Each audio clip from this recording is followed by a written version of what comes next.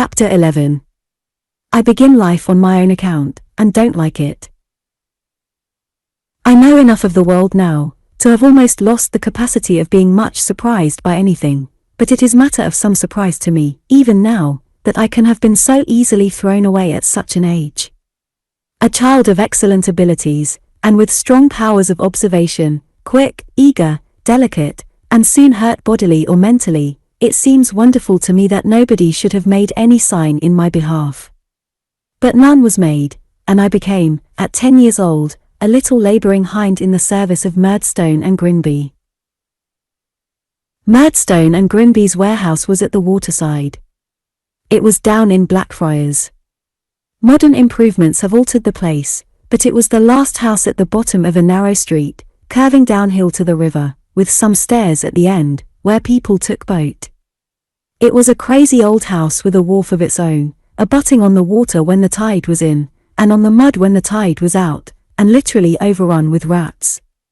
Its panelled rooms, discoloured with the dirt and smoke of 100 years, I dare say, its decaying floors and staircase, the squeaking and scuffling of the old grey rats down in the cellars, and the dirt and rottenness of the place, are things, not of many years ago, in my mind, but of the present instant.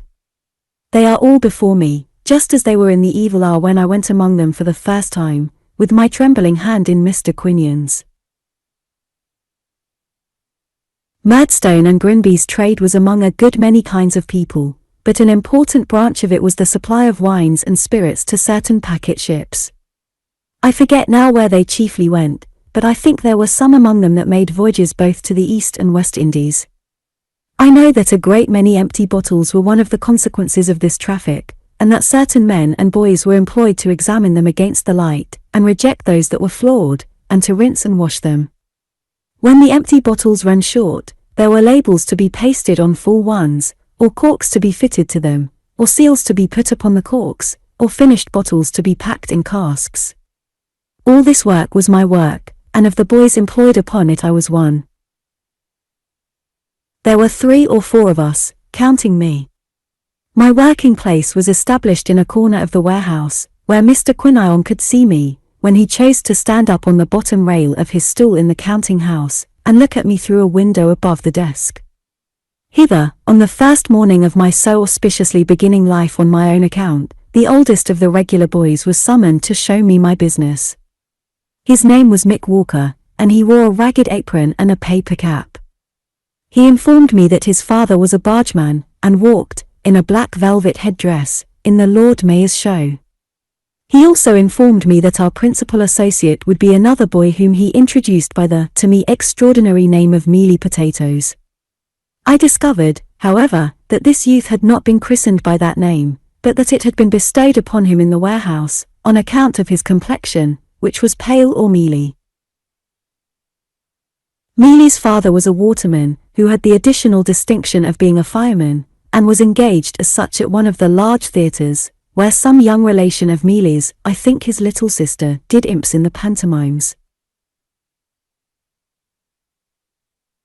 No words can express the secret agony of my soul as I sunk into this companionship, compared these henceforth everyday associates with those of my happier childhood, not to say with Steerforth, Traddles, and the rest of those boys, and felt my hopes of growing up to be a learned and distinguished man, crushed in my bosom.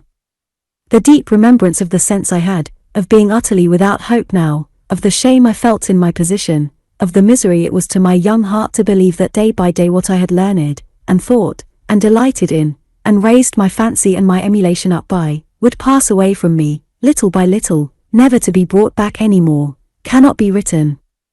As often as Mick Walker went away in the course of that forenoon, I mingled my tears with the water in which I was washing the bottles, and sobbed as if there were a flaw in my own breast, and it were in danger of bursting.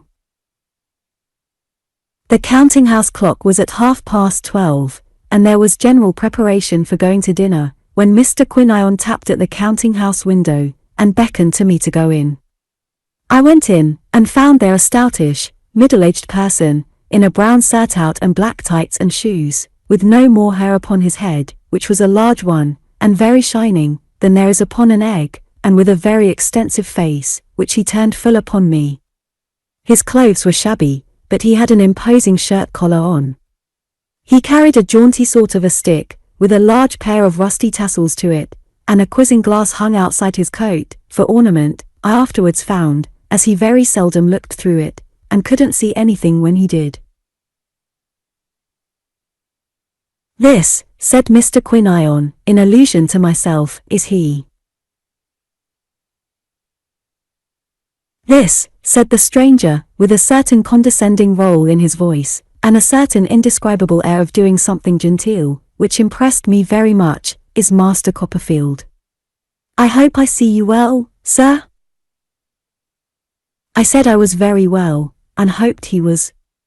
I was sufficiently ill at ease, heaven knows, but it was not in my nature to complain much at that time of my life, so I said I was very well, and hoped he was. "I am," said the stranger, "thank heaven, quite well.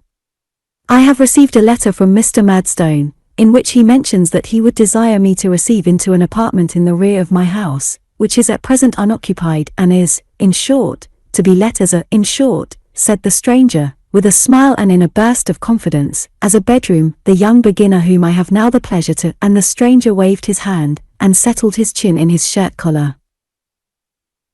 "This is Mr. Micawber," said Mr. Quinion to me. "Ahem," said the stranger, "that is my name." "Mr. Micawber," said Mr. Quinion, "is known to Mr. Murdstone. He takes orders for us on commission, when he can get any. He has been written to by Mr. Murdstone, on the subject of your lodgings, and he will receive you as a lodger." "My address," said Mr. Micawber, "is Windsor Terrace, City Road." In short," said Mr. Micawber, with the same genteel air, and in another burst of confidence, "I live there."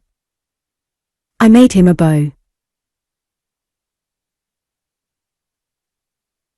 "Under the impression," said Mr. Micawber, "that your peregrinations in this metropolis have not as yet been extensive, and that you might have some difficulty in penetrating the arcana of the modern Babylon in the direction of the City Road. In short," said Mr. Micawber, in another burst of confidence, "that you might lose yourself. I shall be happy to call this evening, and install you in the knowledge of the nearest way." I thanked him with all my heart, for it was friendly in him to offer to take that trouble. "At what hour," said Mr. Micawber, "shall I?" "At about 8, said Mr. Quinion. "At about 8, said Mr. Micawber. "I beg to wish you good day, Mr. Quinion. I will intrude no longer." So he put on his hat, and went out with his cane under his arm, very upright, and humming a tune when he was clear of the counting-house. Mr. Quinion then formally engaged me to be as useful as I could in the warehouse of Murdstone and Grimby, at a salary, I think, of 6 shillings a week. I am not clear whether it was 6 or 7. I am inclined to believe, from my uncertainty on this head, that it was 6 at first and 7 afterwards. He paid me a week down, from his own pocket, I believe, and I gave merely 6pence out of it to get my trunk carried to Windsor Terrace that night, it being too heavy for my strength, small as it was. I paid 6pence more for my dinner, which was a meat pie and a turn at a neighbouring pump, and passed the hour which was allowed for that meal, in walking about the streets. At the appointed time in the evening, Mr. Micawber reappeared. I washed my hands and face, to do the greater honour to his gentility, and we walked to our house, as I suppose I must now call it, together, Mr. Micawber impressing the name of streets, and the shapes of corner houses upon me, as we went along, that I might find my way back, easily, in the morning. Arrived at this house in Windsor Terrace, which I noticed was shabby like himself, but also, like himself, made all the show it could, he presented me to Mrs. Micawber, a thin and faded lady, not at all young, who was sitting in the parlour. The first floor was altogether unfurnished, and the blinds were kept down to delude the neighbours, with a baby at her breast. This baby was one of twins, and I may remark here that I hardly ever, in all my experience of the family, saw both the twins detached from Mrs. Micawber at the same time. One of them was always taking refreshment. There were 2 other children, Master Micawber, aged about 4, and Miss Micawber, aged about 3. These, and a dark-complexioned young woman, with a habit of snorting, who was servant to the family, and informed me, before half an hour had expired, that she was a orphaling, and came from St. Luke's workhouse, in the neighbourhood, completed the establishment. My room was at the top of the house, at the back, a close chamber, stencilled all over with an ornament which my young imagination represented as a blue muffin, and very scantily furnished. "I never thought," said Mrs. Micawber, when she came up, twin and all, to show me the apartment, and sat down to take breath, before I was married, when I lived with Papa and Mamma, that I should ever find it necessary to take a lodger. But Mr. Micawber being in difficulties, all considerations of private feeling must give way. I said, "Yes, Mr. Micawber's difficulties are almost overwhelming just at present," said Mrs. Micawber, "and whether it is possible to bring him through them, I don't know. When I lived at home with Papa and Mamma, I really should have hardly understood what the word meant, in the sense in which I now employ it, but experientia does it, as Papa used to say. I cannot satisfy myself whether she told me that Mr. Micawber had been an officer in the Marines, or whether I have imagined it. I only know that I believe to this hour that he was in the Marines once upon a time, without knowing why. He was a sort of town traveller for a number of miscellaneous houses, now, but made little or nothing of it, I am afraid. If Mr. Micawber's creditors will not give him time, said Mrs. Micawber, they must take the consequences, and the sooner they bring it to an issue the better. Blood cannot be obtained from a stone, neither can anything on account be obtained at present, not to mention law expenses, from Mr. Micawber.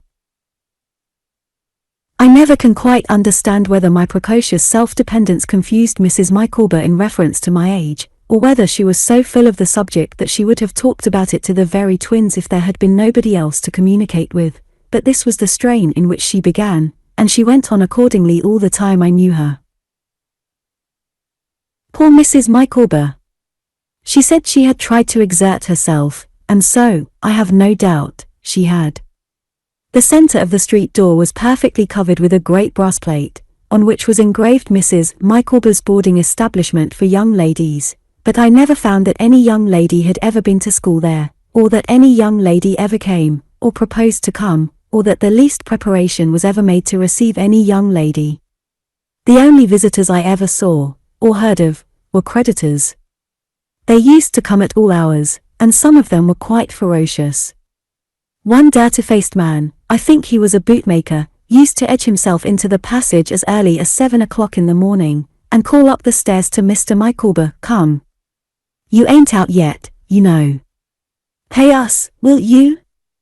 Don't hide, you know, that's mean. I wouldn't be mean if I was you. Pay us, will you? You just pay us, do ye hear? Come."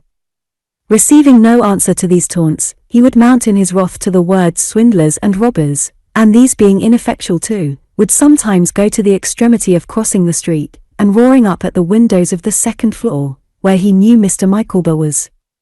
At these times, Mr. Micawber would be transported with grief and mortification, even to the length, as I was once made aware by a scream from his wife, of making motions at himself with a razor, but within half an hour afterwards, he would polish up his shoes with extraordinary pains, and go out, humming a tune with a greater air of gentility than ever.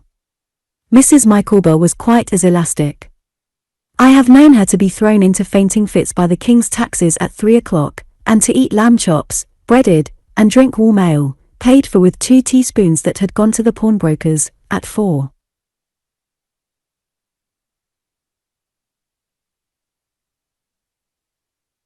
On one occasion, when an execution had just been put in, coming home through some chance as early as 6 o'clock, I saw her lying, of course with a twin, under the grate in a swoon, with her hair all torn about her face, but I never knew her more cheerful than she was, that very same night, over a veal cutlet before the kitchen fire, telling me stories about her papa and mamma, and the company they used to keep. In this house, and with this family, I passed my leisure time. My own exclusive breakfast of a penny loaf and a penn'orth of milk, I provided myself. I kept another small loaf, and a modicum of cheese, on a particular shelf of a particular cupboard, to make my supper on when I came back at night. This made a hole in the 6 or 7 shillings, I know well, and I was out at the warehouse all day, and had to support myself on that money all the week. From Monday morning until Saturday night, I had no advice, no counsel, no encouragement, no consolation, no assistance, no support, of any kind, from anyone, that I can call to mind, as I hope to go to heaven. I was so young and childish, and so little qualified, how could I be otherwise, to undertake the whole charge of my own existence, that often, in going to Murdstone and Grinby's, of a morning, I could not resist the stale pastry put out for sale at half price at the pastrycook's doors, and spent in that the money I should have kept for my dinner. Then, I went without my dinner, or bought a roll or a slice of pudding. I remember 2 pudding shops, between which I was divided, according to my finances. One was in a court close to St. Martin's Church at the back of the church, which is now removed altogether. The pudding at that shop was made of currants, and was rather a special pudding, but was dear, 2pennyworth not being larger than a penn'orth of more ordinary pudding. A good shop for the latter was in the Strand, somewhere in that part which has been rebuilt since. I gave him a halfpenny for himself, and I wish he hadn't taken it. I gave him a halfpenny for himself, and I wish he hadn't taken it. We had half an hour, I think, for tea. When I had money enough, I used to get half a pint of ready-made coffee and a slice of bread and butter. When I had none, I used to look at a venison shop in Fleet Street, or I have strolled, at such a time, as far as Covent Garden Market, and stared at the pineapples.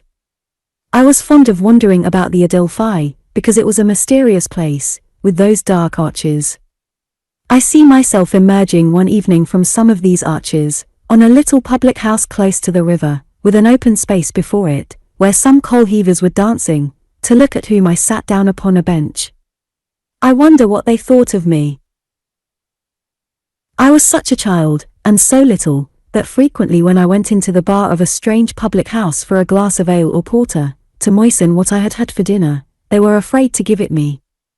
I remember one hot evening I went into the bar of a public house, and said to the landlord, "What is your very best ale a glass?" For it was a special occasion. I don't know what. It may have been my birthday. "Twopence halfpenny," says the landlord, "is the price of the genuine stunning ale." "Then," says I, producing the money, "just draw me a glass of the genuine stunning, if you please, with a good head to it." The landlord looked at me in return over the bar, from head to foot, with a strange smile on his face, and instead of drawing the beer, looked round the screen and said something to his wife. She came out from behind it, with her work in her hand, and joined him in surveying me. Here we stand, all 3, before me now. The landlord in his shirt sleeves, leaning against the bar window frame, his wife looking over the little half door, and I, in some confusion, looking up at them from outside the partition. They asked me a good many questions, as, what my name was, how old I was, where I lived, how I was employed, and how I came there. To all of which, that I might commit nobody, I invented, I am afraid, appropriate answers.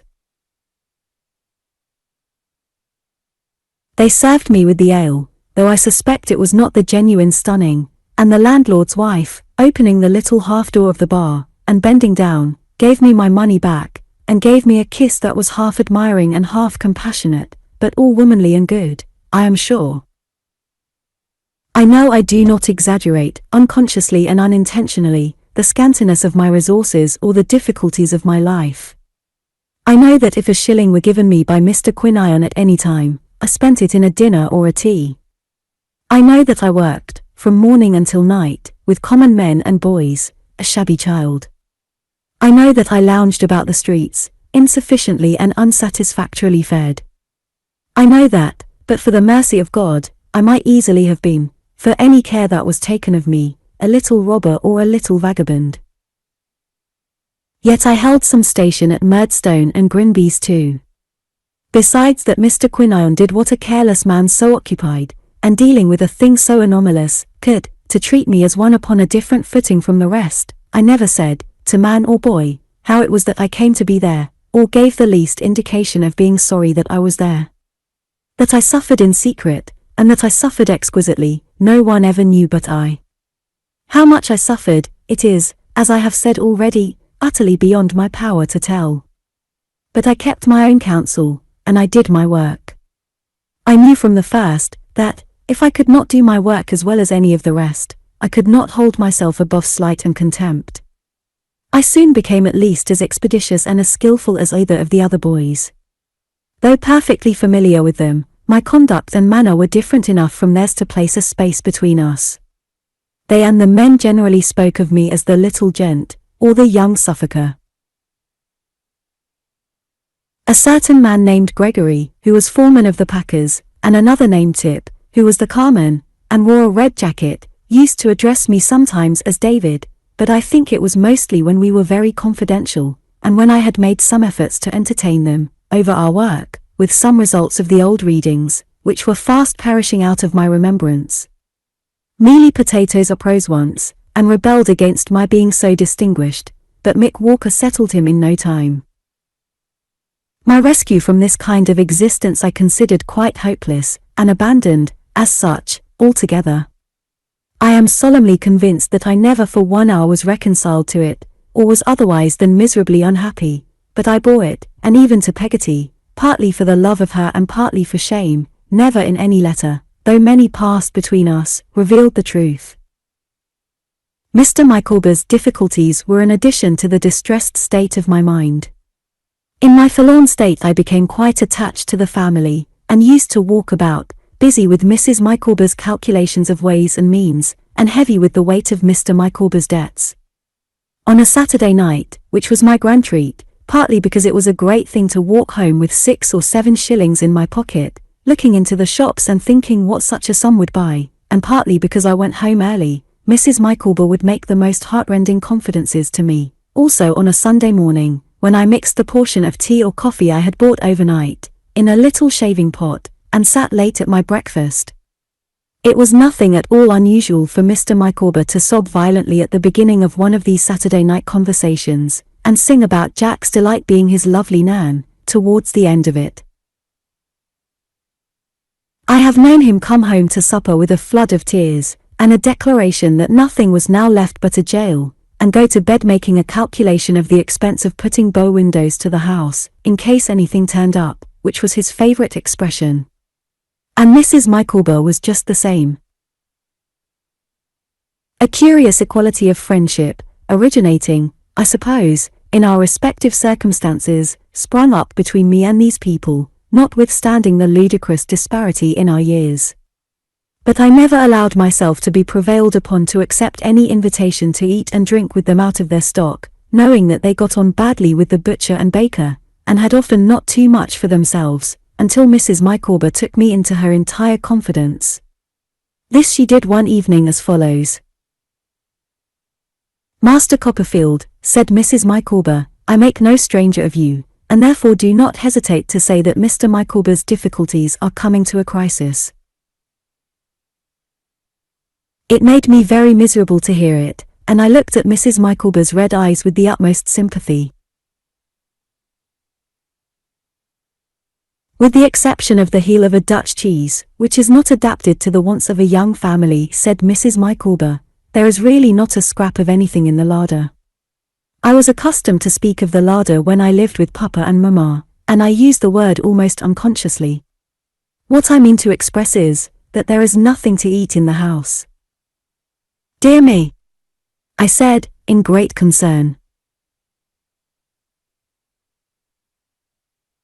I had 2 or 3 shillings of my week's money in my pocket, from which I presume that it must have been on a Wednesday night when we held this conversation, and I hastily produced them, and with heartfelt emotion begged Mrs. Micawber to accept of them as a loan.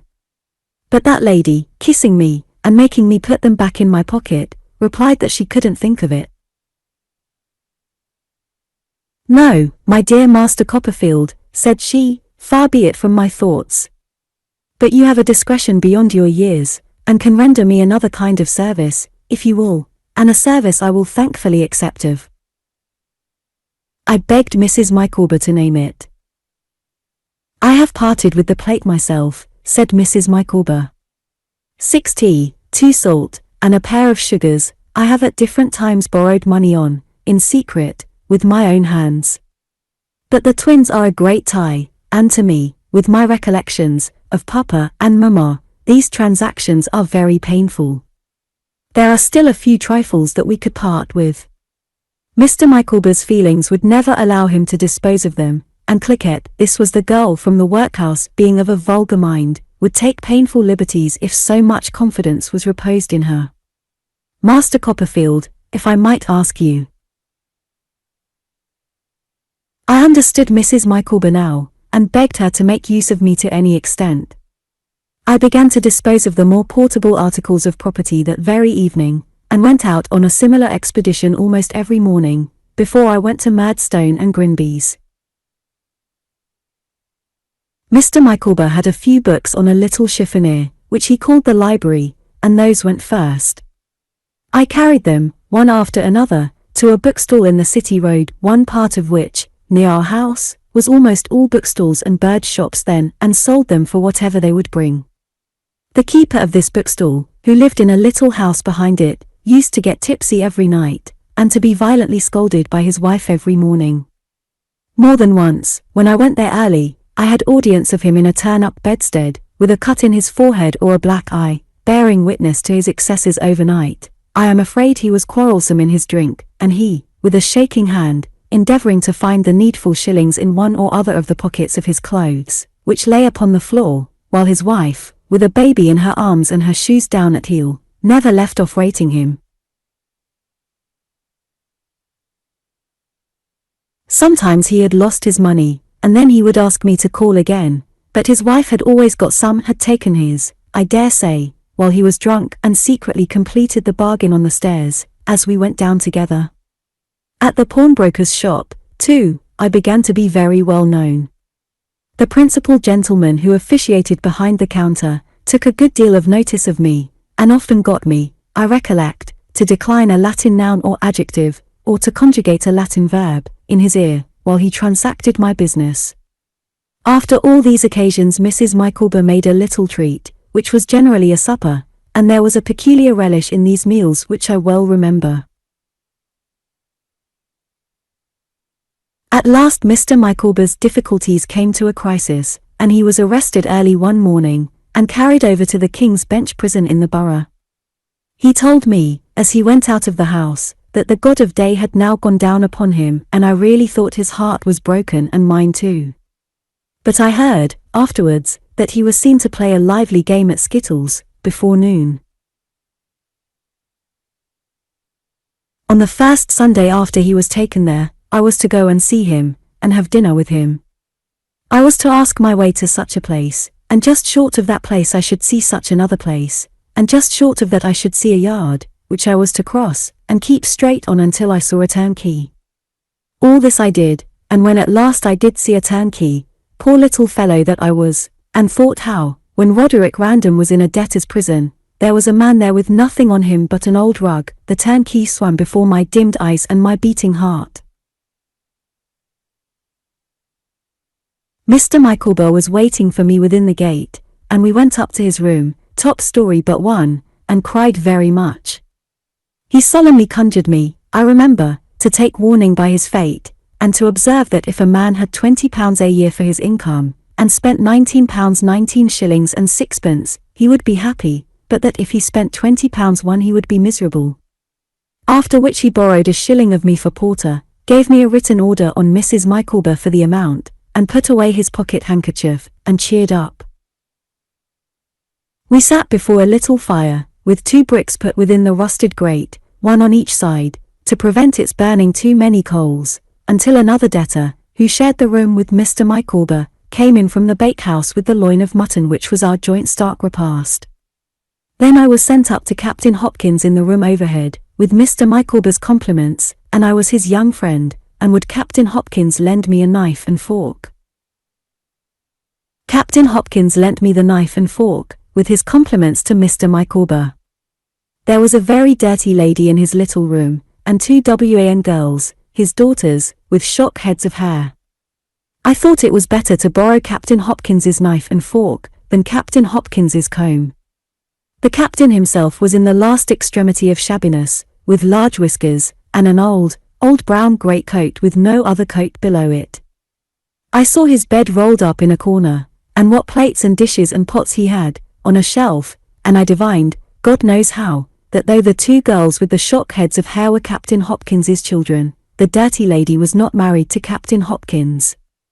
My timid station on his threshold was not occupied more than a couple of minutes at most, but I came down again with all this in my knowledge, as surely as the knife and fork were in my hand.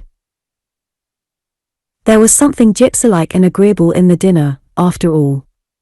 I took back Captain Hopkins's knife and fork early in the afternoon, and went home to comfort Mrs. Micawber with an account of my visit. She fainted when she saw me return, and made a little jug of egg hot afterwards to console us while we talked it over. I don't know how the household furniture came to be sold for the family benefit, or who sold it, except that I did not. Sold it was, however, and carried away in a van, except the bed, a few chairs, and the kitchen table. With these possessions we encamped, as it were, in the 2 parlours of the emptied house in Windsor Terrace, Mrs. Micawber, the children, the orphaning, and myself, and lived in those rooms night and day. I have no idea for how long, though it seems to me for a long time. At last Mrs. Micawber resolved to move into the prison, where Mr. Micawber had now secured a room to himself. So I took the key of the house to the landlord, who was very glad to get it, and the beds were sent over to the King's Bench, except mine, for which a little room was hired outside the walls in the neighbourhood of that institution, very much to my satisfaction, since the Micawbers and I had become too used to one another, in our troubles, to part. The orphaning was likewise accommodated with an inexpensive lodging in the same neighbourhood.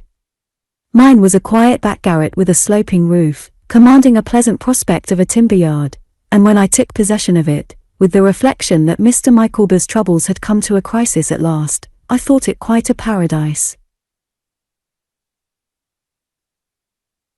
All this time I was working at Murdstone and Grinby's in the same common way, and with the same common companions, and with the same sense of unmerited degradation as at first.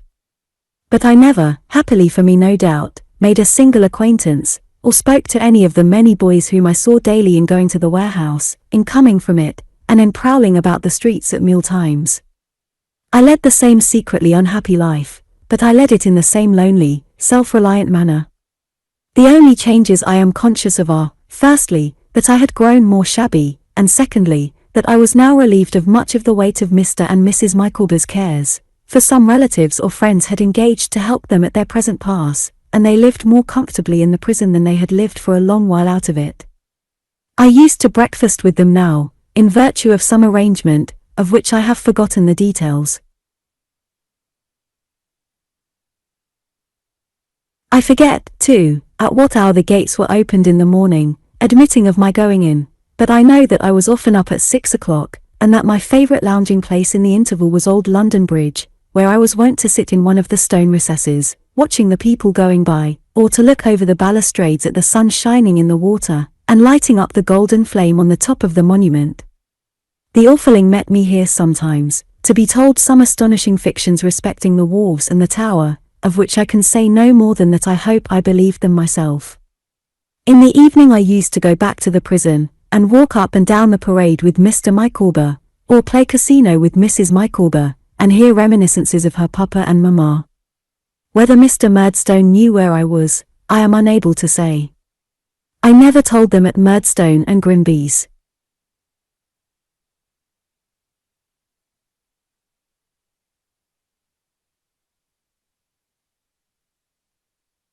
Mr. Micawber's affairs, although past their crisis, were very much involved by reason of a certain deed, of which I used to hear a great deal, and which I suppose, now, to have been some former composition with his creditors, though I was so far from being clear about it then, that I am conscious of having confounded it with those demoniacal parchments which are held to have, once upon a time, obtained to a great extent in Germany.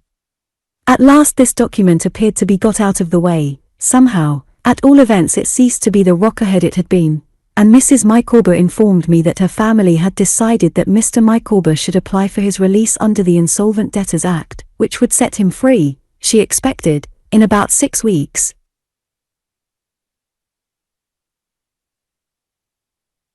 And then, said Mr. Micawber, who was present, I have no doubt I shall, please heaven, begin to be beforehand with the world, and to live in a perfectly new manner, if, in short, if anything turns up.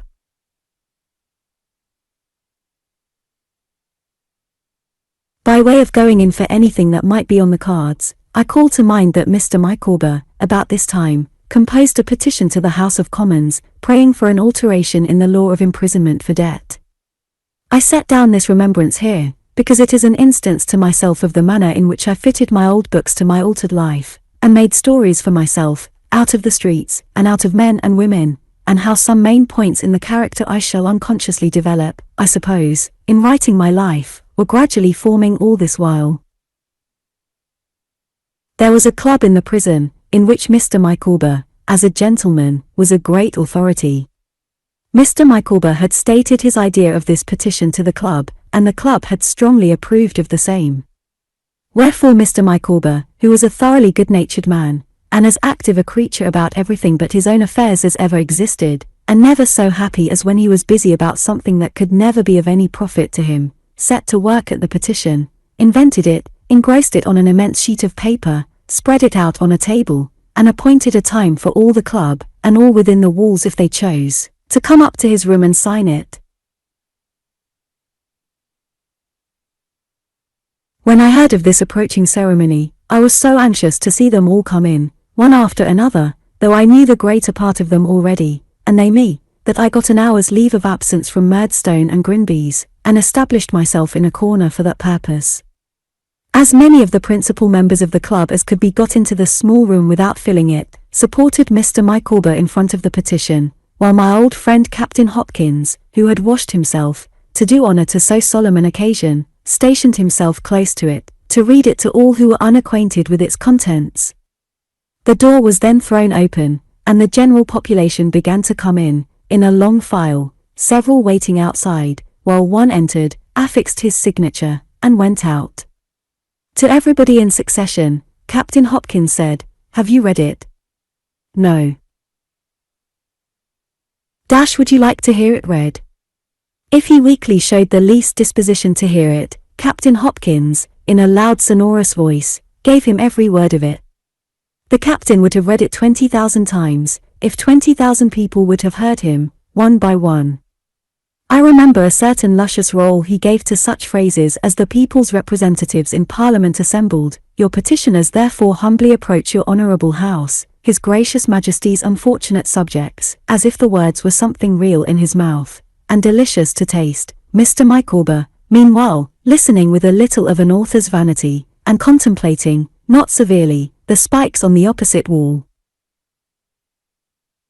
As I walked to and fro daily between Southwark and Blackfriars, and lounged about at meal times in obscure streets, the stones of which may, for anything I know, be worn at this moment by my childish feet, I wonder how many of these people were wanting in the crowd that used to come filing before me in review again, to the echo of Captain Hopkins's voice. When my thoughts go back, now, to that slow agony of my youth, I wonder how much of the histories I invented for such people hangs like a mist of fancy over well-remembered facts. When I tread the old ground, I do not wonder that I seem to see and pity, going on before me, an innocent romantic boy, making his imaginative world out of such strange experiences and sordid things. Chapter 12. Liking life on my own account no better, I form a great resolution. In due time, Mr. Micawber's petition was ripe for hearing, and that gentleman was ordered to be discharged under the Act, to my great joy. His creditors were not implacable, and Mrs. Micawber informed me that even the revengeful bootmaker had declared in open court that he bore him no malice, but that when money was owing to him he liked to be paid. He said he thought it was human nature.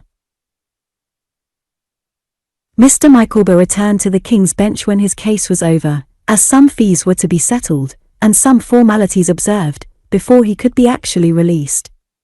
The club received him with transport, and held an harmonic meeting that evening in his honor, while Mrs. Micawber and I had a lamb's fry in private, surrounded by the sleeping family.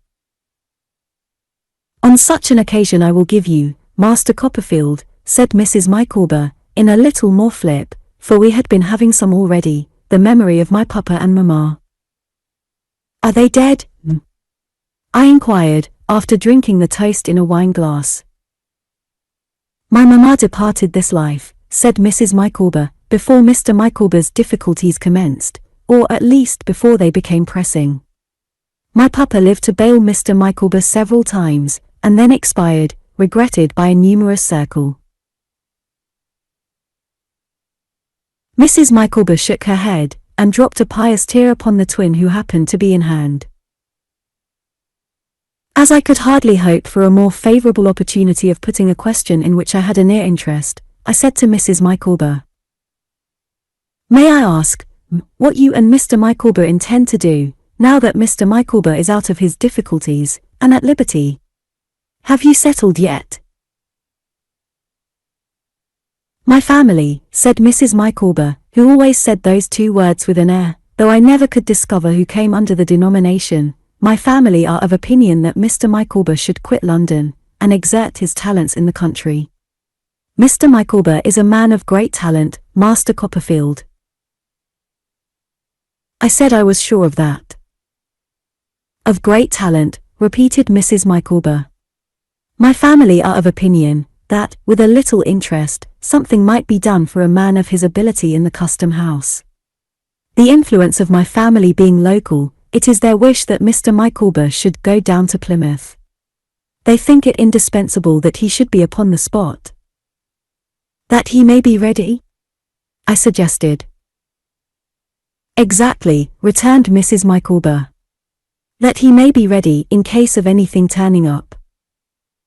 "And do you go too?" The events of the day, in combination with the twins, if not with the flip, had made Mrs. Micawber hysterical, and she shed tears as she replied, "I never will desert Mr. Micawber. Mr. Micawber may have concealed his difficulties from me in the first instance, but his sanguine temper may have led him to expect that he would overcome them. The pearl necklace and bracelets which I inherited from mamma, have been disposed of for less than half their value, and the set of coral, which was the wedding gift of my papa, has been actually thrown away for nothing. But I never will desert Mr. Micawber." "No," cried Mrs. Micawber, more affected than before, "I never will do it. It's of no use asking me." I felt quite uncomfortable, as if Mrs. Micawber supposed I had asked her to do anything of the sort, and sat looking at her in alarm. "Mr. Micawber has his faults. I do not deny that he is improvident. I do not deny that he has kept me in the dark as to his resources and his liabilities both," she went on, looking at the wall, "but I never will desert Mr. Micawber." Mrs. Micawber having now raised her voice into a perfect scream, I was so frightened that I ran off to the club room, and disturbed Mr. Micawber in the act of presiding at a long table, and leading the chorus of "Gee up, Dobbin. Gee ho, Dobbin. Gee up, Dobbin. Gee up, and gee ho, oh oh." With the tidings that Mrs. Micawber was in an alarming state, upon which he immediately burst into tears, and came away with me with his waistcoat full of the heads and tails of shrimps, of which he had been partaking. "Emma, my angel," cried Mr. Micawber, running into the room, "what is the matter?" "I never will desert you, Micawber," she exclaimed. "My life," said Mr. Micawber, taking her in his arms. "I am perfectly aware of it. He is the parent of my children. He is the father of my twins. He is the husband of my affections," cried Mrs. Micawber, struggling, "and I will desert Mr. Micawber." Mr. Micawber was so deeply affected by this proof of her devotion, as to me, I was dissolved in tears, that he hung over her in a passionate manner, imploring her to look up, and to be calm. But the more he asked Mrs. Micawber to look up, the more she fixed her eyes on nothing, and the more he asked her to compose herself, the more she wouldn't.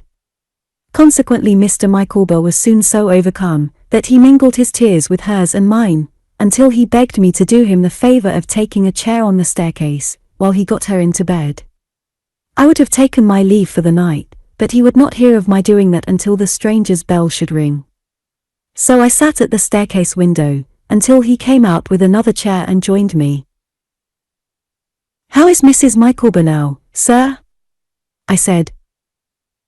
"Very low," said Mr. Micawber, shaking his head. Reaction. "Ah, this has been a dreadful day. We stand alone now, everything is gone from us." Mr. Micawber pressed my hand, and groaned, and afterwards shed tears. I was greatly touched, and disappointed too, for I had expected that we should be quite gay on this happy and long-looked-for occasion. But Mr. and Mrs. Micawber were so used to their old difficulties, I think, that they felt quite shipwrecked when they came to consider that they were released from them. All their elasticity was departed, and I never saw them half so wretched as on this night, insomuch that when the bell rang, and Mr. Micawber walked with me to the lodge, and parted from me there with a blessing, I felt quite afraid to leave him by himself, he was so profoundly miserable. But through all the confusion and lowness of spirits in which we had been, so unexpectedly to me, involved, I plainly discerned that Mr. and Mrs. Micawber and their family were going away from London, and that a parting between us was near at hand. It was in my walk home that night, and in the sleepless hours which followed when I lay in bed, that the thought first occurred to me, though I don't know how it came into my head, which afterwards shaped itself into a settled resolution.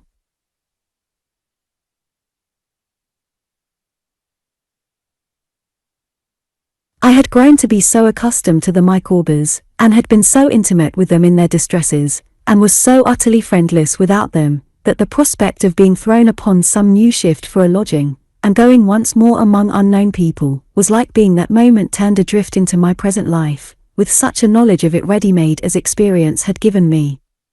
All the sensitive feelings it wounded so cruelly, all the shame and misery it kept alive within my breast, became more poignant as I thought of this, and I determined that the life was unendurable. That there was no hope of escape from it, unless the escape was my own act, I knew quite well. I rarely heard from Miss Murdstone, and never from Mr. Murdstone, but 2 or 3 parcels of made or mended clothes had come up for me, consigned to Mr. Quinion, and in each there was a scrap of paper to the effect that J.M., trusted D.C., was applying himself to business, and devoting himself wholly to his duties, not the least hint of my ever being anything else than the common drudge into which I was fast settling down. The very next day showed me, while my mind was in the first agitation of what it had conceived, that Mrs. Micawber had not spoken of their going away without warrant. They took a lodging in the house where I lived, for a week, at the expiration of which time they were to start for Plymouth. Mr. Micawber himself came down to the counting house, in the afternoon, to tell Mr. Quinion that he must relinquish me on the day of his departure, and to give me a high character, which I am sure I deserved. And Mr. Quinion, calling in Tip the carman, who was a married man, and had a room to let, quartered me prospectively on him, by our mutual consent, as he had every reason to think, for I said nothing, though my resolution was now taken. I passed my evenings with Mr. and Mrs. Micawber, during the remaining term of our residence under the same roof, and I think we became fonder of one another as the time went on. On the last Sunday, they invited me to dinner, and we had a loin of pork and apple sauce, and a pudding. I had bought a spotted wooden horse overnight as a parting gift to little Wilkins Micawber, that was the boy, and a doll for little Emma. I had also bestowed a shilling on the orphaning, who was about to be disbanded. We had a very pleasant day, though we were all in a tender state about our approaching separation. "I shall never, Master Copperfield," said Mrs. Micawber, "revert to the period when Mr. Micawber was in difficulties, without thinking of you. Your conduct has always been of the most delicate and obliging description. You have never been a lodger. You have been a friend." "My dear," said Mr. Micawber, "Copperfield, for so he had been accustomed to call me, of late, has a heart to feel for the distresses of his fellow creatures when they are behind a cloud, and a head to plan, and a hand to, in short, a general ability to dispose of such available property as could be made away with. I expressed my sense of this commendation, and said I was very sorry we were going to lose one another. My dear young friend, said Mr. Micawber, I am older than you, a man of some experience in life, and of some experience, in short, in difficulties, generally speaking. At present, and until something turns up, which I am, I may say, hourly expecting, I have nothing to bestow but advice. Still my advice is so far worth taking, that in short, that I have never taken it myself, and am the here Mr. Micawber, who had been beaming and smiling, all over his head and face, up to the present moment, checked himself and frowned, the miserable wretch you behold. My dear Micawber, urged his wife. I say, returned Mr. Micawber, quite forgetting himself, and smiling again, the miserable wretch you behold. My advice is, never do tomorrow what you can do today. Procrastination is the thief of time. Collar him. My poor papa's maxim, Mrs. Micawber observed. My dear, said Mr. Micawber, your papa was very well in his way, and heaven forbid that I should disparage him. Take him for all in all, we ne'er shall, in short, make the acquaintance, probably, of anybody else possessing, at his time of life, the same legs for gaiters, and able to read the same description of print, without spectacles. But he applied that maxim to our marriage, my dear, and that was so far prematurely entered into, in consequence, that I never recovered the expense. Mr. Micawber looked aside at Mrs. Micawber, and added, not that I am sorry for it. Quite the contrary, my love. After which, he was grave for a minute or so. My other piece of advice, Copperfield, said Mr. Micawber, you know. Annual income £20, annual expenditure 1919 and 6, result happiness. Annual income £20, annual expenditure £20 ought and 6, result misery. The blossom is blighted, the leaf is withered, the god of day goes down upon the dreary scene, and in short you are forever flawed. As I am. To make his example the more impressive, Mr. Micawber drank a glass of punch with an air of great enjoyment and satisfaction, and whistled the college hornpipe. I did not fail to assure him that I would store these precepts in my mind, though indeed I had no need to do so, for, at the time, they affected me visibly. Next morning I met the whole family at the coach office, and saw them, with a desolate heart, take their places outside, at the back. Master Copperfield, said Mrs. Micawber, God bless you. I never can forget all that, you know, and I never would if I could. Copperfield, said Mr. Micawber, farewell. Every happiness and prosperity.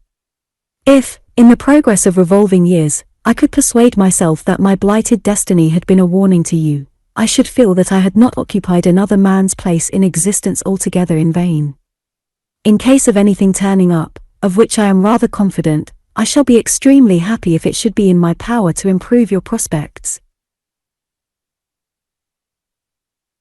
I think, as Mrs. Micawber sat at the back of the coach, with the children, and I stood in the road looking wistfully at them, a mist cleared from her eyes, and she saw what a little creature I really was. I think so, because she beckoned to me to climb up, with quite a new and motherly expression in her face, and put her arm round my neck, and gave me just such a kiss as she might have given to her own boy. I had barely time to get down again before the coach started, and I could hardly see the family for the handkerchiefs they waved. It was gone in a minute. The orphaling and I stood looking vacantly at each other in the middle of the road, and then shook hands and said goodbye, she going back, I suppose, to St. Luke's workhouse, as I went to begin my weary day at Murdstone and Grinby's. But with no intention of passing many more weary days there. No. I had resolved to run away. To go, by some means or other, down into the country, to the only relation I had in the world, and tell my story to my aunt, Miss Betsy. I have already observed that I don't know how this desperate idea came into my brain. But, once there, it remained there, and hardened into a purpose than which I have never entertained a more determined purpose in my life. I am far from sure that I believed there was anything hopeful in it, but my mind was thoroughly made up that it must be carried into execution.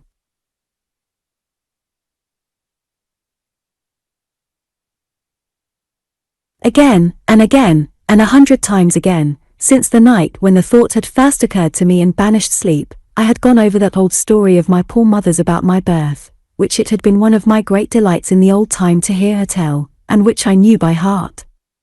My aunt walked into that story, and walked out of it, a dread and awful personage, but there was one little trait in her behavior which I liked to dwell on, and which gave me some faint shadow of encouragement. I could not forget how my mother had thought that she felt her touch a pretty hair with no and gentle hand, and though it might have been altogether my mother's fancy, and might have had no foundation whatever in fact, I made a little picture, out of it, of my terrible aunt relenting towards the girlish beauty that I recollected so well and loved so much, which softened the whole narrative. It is very possible that it had been in my mind a long time, and had gradually engendered my determination. As I did not even know where Miss Betsy lived, I wrote a long letter to Peggotty, and asked her, incidentally, if she remembered, pretending that I had heard of such a lady living at a certain place I named at random, and had a curiosity to know if it were the same. In the course of that letter, I told Peggotty that I had a particular occasion for half a guinea, and that if she could lend me that sum until I could repay it, I should be very much obliged to her, and would tell her afterwards what I had wanted it for. Peggotty's answer soon arrived, and was, as usual, full of affectionate devotion. She enclosed the half-guinea. I was afraid she must have had a world of trouble to get it out of Mr. Barkis's box, and told me that Miss Betsy lived near Dover, but whether at Dover itself, at Hythe, Sandgate, or Folkestone, she could not say. One of our men, however, informing me on my asking him about these places, that they were all close together, I deemed this enough for my object, and resolved to set out at the end of that week. Being a very honest little creature, and unwilling to disgrace the memory I was going to leave behind me at Murdstone and Grinby's, I considered myself bound to remain until Saturday night, and, as I had been paid a week's wages in advance when I first came there, not to present myself in the counting-house at the usual hour, to receive my stipend. For this express reason, I had borrowed the half-guinea, that I might not be without a fund for my travelling expenses. Accordingly, when the Saturday night came, and we were all waiting in the warehouse to be paid, and Tip the carman, who always took precedence, went in first to draw his money, I shook Mick Walker by the hand, asked him, when it came to his turn to be paid, to say to Mr. Quinion that I had gone to move my box to Tip's, and, bidding a last good night to Mealy Potatoes, ran away. My box was at my old lodging, over the water, and I had written a direction for it on the back of one of our address cards that we nailed on the casks, Master David, to be left till called for, at the coach office, Dover. This I had in my pocket ready to put on the box, after I should have got it out of the house, and as I went towards my lodging, I looked about me for someone who would help me to carry it to the booking office.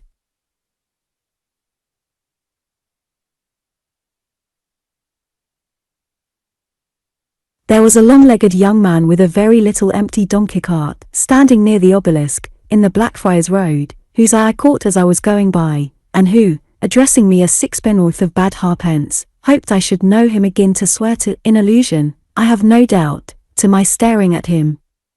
I stopped to assure him that I had not done so in bad manners, but uncertain whether he might or might not like a job. "What job?" said the long-legged young man. "To move a box," I answered. "What box?" said the long-legged young man. I told him mine, which was down that street there, and which I wanted him to take to the Dover coach office for sixpence. "Done with you for a tanner," said the long-legged young man, and directly got upon his cart, which was nothing but a large wooden tray on wheels, and rattled away at such a rate, that it was as much as I could do to keep pace with the donkey. There was a defiant manner about this young man, and particularly about the way in which he chewed straw as he spoke to me, that I did not much like, as the bargain was made. However, I took him upstairs to the room I was leaving, and we brought the box down, and put it on his cart. Now, I was unwilling to put the direction card on there, lest any of my landlord's family should fathom what I was doing, and detain me, so I said to the young man that I would be glad if he would stop for a minute, when he came to the dead wall of the King's Bench prison. The words were no sooner out of my mouth, than he rattled away as if he, my box, the cart, and the donkey, were all equally mad, and I was quite out of breath with running and calling after him, when I caught him at the place appointed.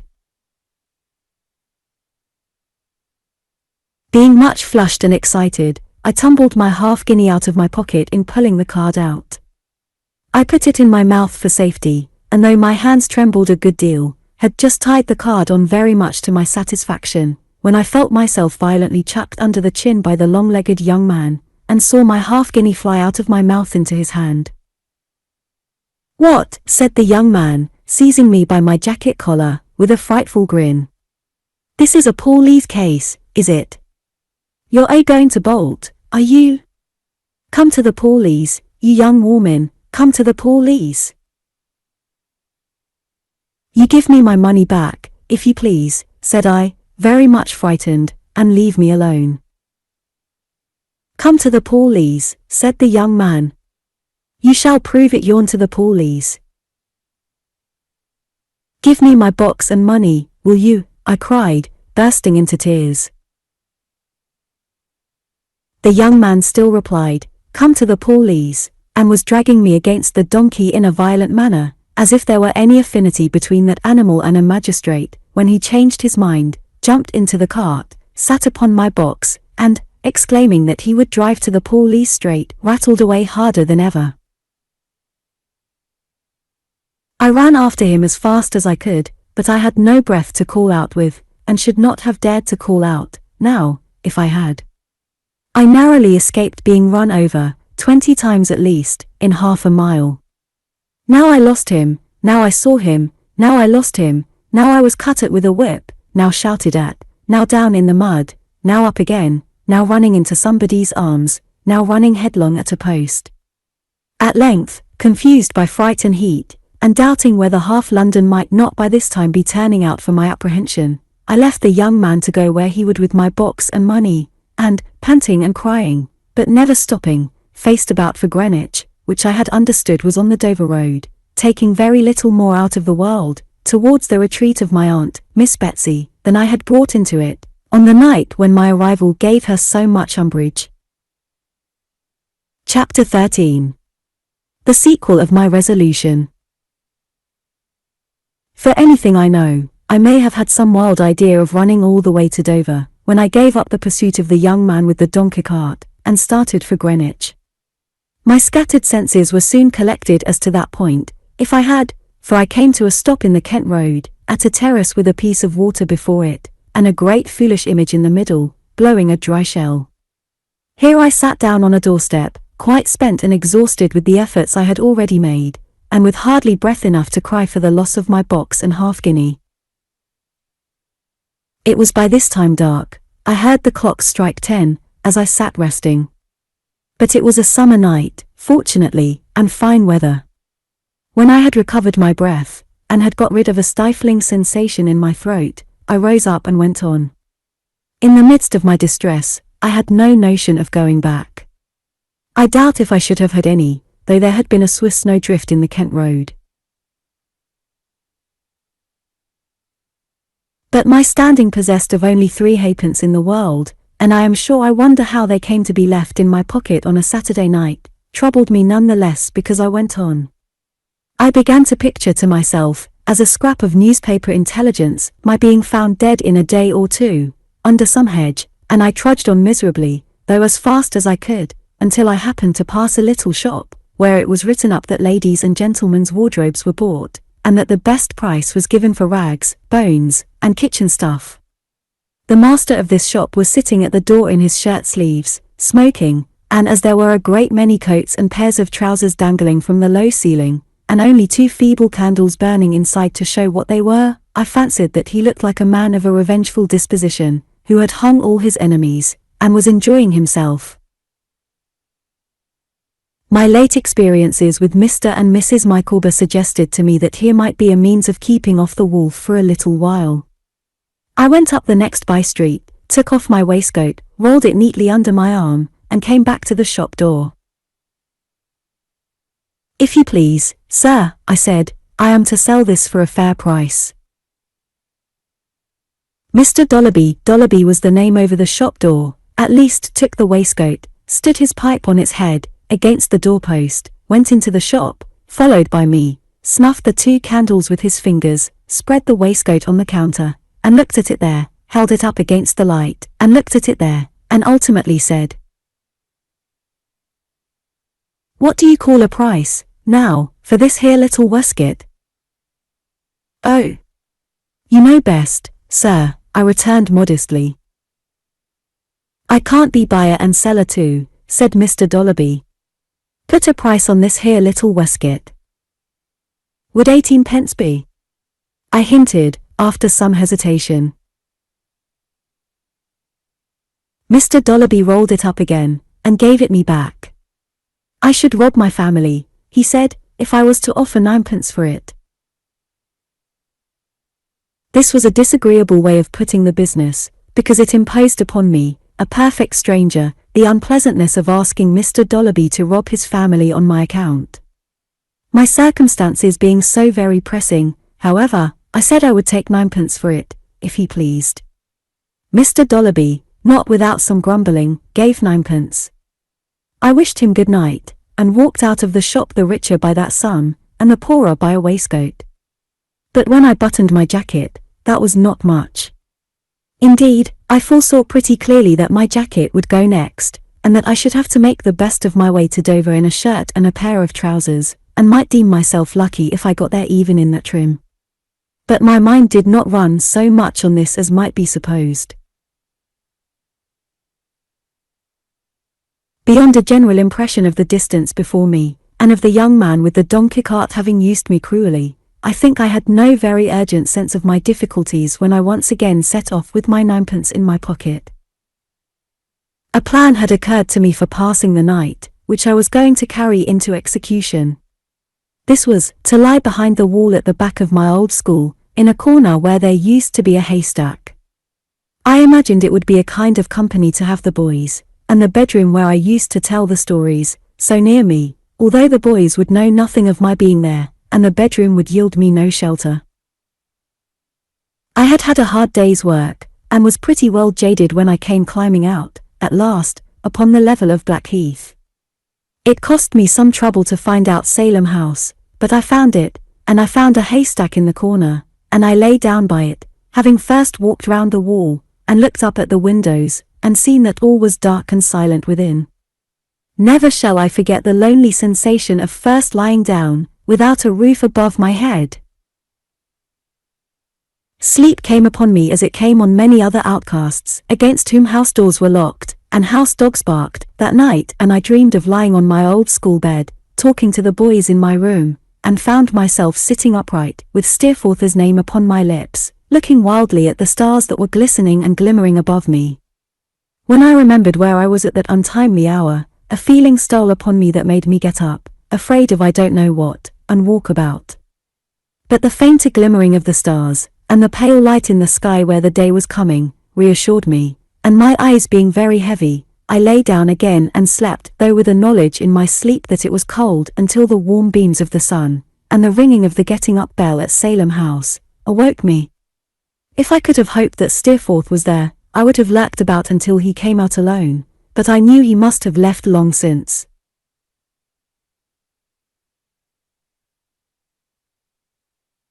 Traddles still remained, perhaps, but it was very doubtful, and I had not sufficient confidence in his discretion or good luck, however strong my reliance was on his good nature, to wish to trust him with my situation. So I crept away from the wall as Mr. Creakle's boys were getting up, and struck into the long dusty track which I had first known to be the Dover Road when I was one of them, and when I little expected that any eyes would ever see me the wayfarer I was now, upon it. What a different Sunday morning from the old Sunday morning at Yarmouth! In due time I heard the church bells ringing, as I plodded on, and I met people who were going to church, and I passed a church or two where the congregation were inside, and the sound of singing came out into the sunshine, while the beadle sat and cooled himself in the shade of the porch, or stood beneath the yew tree, with his hand to his forehead, glowering at me going by. But the peace and rest of the old Sunday morning were on everything, except me. That was the difference. I felt quite wicked in my dirt and dust, with my tangled hair. But for the quiet picture I had conjured up, of my mother in her youth and beauty, weeping by the fire, and my aunt relenting to her, I hardly think I should have had the courage to go on until next day. But it always went before me, and I followed. I got, that Sunday, through 23 miles on the straight road, though not very easily, for I was new to that kind of toil. I see myself, as evening closes in, coming over the bridge at Rochester, footsore and tired, and eating bread that I had bought for supper. 1 or 2 little houses, with the notice, lodgings for travellers, hanging out, had tempted me, but I was afraid of spending the few pence I had, and was even more afraid of the vicious looks of the trampers I had met or overtaken. I sought no shelter, therefore, but the sky, and toiling into Chatham, which, in that night's aspect, is a mere dream of chalk, and drawbridges, and mastless ships in a muddy river, roofed like Noah's arks, crept, at last, upon a sort of grass-grown battery overhanging a lane, where a sentry was walking to and fro.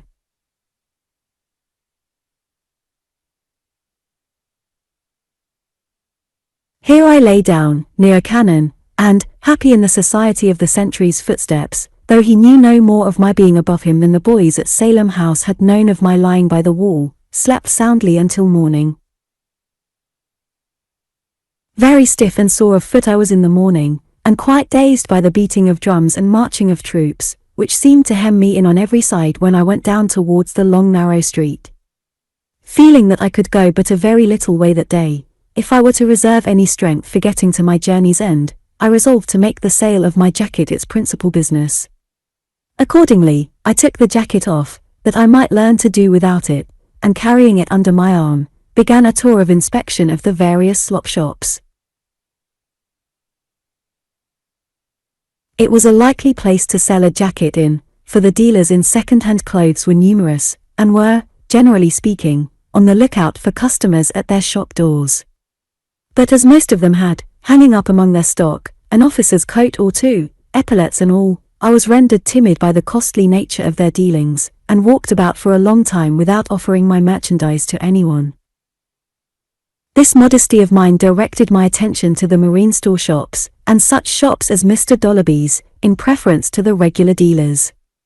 At last I found one that I thought looked promising, at the corner of a dirty lane, ending in an enclosure full of stinging nettles, against the palings of which some second-hand sailors' clothes, that seemed to have overflowed the shop, were fluttering among some cots, and rusty guns, and oilskin hats, and certain trays full of so many old rusty keys of so many sizes that they seemed various enough to open all the doors in the world. Into this shop, which was low and small, and which was darkened rather than lighted by a little window, overhung with clothes, and was descended into by some steps, I went with a palpitating heart, which was not relieved when an ugly old man, with the lower part of his face all covered with a stubbly grey beard, rushed out of a dirty den behind it, and seized me by the hair of my head. He was a dreadful old man to look at, in a filthy flannel waistcoat, and smelling terribly of rum. His bedstead, covered with a tumbled and ragged piece of patchwork, was in the den he had come from, where another little window showed a prospect of more stinging nettles, and a lame donkey. "Oh, what do you want?" grinned this old man, in a fierce, monotonous whine. "Oh, my eyes and limbs, what do you want? Oh, my lungs and liver, what do you want? Oh, guru, guru." I was so much dismayed by these words, and particularly by the repetition of the last unknown one, which was a kind of rattle in his throat, that I could make no answer. Hereupon the old man, still holding me by the hair, repeated, "Oh, what do you want? Oh, my eyes and limbs, what do you want? Oh, my lungs and liver, what do you want? Oh, guru," which he screwed out of himself, with an energy that made his eyes start in his head. "I wanted to know," I said, trembling, if you would buy a jacket. "Oh, let's see the jacket," cried the old man. "Oh, my heart on fire, show the jacket to us. Oh, my eyes and limbs, bring the jacket out." With that he took his trembling hands, which were like the claws of a great bird, out of my hair, and put on a pair of spectacles, not at all ornamental to his inflamed eyes. "Oh, how much for the jacket?" cried the old man, after examining it. "Oh, Guru, how much for the jacket?" "Half a crown," I answered, recovering myself.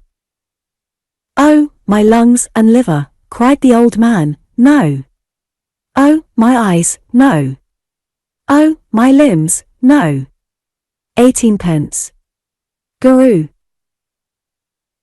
Every time he uttered this ejaculation, his eyes seemed to be in danger of starting out, and every sentence he spoke, he delivered in a sort of tune, always exactly the same, and more like a gust of wind, which begins low, mounts up high, and falls again, than any other comparison I can find for it. "Well," said I, glad to have closed the bargain, "I'll take 18 pence. "Oh, my liver," cried the old man, throwing the jacket on a shelf. "Get out of the shop. Oh, my lungs, get out of the shop. Oh, my eyes and limbs, Guru, don't ask for money, make it an exchange." I never was so frightened in my life, before or since, but I told him humbly that I wanted money, and that nothing else was of any use to me, but that I would wait for it, as he desired, outside, and had no wish to hurry him. So I went outside, and sat down in the shade in a corner. And I sat there so many hours, that the shade became sunlight, and the sunlight became shade again, and still I sat there waiting for the money. There never was such another drunken madman in that line of business, I hope. That he was well known in the neighborhood, and enjoyed the reputation of having sold himself to the devil, I soon understood from the visits he received from the boys, who continually came skirmishing about the shop, shouting that legend, and calling to him to bring out his gold. "You ain't poor, you know, Charlie, as you pretend. Bring out your gold. Bring out some of the gold you sold yourself to the devil for. Come. It's in the lining of the mattress, Charlie. Rip it open and let's have some." This, and many offers to lend him a knife for the purpose, exasperated him to such a degree, that the whole day was a succession of rushes on his part, and flights on the part of the boys.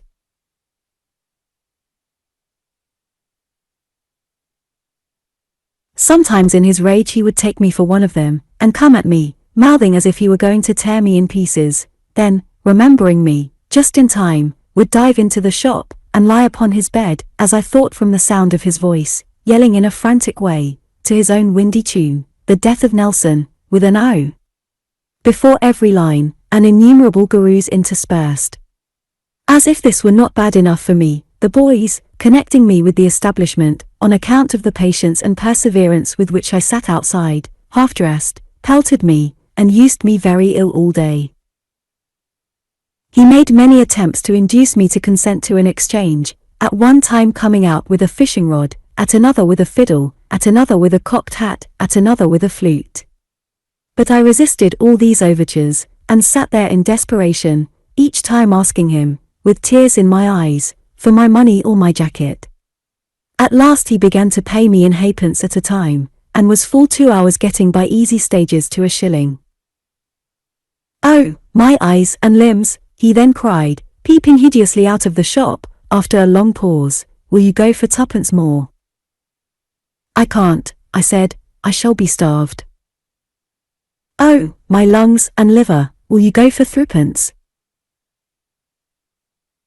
"I would go for nothing, if I could," I said, "but I want the money badly."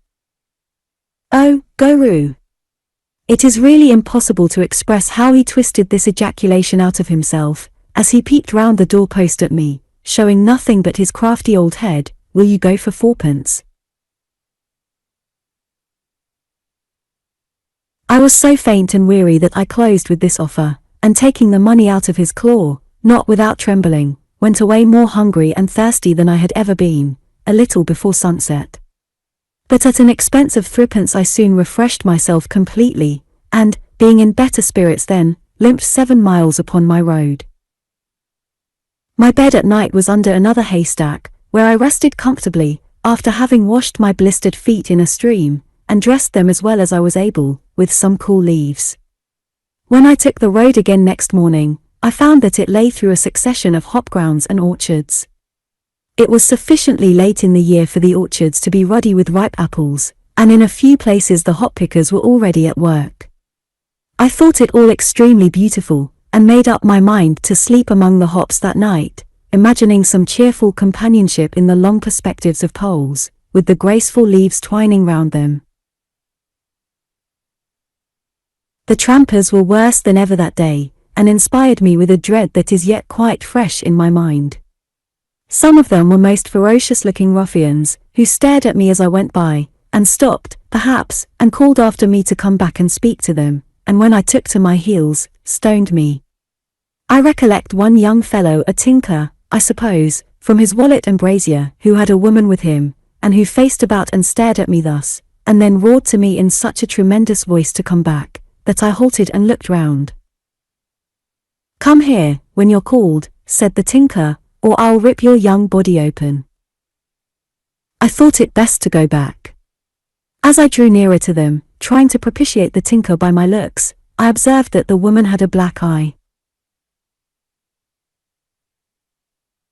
"Where are you going?" said the tinker, gripping the bosom of my shirt with his blackened hand. "I am going to Dover," I said. "Where do you come from?" asked the tinker, giving his hand another turn in my shirt, to hold me more securely. "I come from London," I said. "What lay are you upon?" asked the tinker. "Are you a prig?" "No," I said. "Ain't you, by G? If you make a brag of your honesty to me," said the tinker, "I'll knock your brains out." With his disengaged hand he made a menace of striking me, and then looked at me from head to foot. "Have you got the price of a pint of beer about you?" said the tinker. "If you have, out with it, afore I take it away." I should certainly have produced it, but that I met the woman's look, and saw her very slightly shake her head, and form no, with her lips. "I am very poor," I said, attempting to smile, "and have got no money." "Why, what do you mean?" said the tinker, looking so sternly at me, that I almost feared he saw the money in my pocket. "Sir," I stammered. "What do you mean?" said the tinker, "by wearing my brother's silk handkerchief? Give it over here." And he had mine off my neck in a moment, and tossed it to the woman. The woman burst into a fit of laughter, as if she thought this a joke, and tossed it back to me, nodded once, as slightly as before, and made the word go, with her lips. Before I could obey, however, the tinker seized the handkerchief out of my hand with a roughness that threw me away like a feather, and putting it loosely round his own neck, turned upon the woman with an oath, and knocked her down. I never shall forget seeing her fall backward on the hard road, and lie there with her bonnet tumbled off, and her hair all whitened in the dust, nor, when I looked back from a distance, seeing her sitting on the pathway, which was a bank by the roadside, wiping the blood from her face with a corner of her shawl, while he went on ahead. This adventure frightened me so, that afterwards, when I saw any of these people coming, I turned back until I could find a hiding place, where I remained until they had gone out of sight, which happened so often, that I was very seriously delayed. But under this difficulty, as under all the other difficulties of my journey, I seemed to be sustained and led on by my fanciful picture of my mother in her youth, before I came into the world. It always kept me company. It was there, among the hops, when I lay down to sleep, it was with me on my waking in the morning, it went before me all day. I have associated it, ever since, with the sunny street of Canterbury, dozing as it were in the hot light, and with the sight of its old houses and gateways, and the stately, grey cathedral, with the rooks sailing round the towers. When I came, at last, upon the bare, wide downs near Dover, it relieved the solitary aspect of the scene with hope, and not until I reached that first great aim of my journey, and actually set foot in the town itself, on the 6th day of my flight, did it desert me. But then, strange to say, when I stood with my ragged shoes, and my dusty, sunburnt, half-clothed figure, in the place so long desired, it seemed to vanish like a dream, and to leave me helpless and dispirited. I inquired about my aunt among the boatmen first, and received various answers. One said she lived in the South Foreland Light, and had singed her whiskers by doing so, another, that she was made fast to the great buoy outside the harbour, and could only be visited at half-tide, a third, that she was locked up in Maidstone jail for child stealing, a fourth, that she was seen to mount a broom in the last high wind, and make direct for Calais. The fly-drivers, among whom I inquired next, were equally jocose and equally disrespectful, and the shopkeepers, not liking my appearance, generally replied, without hearing what I had to say, that they had got nothing for me. I felt more miserable and destitute than I had done at any period of my running away. My money was all gone, I had nothing left to dispose of, I was hungry, thirsty, and worn out, and seemed as distant from my end as if I had remained in London. The morning had worn away in these inquiries, and I was sitting on the step of an empty shop at a street corner, near the market-place, deliberating upon wandering towards those other places which had been mentioned, when a fly-driver, coming by with his carriage, dropped a horsecloth. Something good-natured in the man's face, as I handed it up, encouraged me to ask him if he could tell me where Miss Trotwood lived, though I had asked the question so often, that it almost died upon my lips. "Trotwood," said he. "Let me see. I know the name, too. Old lady." "Yes," I said, "rather." "Pretty stiff in the back," said he, making himself upright. "Yes," I said. "I should think it very likely." "Carries a bag," said he. "Bag with a good deal of room in it is gruffish, and comes down upon you, sharp." My heart sank within me as I acknowledged the undoubted accuracy of this description. "Why then, I tell you what," said he. "If you go up there," pointing with his whip towards the heights, "and keep right on till you come to some houses facing the sea, I think you'll hear of her. My opinion is she won't stand anything, so here's a penny for you." I accepted the gift thankfully, and bought a loaf with it. Dispatching this refreshment by the way, I went in the direction my friend had indicated, and walked on a good distance without coming to the houses he had mentioned. At length I saw some before me, and approaching them, went into a little shop, it was what we used to call a general shop, at home, and inquired if they could have the goodness to tell me where Miss Trotwood lived. I addressed myself to a man behind the counter, who was weighing some rice for a young woman, but the latter, taking the inquiry to herself, turned round quickly. "My mistress," she said. "What do you want with her, boy?" "I want," I replied, "to speak to her, if you please." "To beg of her, you mean," retorted the damsel. "No," I said, "indeed." But suddenly remembering that in truth I came for no other purpose, I held my peace in confusion, and felt my face burn. My aunt's handmaid, as I supposed she was from what she had said, put her rice in a little basket and walked out of the shop, telling me that I could follow her, if I wanted to know where Miss Trotwood lived. I needed no second permission, though I was by this time in such a state of consternation and agitation, that my legs shook under me. I followed the young woman, and we soon came to a very neat little cottage with cheerful bow windows, in front of it, a small square gravelled court or garden full of flowers, carefully tended, and smelling deliciously. "This is Miss Trotwood's," said the young woman. "Now you know, and that's all I have got to say." With which words she hurried into the house, as if to shake off the responsibility of my appearance, and left me standing at the garden gate, looking disconsolately over the top of it towards the parlour window, where a muslin curtain partly undrawn in the middle, a large round green screen or fan fastened onto the window-sill, a small table, and a great chair, suggested to me that my aunt might be at that moment seated in awful state. My shoes were by this time in a woeful condition.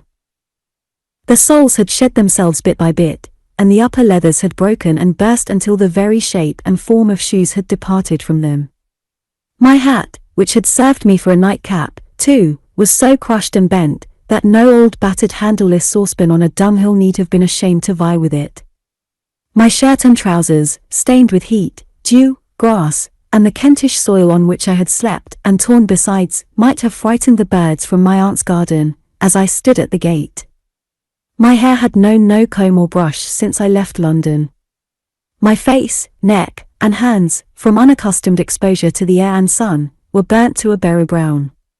From head to foot I was powdered almost as white with chalk and dust, as if I had come out of a lime kiln. In this plight, and with a strong consciousness of it, I waited to introduce myself to, and make my first impression on, my formidable aunt.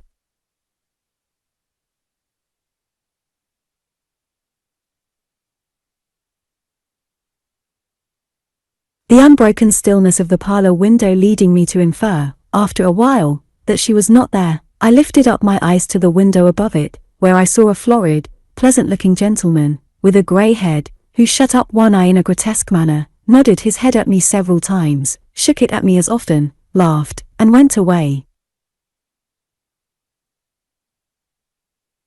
I had been discomposed enough before, but I was so much the more discomposed by this unexpected behaviour, that I was on the point of slinking off, to think how I had best proceed, when there came out of the house a lady with her handkerchief tied over her cap, and a pair of gardening gloves on her hands, wearing a gardening pocket like a tollman's apron, and carrying a great knife. I knew her immediately to be Miss Betsy, for she came stalking out of the house exactly as my poor mother had so often described her stalking up our garden at Blunderstone Rookery. "Go away," said Miss Betsy, shaking her head, and making a distant chop in the air with her knife. "Go along. No boys here." I watched her, with my heart at my lips, as she marched to a corner of her garden, and stooped to dig up some little root there. Then, without a scrap of courage, but with a great deal of desperation, I went softly in and stood beside her, touching her with my finger. "If you please," I began. She started and looked up. "If you please, aunt." Exclaimed Miss Betsy, in a tone of amazement I have never heard approached. "If you please, aunt, I am your nephew." "Oh, Lord," said my aunt, and sat flat down in the garden path. "I am David Copperfield, of Blunderstone, in Suffolk, where you came, on the night when I was born, and saw my dear mamma. I have been very unhappy since she died. I have been slighted, and taught nothing, and thrown upon myself, and put to work not fit for me. It made me run away to you. I was robbed at first setting out, and have walked all the way, and have never slept in a bed since I began the journey." Here my self-support gave way all at once, and with a movement of my hands, intended to show her my ragged state, and call it to witness that I had suffered something, I broke into a passion of crying, which I suppose had been pent up within me all the week. My aunt, with every sort of expression but wonder discharged from her countenance, sat on the gravel, staring at me, until I began to cry, when she got up in a great hurry, collared me, and took me into the parlour. Her first proceeding there was to unlock a tall press, bring out several bottles, and pour some of the contents of each into my mouth. I think they must have been taken out at random, for I am sure I tasted aniseed water, anchovy sauce, and salad dressing. When she had administered these restoratives, as I was still quite hysterical, and unable to control my sobs, she put me on the sofa, with a shawl under my head, and the handkerchief from her own head under my feet, lest I should sully the cover, and then, sitting herself down behind the green fan or screen I have already mentioned, so that I could not see her face, ejaculated at intervals, "Mercy on us!" letting those exclamations off like minute guns. After a time she rang the bell. "Janet," said my aunt, when her servant came in. "Go upstairs, give my compliments to Mr. Dick, and say I wish to speak to him." Janet looked a little surprised to see me lying stiffly on the sofa. I was afraid to move lest it should be displeasing to my aunt, but went on her errand. My aunt, with her hands behind her, walked up and down the room, until the gentleman who had squinted at me from the upper window came in laughing. "Mr. Dick," said my aunt, "don't be a fool, because nobody can be more discreet than you can, when you choose. We all know that. So don't be a fool, whatever you are." The gentleman was serious immediately, and looked at me, I thought, as if he would entreat me to say nothing about the window. "Mr. Dick," said my aunt, "you have heard me mention David Copperfield. Now don't pretend not to have a memory, because you and I know better." "David Copperfield," said Mr. Dick, who did not appear to me to remember much about it. "David Copperfield. Oh yes, to be sure. David, certainly." "Well," said my aunt, "this is his boy, his son. He would be as like his father as it's possible to be, if he was not so like his mother, too." "His son," said Mr. Dick. "David's son? Indeed." "Yes," pursued my aunt, "and he has done a pretty piece of business. He has run away." "Ah. His sister, Betsy Trotwood, never would have run away." My aunt shook her head firmly, confident in the character and behavior of the girl who never was born. "Oh. You think she wouldn't have run away," said Mr. Dick. "Bless and save the man," exclaimed my aunt, sharply, "how he talks. Don't I know she wouldn't? She would have lived with her godmother, and we should have been devoted to one another. Where, in the name of wonder, should his sister, Betsy Trotwood, have run from, or to?" "Nowhere," said Mr. Dick. "Well then," returned my aunt, softened by the reply, "how can you pretend to be wool-gathering, Dick, when you are as sharp as a surgeon's lancet? Now, here you see young David Copperfield, and the question I put to you is, what shall I do with him?" "What shall you do with him?" said Mr. Dick, feebly, scratching his head. "Oh. Do with him?" "Yes," said my aunt, with a grave look, and her forefinger held up. "Come. I want some very sound advice." "Why, if I was you," said Mr. Dick, considering, and looking vacantly at me, "I should—" The contemplation of me seemed to inspire him with a sudden idea, and he added, briskly, "I should wash him." "Janet," said my aunt, turning round with a quiet triumph, which I did not then understand, "Mr. Dick sets us all right. Heat the bath." Although I was deeply interested in this dialogue, I could not help observing my aunt, Mr. Dick, and Janet, while it was in progress, and completing a survey I had already been engaged in making of the room. My aunt was a tall, hard-featured lady, but by no means ill-looking. There was an inflexibility in her face, in her voice, in her gait and carriage, amply sufficient to account for the effect she had made upon a gentle creature like my mother, but her features were rather handsome than otherwise, though unbending and austere. I particularly noticed that she had a very quick, bright eye. Her hair, which was grey, was arranged in two plain divisions, under what I believe would be called a mob cap, I mean a cap, much more common then than now, with side pieces fastening under the chin. Her dress was of a lavender colour, and perfectly neat, but scantily made, as if she desired to be as little encumbered as possible. I remember that I thought it, in form, more like a riding habit with the superfluous skirt cut off, than anything else.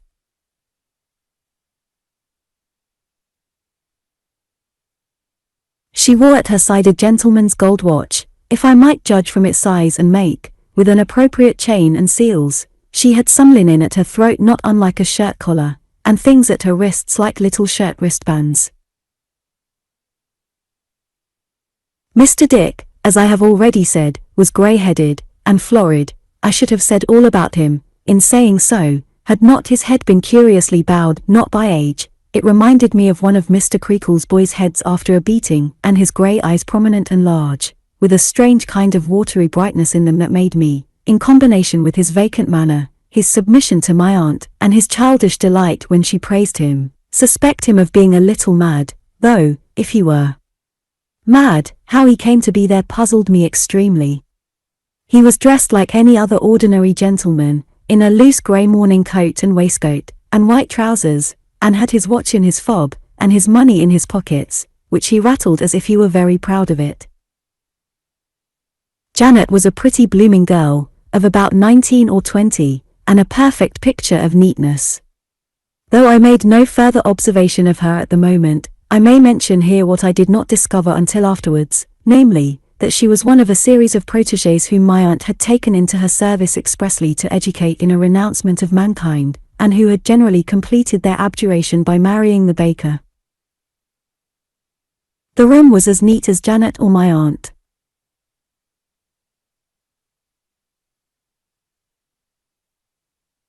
As I laid down my pen, a moment since, to think of it, the air from the sea came blowing in again, mixed with the perfume of the flowers, and I saw the old-fashioned furniture brightly rubbed and polished, my aunt's inviolable chair and table by the round green fan in the bow window, the drugget-covered carpet, the cat, the kettle holder, the 2 canaries, the old china, the punch bowl full of dried rose leaves, the tall press guarding all sorts of bottles and pots, and, wonderfully out of keeping with the rest, my dusty self upon the sofa, taking note of everything. Janet had gone away to get the bath ready, when my aunt, to my great alarm, became in one moment rigid with indignation, and had hardly voice to cry out, "Janet! Donkeys!"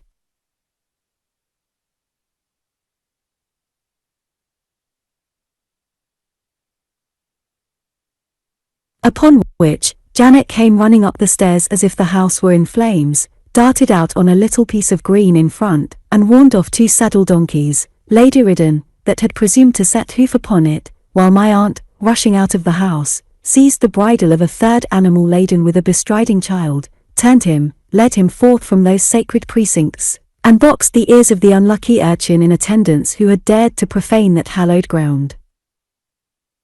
To this hour I don't know whether my aunt had any lawful right of way over that patch of green, but she had settled it in her own mind that she had, and it was all the same to her. The one great outrage of her life, demanding to be constantly avenged, was the passage of a donkey over that immaculate spot. In whatever occupation she was engaged, however interesting to her the conversation in which she was taking part, a donkey turned the current of her ideas in a moment, and she was upon him straight. Jugs of water, and watering pots, were kept in secret places ready to be discharged on the offending boys, sticks were laid in ambush behind the door, sallies were made at all hours, an incessant war prevailed. Perhaps this was an agreeable excitement to the donkey boys, or perhaps the more sagacious of the donkeys, understanding how the case stood, delighted with constitutional obstinacy in coming that way. I only know that there were 3 alarms before the bath was ready, and that on the occasion of the last and most desperate of all, I saw my aunt engage, single-handed, with a sandy-headed lad of 15, and bump his sandy head against her own gate, before he seemed to comprehend what was the matter. These interruptions were of the more ridiculous to me, because she was giving me broth out of a tablespoon at the time, having firmly persuaded herself that I was actually starving, and must receive nourishment at first in very small quantities, and, while my mouth was yet open to receive the spoon, she would put it back into the basin, cry Janet, "Donkeys," and go out to the assault. The bath was a great comfort. For I began to be sensible of acute pains in my limbs from lying out in the fields, and was now so tired and low that I could hardly keep myself awake for 5 minutes together. When I had bathed, I mean my aunt and Janet, enrobed me in a shirt and a pair of trousers belonging to Mr. Dick, and tied me up in 2 or 3 great shawls. What sort of bundle I looked like, I don't know, but I felt a very hot one. Feeling also very faint and drowsy, I soon lay down on the sofa again and fell asleep. It might have been a originating in the fancy which had occupied my mind so long, but I awoke with the impression that my aunt had come and bent over me, and had put my hair away from my face, and laid my head more comfortably, and had then stood looking at me. The words, pretty fellow, or poor fellow, seemed to be in my ears, too, but certainly there was nothing else, when I awoke, to lead me to believe that they had been uttered by my aunt, who sat in the bow window gazing at the sea from behind the green fan, which was mounted on a kind of swivel, and turned any way. We dined soon after I awoke, off a roast fowl and a pudding, I sitting at table, not unlike a trussed bird myself, and moving my arms with considerable difficulty. But as my aunt had swathed me up, I made no complaint of being inconvenienced. All this time I was deeply anxious to know what she was going to do with me, but she took her dinner in profound silence, except when she occasionally fixed her eyes on me sitting opposite, and said, "Mercy upon us," which did not by any means relieve my anxiety.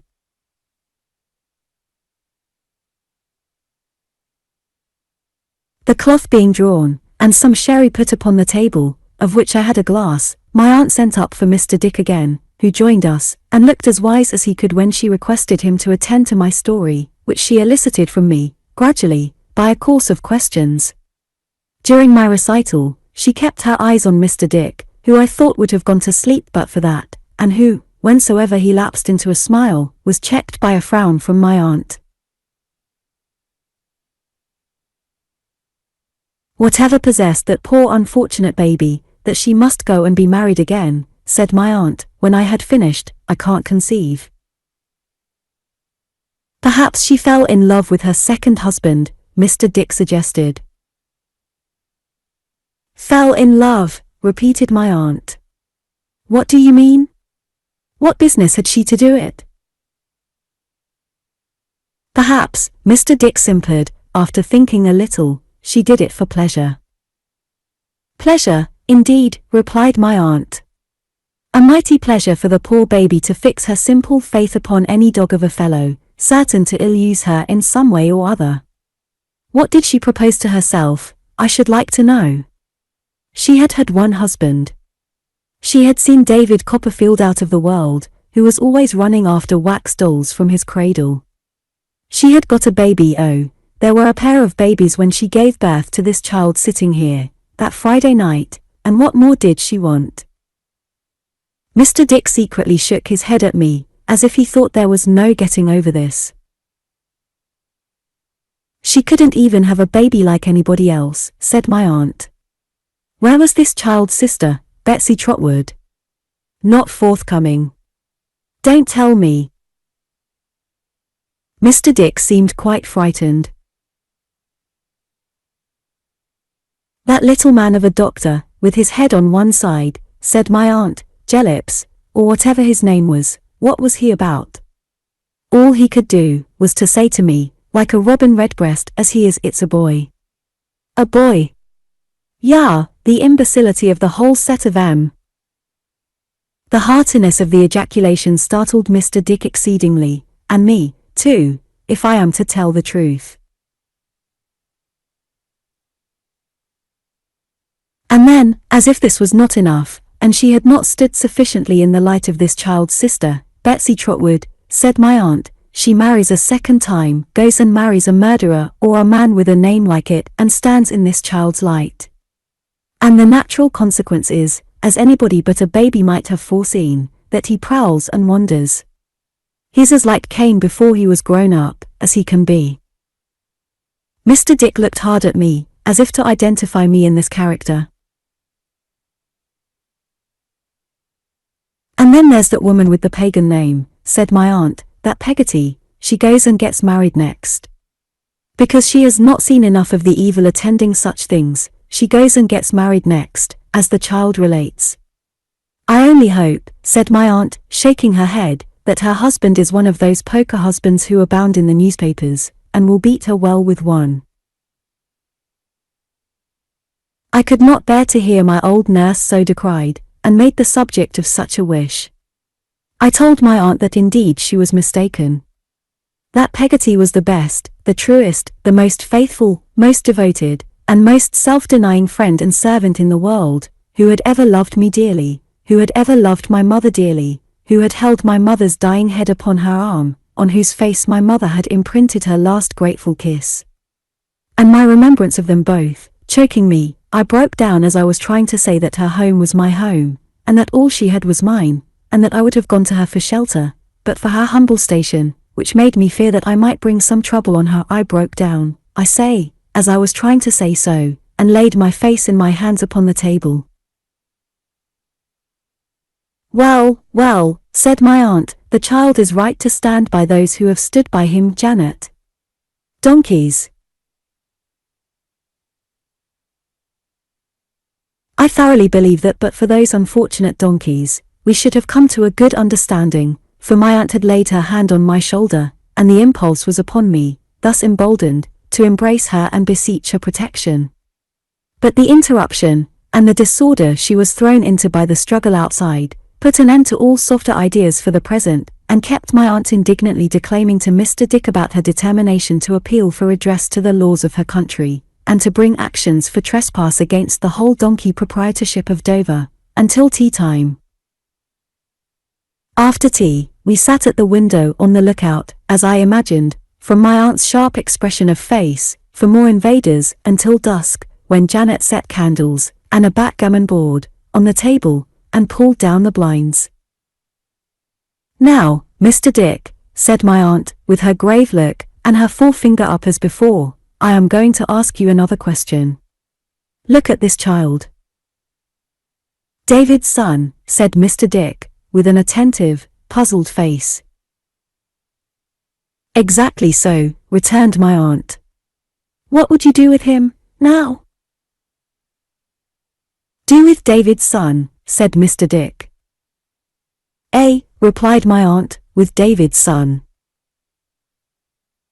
"Oh," said Mr. Dick. "Yes. Do with I should put him to bed." "Janet," cried my aunt, with the same complacent triumph that I had remarked before. "Mr. Dick sets us all right. If the bed is ready, we'll take him up to it." Janet reporting it to be quite ready, I was taken up to it, kindly, but in some sort like a prisoner, my aunt going in front and Janet bringing up the rear. The only circumstance which gave me any new hope, was my aunt stopping on the stairs to inquire about a smell of fire that was prevalent there, and Janet's replying that she had been making tinder down in the kitchen, of my old shirt. But there were no other clothes in my room than the odd heap of things I wore, and when I was left there, with a little taper which my aunt forewarned me would burn exactly 5 minutes, I heard them lock my door on the outside. Turning these things over in my mind, I deemed it possible that my aunt, who could know nothing of me, might suspect I had a habit of running away, and took precautions, on that account, to have me in safe keeping. The room was a pleasant one, at the top of the house, overlooking the sea, on which the moon was shining brilliantly. After I had said my prayers, and the candle had burnt out, I remember how I still sat looking at the moonlight on the water, as if I could hope to read my fortune in it, as in a bright book, or to see my mother with her child, coming from heaven, along that shining path, to look upon me as she had looked when I last saw her sweet face. I remember how the solemn feeling with which at length I turned my eyes away, yielded to the sensation of gratitude and rest which the sight of the white-curtained bed, and how much more the lying softly down upon it, nestling in the snow-white sheets, inspired. I remember how I thought of all the solitary places under the night sky where I had slept, and how I prayed that I never might be houseless any more, and never might forget the houseless. I remember how I seemed to float, then, down the melancholy glory of that track upon the sea, away into the world of dreams. Chapter 14. My aunt makes up her mind about me. On going down in the morning, I found my aunt musing so profoundly over the breakfast table, with her elbow on the tray, that the contents of the urn had overflowed the teapot and were laying the whole tablecloth under water, when my entrance put her meditations to flight.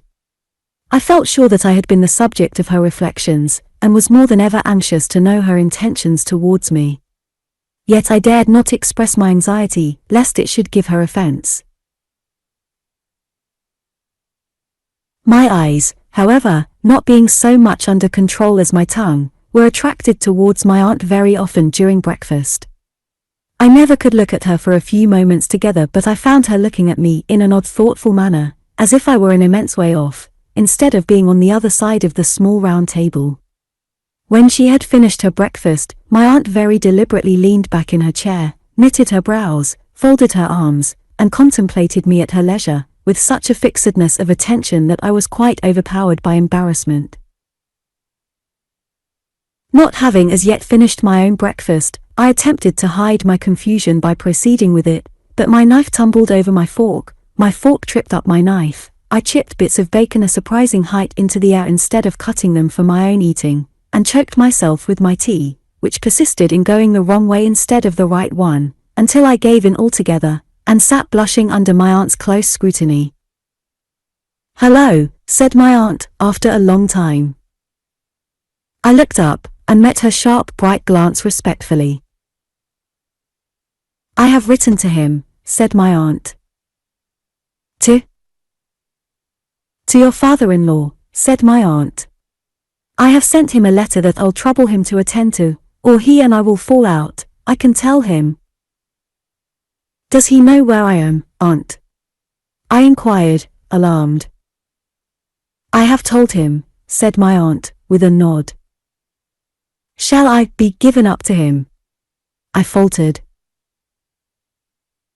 "I don't know," said my aunt. "We shall see." "Oh, I can't think what I shall do," I exclaimed, "if I have to go back to Mr. Murdstone." "I don't know anything about it," said my aunt, shaking her head. "I can't say, I am sure. We shall see." My spirits sank under these words, and I became very downcast and heavy of heart.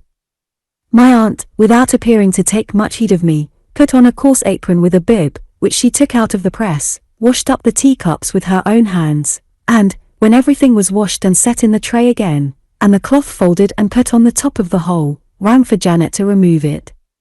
She next swept up the crumbs with a little broom, putting on a pair of gloves first, until there did not appear to be one microscopic speck left on the carpet, next dusted and arranged the room, which was dusted and arranged to a hair's breadth already.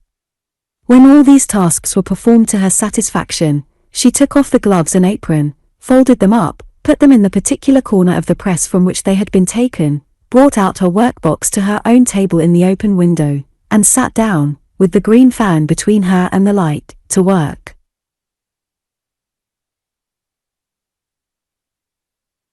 "I wish you'd go upstairs," said my aunt, as she threaded her needle, "and give my compliments to Mr. Dick, and I'll be glad to know how he gets on with his memorial." I rose with all alacrity, to acquit myself of this commission. "I suppose," said my aunt, eyeing me as narrowly as she had eyed the needle in threading it, "you think Mr. Dick a short name, eh?" "I thought it was rather a short name, yesterday," I confessed. "You are not to suppose that he hasn't got a longer name, if he chose to use it," said my aunt, with a loftier air. "Baberly, Mr. Richard Baberly, that's the gentleman's true name."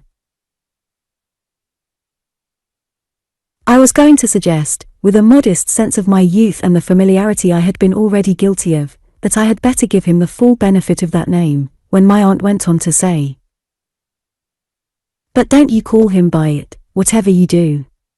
He can't bear his name. That's a peculiarity of his. Though I don't know that it's much of a peculiarity, either, for he has been ill-used enough, by some that bear it, to have a mortal antipathy for it, heaven knows. Mr. Dick is his name here, and everywhere else, now, if he ever went anywhere else, which he don't. So take care, child, you don't call him anything but Mr. Dick."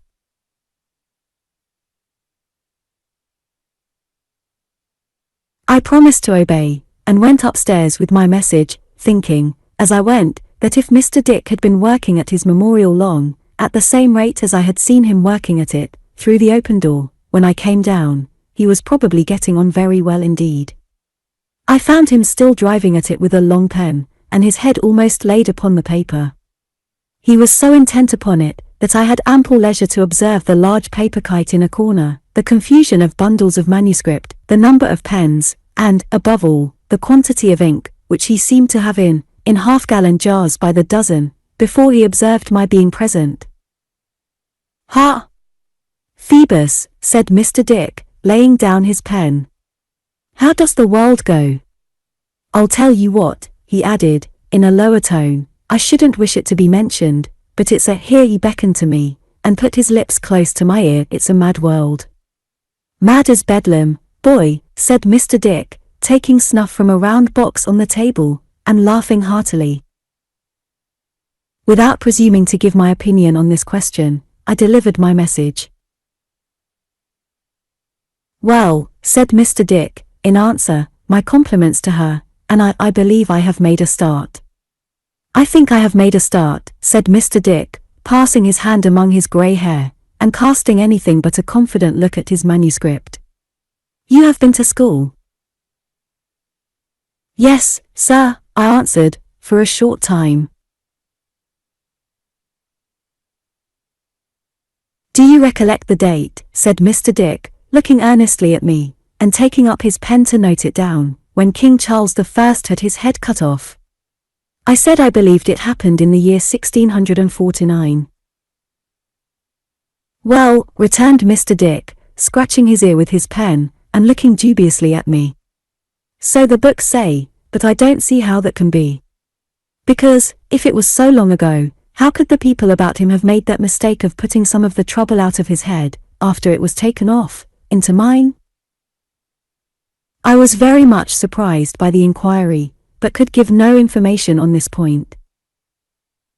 "It's very strange," said Mr. Dick, with a despondent look upon his papers, and with his hand among his hair again, "that I never can get that quite right. I never can make that perfectly clear. But no matter, he said cheerfully, and rousing himself, "there's time enough. My compliments to Miss Trotwood, I am getting on very well indeed." I was going away, when he directed my attention to the kite.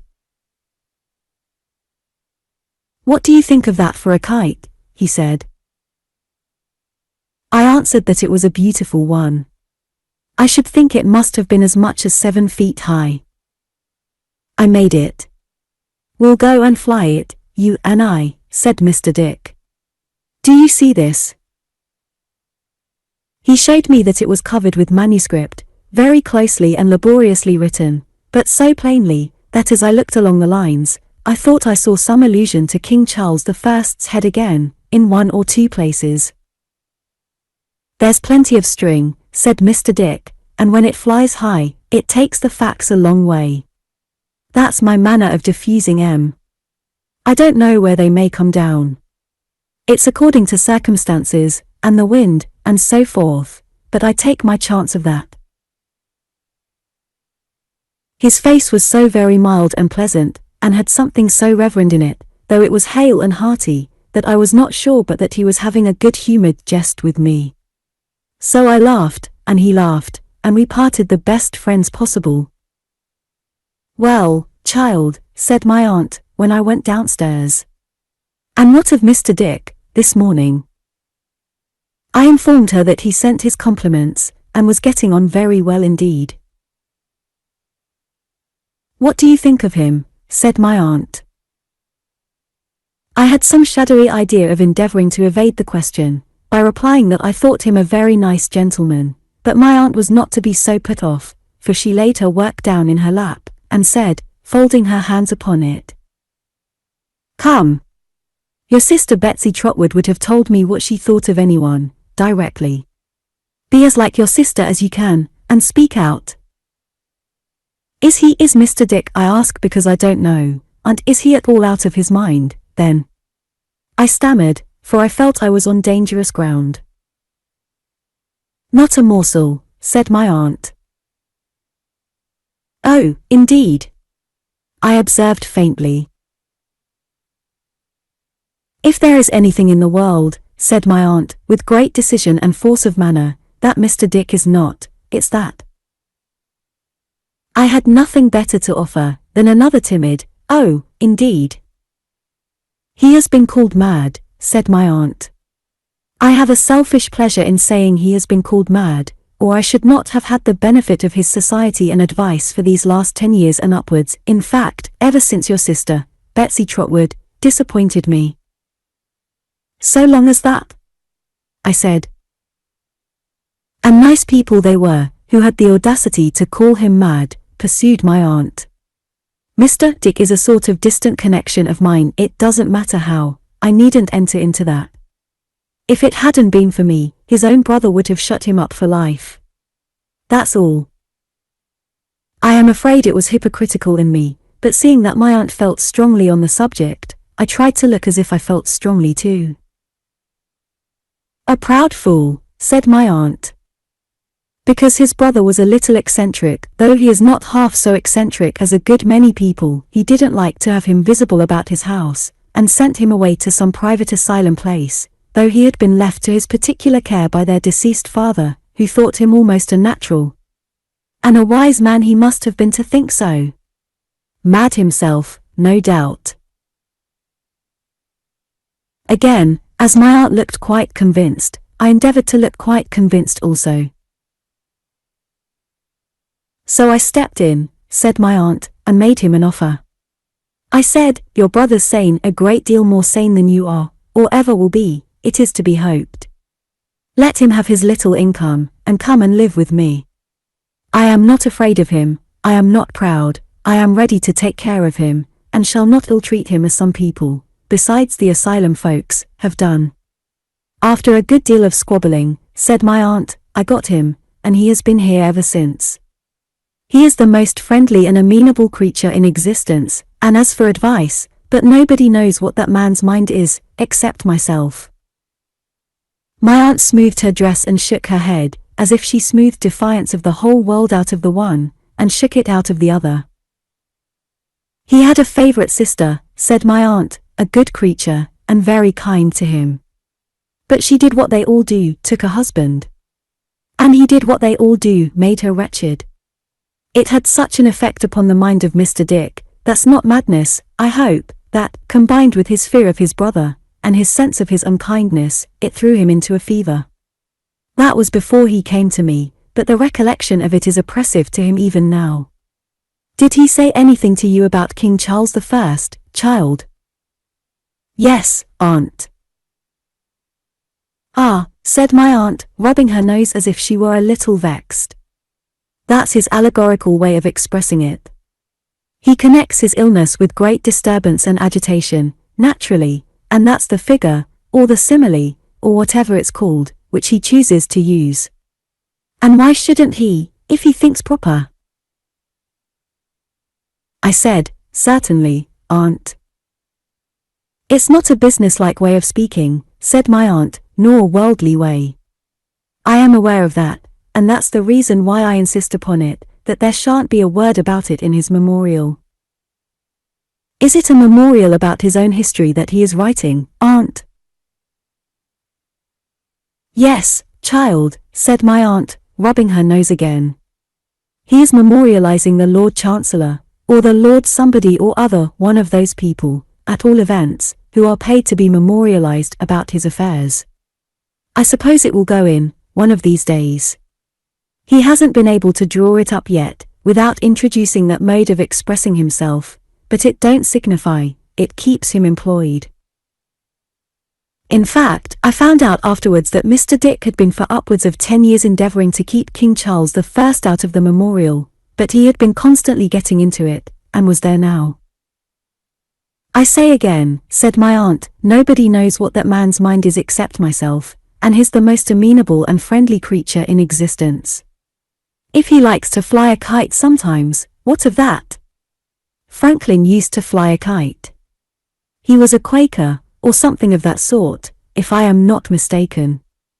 And a Quaker flying a kite is a much more ridiculous object than anybody else.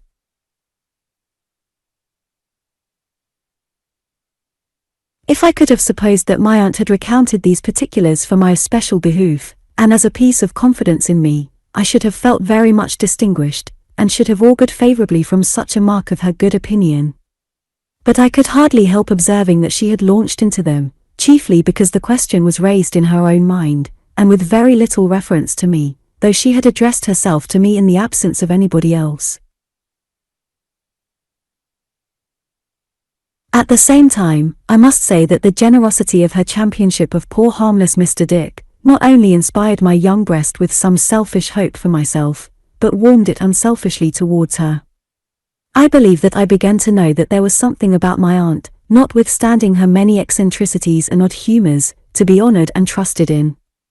Though she was just as sharp that day as on the day before, and was in and out about the donkeys just as often, and was thrown into a tremendous state of indignation, when a young man, going by, ogled Janet at a window, which was one of the gravest misdemeanours that could be committed against my aunt's dignity, she seemed to me to command more of my respect, if not less of my fear.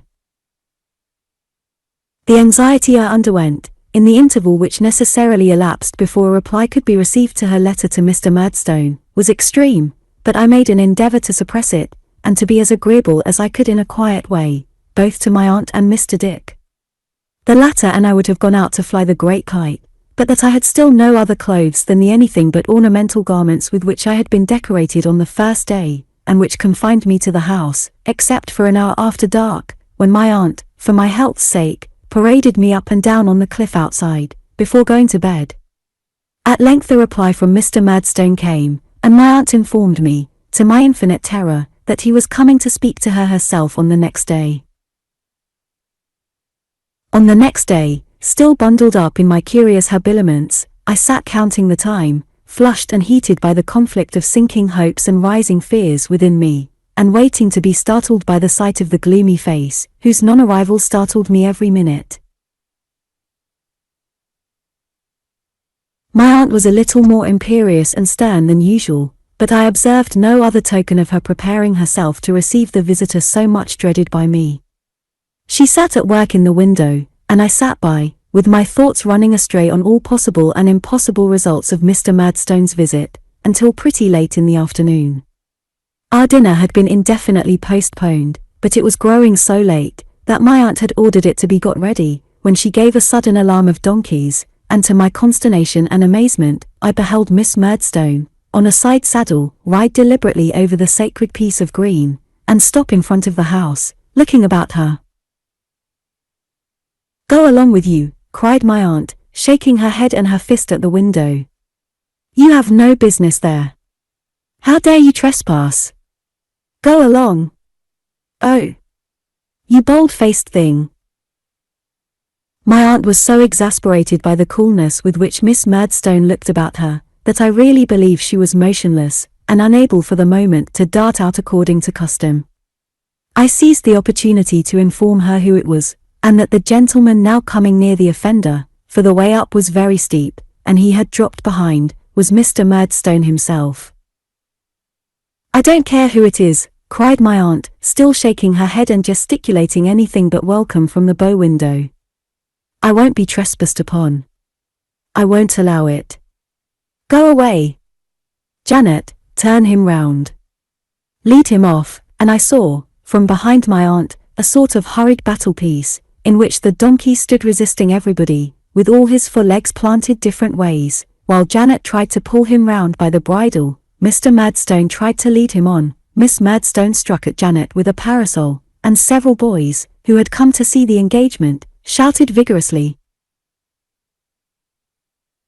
But my aunt, suddenly descrying among them the young malefactor who was the donkey's guardian, and who was one of the most inveterate offenders against her, though hardly in his teens, rushed out to the scene of action, pounced upon him, captured him, dragged him, with his jacket over his head, and his heels grinding the ground, into the garden, and, calling upon Janet to fetch the constables and justices, that he might be taken, tried, and executed on the spot, held him at bay there. This part of the business, however, did not last long, for the young rascal, being expert at a variety of feints and dodges, of which my aunt had no conception, soon went whooping away, leaving some deep impressions of his nailed boots in the flower beds, and taking his donkey in triumph with him. Miss Murdstone, during the latter portion of the contest, had dismounted, and was now waiting with her brother at the bottom of the steps, until my aunt should be at leisure to receive them. My aunt, a little ruffled by the combat, marched past them into the house, with great dignity, and took no notice of their presence, until they were announced by Janet. "Shall I go away, aunt?" I asked, trembling. "No, sir," said my aunt. "Certainly not." With which she pushed me into a corner near her, and fenced me in with a chair, as if it were a prison or a bar of justice. This position I continued to occupy during the whole interview, and from it I now saw Mr. and Miss Murdstone enter the room. "Oh," said my aunt, "I was not aware at first to whom I had the pleasure of objecting. But I don't allow anybody to ride over that turf. I make no exceptions. I don't allow anybody to do it." "Your regulation is rather awkward to strangers," said Miss Murdstone. "Is it?" said my aunt. Mr. Murdstone seemed afraid of a renewal of hostilities, and interposing began. "Miss Trotwood." "I beg your pardon," observed my aunt with a keen look. "You are the Mr. Murdstone who married the widow of my late nephew, David Copperfield, of Blunderstone Rookery, though why Rookery, I don't know."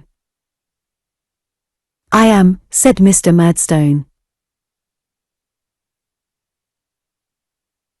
"You'll excuse my saying, sir," returned my aunt, "that I think it would have been a much better and happier thing if you had left that poor child alone."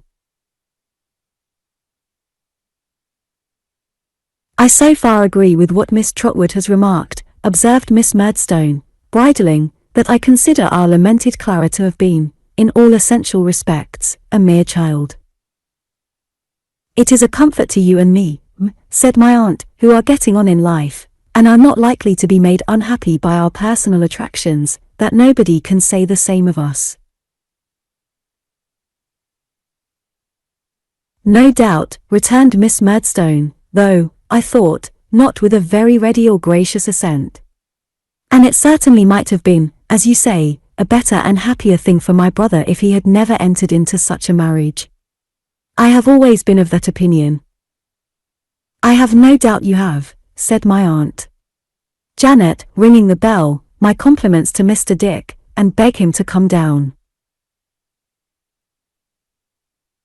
Until he came, my aunt sat perfectly upright and stiff, frowning at the wall. When he came, my aunt performed the ceremony of introduction. "Mr. Dick. An old and intimate friend. On whose judgment," said my aunt, with emphasis, as an admonition to Mr. Dick, who was biting his forefinger and looking rather foolish, "I rely." Mr. Dick took his finger out of his mouth, on this hint, and stood among the group, with a grave and attentive expression of face. My aunt inclined her head to Mr. Murdstone, who went on. "Miss Trotwood, on the receipt of your letter, I considered it an act of greater justice to myself, and perhaps of more respect to you. "Thank you," said my aunt, still eyeing him keenly. "You needn't mind me." "To answer it in person, however inconvenient the journey," pursued Mr. Murdstone, "rather than by letter. This unhappy boy who has run away from his friends and his occupation." "And whose appearance," interposed his sister, directing general attention to me in my indefinable costume, "is perfectly scandalous and disgraceful." "Jane Murdstone," said her brother, "have the goodness not to interrupt me. This unhappy boy, Miss Trotwood, has been the occasion of much domestic trouble and uneasiness, both during the lifetime of my late dear wife, and since. He has a sullen, rebellious spirit, a violent temper, and an untoward, intractable disposition. Both my sister and myself have endeavored to correct his vices, but ineffectually. And I have felt, we both have felt, I may say, my sister being fully in my confidence, that it is right you should receive this grave and dispassionate assurance from our lips. It can hardly be necessary for me to confirm anything stated by my brother," said Miss Murdstone, "but I beg to observe, that, of all the boys in the world, I believe this is the worst boy." "Strong," said my aunt, shortly. But not at all too strong for the facts, returned Miss Murdstone. Ha, said my aunt. Well, sir?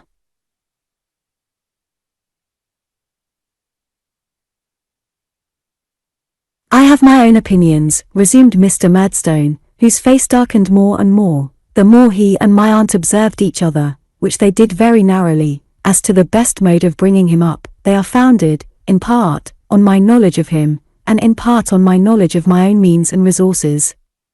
I am responsible for them to myself, I act upon them, and I say no more about them. It is enough that I place this boy under the eye of a friend of my own, in a respectable business, that it does not please him, that he runs away from it, makes himself a common vagabond about the country, and comes here, in rags, to appeal to you, Miss Trotwood. I wish to set before you, honourably, the exact consequences, so far as they are within my knowledge, of your abetting him in this appeal. But about the respectable business first, said my aunt. If he had been your own boy, you would have put him to it, just the same, I suppose.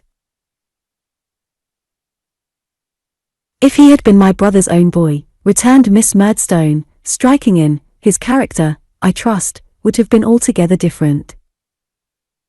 Or if the poor child, his mother, had been alive, he would still have gone into the respectable business, would he, said my aunt. I believe, said Mr. Murdstone, with an inclination of his head, that Clara would have disputed nothing which myself and my sister Jane Murdstone were agreed was for the best.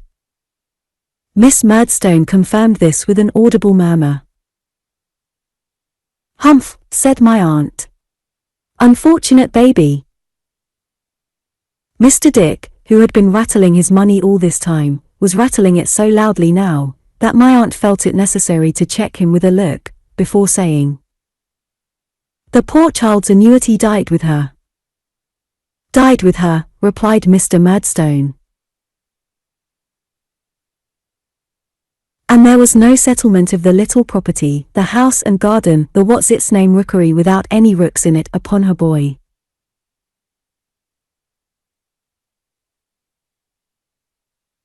It had been left to her, unconditionally, by her first husband, Mr. Murdstone began, when my aunt caught him up with the greatest irascibility and impatience.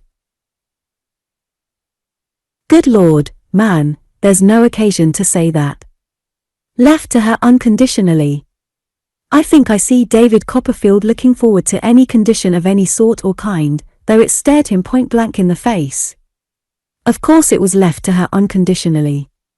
But when she married again, when she took that most disastrous step of marrying you, in short, said my aunt, to be plain, did no one put in a word for the boy at that time?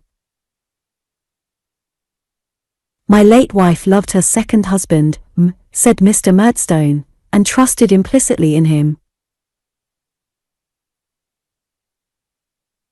Your late wife, sir, was a most unworldly, most unhappy, most unfortunate baby, returned my aunt, shaking her head at him. That's what she was. And now, what have you got to say next? Merely this, Miss Trotwood, he returned. I am here to take David back, to take him back unconditionally, to dispose of him as I think proper, and to deal with him as I think right. I am not here to make any promise, or give any pledge to anybody. You may possibly have some idea, Miss Trotwood, of abetting him in his running away, and in his complaints to you. Your manner, which I must say does not seem intended to propitiate, induces me to think it possible. Now I must caution you that if you abet him once, you abet him for good and all. If you step in between him and me, now, you must step in, Miss Trotwood, forever. I cannot trifle, or be trifled with. I am here, for the first and last time, to take him away. Is he ready to go? If he is not, and you tell me he is not, on any pretense, it is indifferent to me what, my doors are shut against him henceforth, and yours, I take it for granted, are open to him. To this address, my aunt had listened with the closest attention, sitting perfectly upright, with her hands folded on one knee, and looking grimly on the speaker. When he had finished, she turned her eyes so as to command Miss Murdstone, without otherwise disturbing her attitude, and said, "Well, have you got anything to remark?" "Indeed, Miss Trotwood," said Miss Murdstone, "all that I could say has been so well said by my brother, and all that I know to be the fact has been so plainly stated by him, that I have nothing to add except my thanks for your politeness." "For your very great politeness, I am sure," said Miss Murdstone, with an irony which no more affected my aunt than it discomposed the cannon I had slept by at Chatham. "And what does the boy say?" said my aunt. "Are you ready to go, David?" I answered no, and entreated her not to let me go. I said that neither Mr. nor Miss Murdstone had ever liked me, or had ever been kind to me.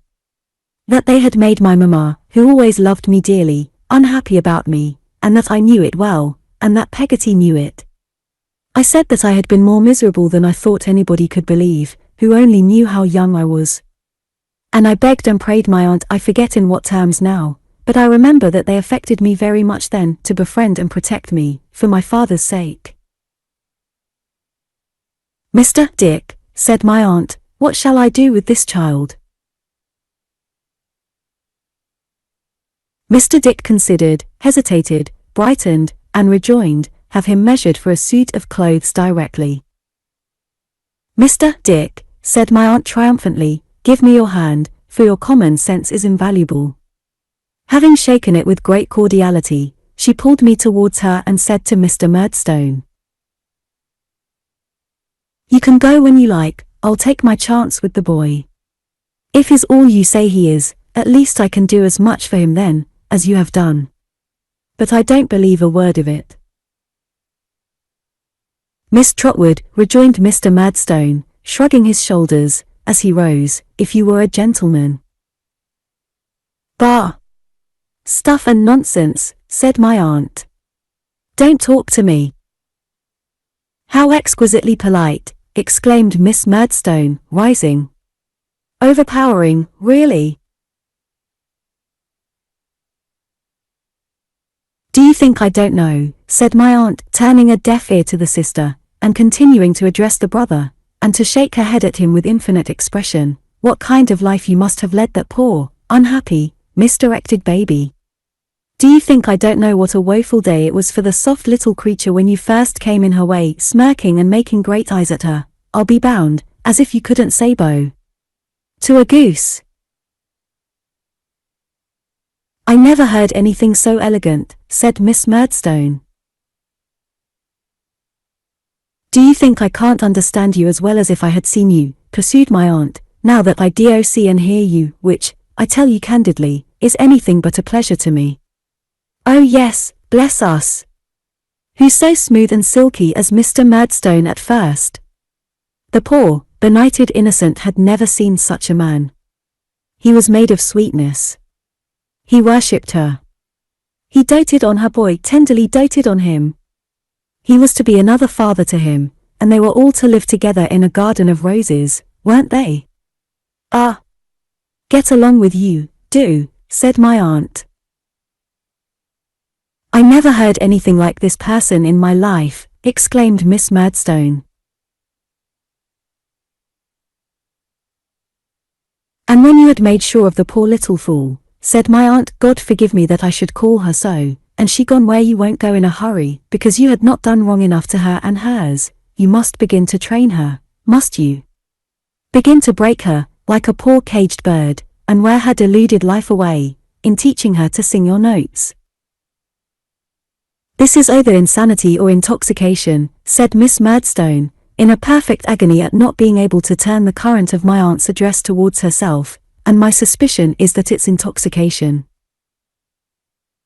Miss Betsy, without taking the least notice of the interruption, continued to address herself to Mr. Murdstone as if there had been no such thing.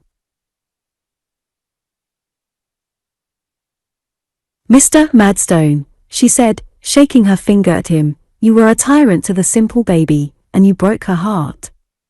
She was a loving baby, I know that, I knew it, years before you ever saw her, and through the best part of her weakness you gave her the wounds she died of. There is the truth for your comfort, however you like it. And you and your instruments may make the most of it. Allow me to inquire, Miss Trotwood, interposed Miss Murdstone, whom you are pleased to call, in a choice of words in which I am not experienced, my brother's instruments. It was clear enough, as I have told you, years before you ever saw her, and why, in the mysterious dispensations of Providence, you ever did see her, is more than humanity can comprehend. It was clear enough that the poor soft little thing would marry somebody, at some time or other, but I did hope it wouldn't have been as bad as it has turned out. That was the time, Mr. Murdstone, when she gave birth to her boy here, said my aunt, to the poor child you sometimes tormented her through afterwards, which is a disagreeable remembrance and makes the sight of him odious now. You needn't wince, said my aunt. I know it's true without that. He had stood by the door, all this while, observant of her with a smile upon his face, though his black eyebrows were heavily contracted. I remarked now, that, though the smile was on his face still, his colour had gone in a moment, and he seemed to breathe as if he had been running. Good day, sir, said my aunt, and goodbye. Good day to you, too, said my aunt, turning suddenly upon his sister. Let me see you ride a donkey over my green again, and as sure as you have a head upon your shoulders, I'll knock your bonnet off, and tread upon it. It would require a painter, and no common painter too, to depict my aunt's face as she delivered herself of this very unexpected sentiment, and Miss Murdstone's face as she heard it. But the manner of the speech, no less than the matter, was so fiery, that Miss Murdstone, without a word in answer, discreetly put her arm through her brother's, and walked haughtily out of the cottage, my aunt remaining in the window looking after them, prepared, I have no doubt, in case of the donkey's reappearance, to carry her threat into instant execution. No attempt at defiance being made, however, her face gradually relaxed, and became so pleasant, that I was emboldened to kiss and thank her, which I did with great heartiness, and with both my arms clasped round her neck. I then shook hands with Mr. Dick, who shook hands with me a great many times, and hailed this happy close of the proceedings with repeated bursts of laughter. You'll consider yourself guardian, jointly with me, of this child, Mr. Dick, said my aunt.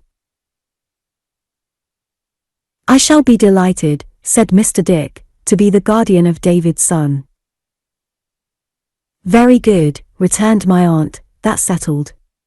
I have been thinking, do you know, Mr. Dick, that I might call him Trotwood. Certainly, certainly. Call him Trotwood, certainly, said Mr. Dick. David's son's Trotwood. Trotwood Copperfield, you mean, returned my aunt. Yes, to be sure. Yes. Trotwood Copperfield, said Mr. Dick, a little abashed. My aunt took so kindly to the notion, that some ready-made clothes, which were purchased for me that afternoon, were marked Trotwood Copperfield, in her own handwriting, and in indelible marking ink, before I put them on, and it was settled that all the other clothes which were ordered to be made for me, a complete outfit was bespoke that afternoon, should be marked in the same way. Thus I began my new life, in a new name, and with everything new about me. Now that the state of doubt was over, I felt, for many days, like one in a dream. I never thought that I had a curious couple of guardians, in my aunt and Mr. Dick. I never thought of anything about myself, distinctly. The two things clearest in my mind were, that a remoteness had come upon the old Blunderstone life, which seemed to lie in the haze of an immeasurable distance, and that a curtain had forever fallen on my life at Murdstone and Grinby's. No one has ever raised that curtain since. I have lifted it for a moment, even in this narrative, with a reluctant hand, and dropped it gladly. The remembrance of that life is fraught with so much pain to me, with so much mental suffering and want of hope, that I have never had the courage even to examine how long I was doomed to lead it. Whether it lasted for a year, or more, or less, I do not know. I only know that it was, and ceased to be, and that I have written, and there I leave it. Chapter 15. I make another beginning. Mr. Dick and I soon became the best of friends, and very often, when his day's work was done, went out together to fly the great kite.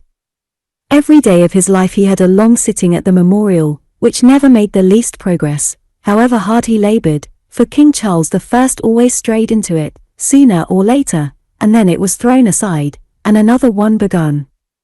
The patience and hope with which he bore these perpetual disappointments, the mild perception he had that there was something wrong about King Charles I, the feeble efforts he made to keep him out, and the certainty with which he came in, and tumbled the memorial out of all shape, made a deep impression on me.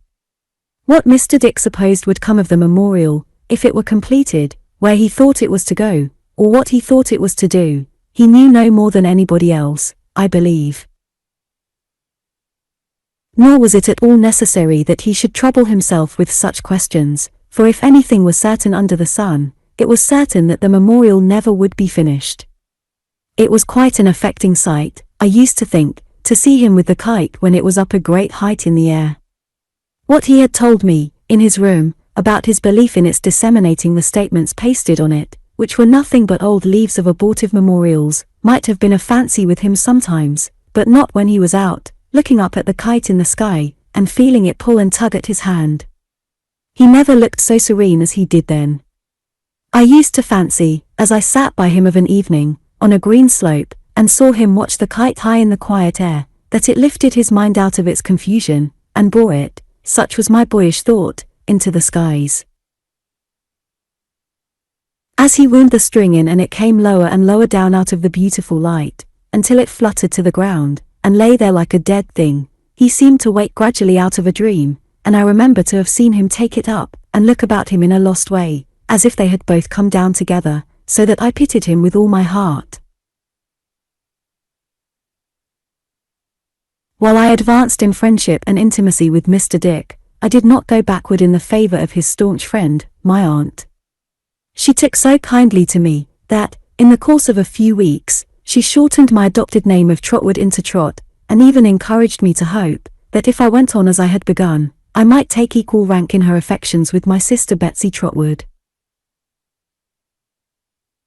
"Trot," said my aunt one evening, when the backgammon board was placed as usual for herself and Mr. Dick, "we must not forget your education." This was my only subject of anxiety, and I felt quite delighted by her referring to it. "Should you like to go to school at Canterbury?" said my aunt. I replied that I should like it very much, as it was so near her. "Good," said my aunt. "Should you like to go tomorrow?" Being already no stranger to the general rapidity of my aunt's evolutions, I was not surprised by the suddenness of the proposal, and said, "Yes." "Good," said my aunt again.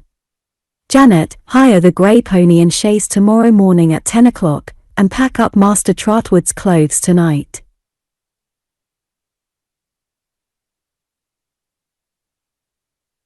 I was greatly elated by these orders, but my heart smote me for my selfishness, when I witnessed their effect on Mr. Dick, who was so low-spirited at the prospect of our separation, and played so ill in consequence, that my aunt, after giving him several admonitory raps on the knuckles with her dice-box, shut up the board, and declined to play with him any more. But, on hearing from my aunt that I should sometimes come over on a Saturday, and that he could sometimes come and see me on a Wednesday, he revived, and vowed to make another kite for those occasions, of proportions greatly surpassing the present one. In the morning he was downhearted again, and would have sustained himself by giving me all the money he had in his possession, gold and silver too, if my aunt had not interposed, and limited the gift to 5 shillings, which, at his earnest petition, were afterwards increased to 10. We parted at the garden gate in a most affectionate manner, and Mr. Dick did not go into the house until my aunt had driven me out of sight of it. My aunt, who was perfectly indifferent to public opinion, drove the grey pony through Dover in a masterly manner, sitting high and stiff like a state coachman, keeping a steady eye upon him wherever he went, and making a point of not letting him have his own way in any respect. When we came into the country road, she permitted him to relax a little, however, and looking at me down in a valley of cushion by her side, asked me whether I was happy. "Very happy indeed, thank you, Aunt," I said. She was much gratified, and both her hands being occupied, patted me on the head with her whip. "Is it a large school, Aunt?" I asked. "Why, I don't know," said my aunt. "We are going to Mr. Wickfield's first." "Does he keep a school?" I asked. "No, Trot," said my aunt. "He keeps an office."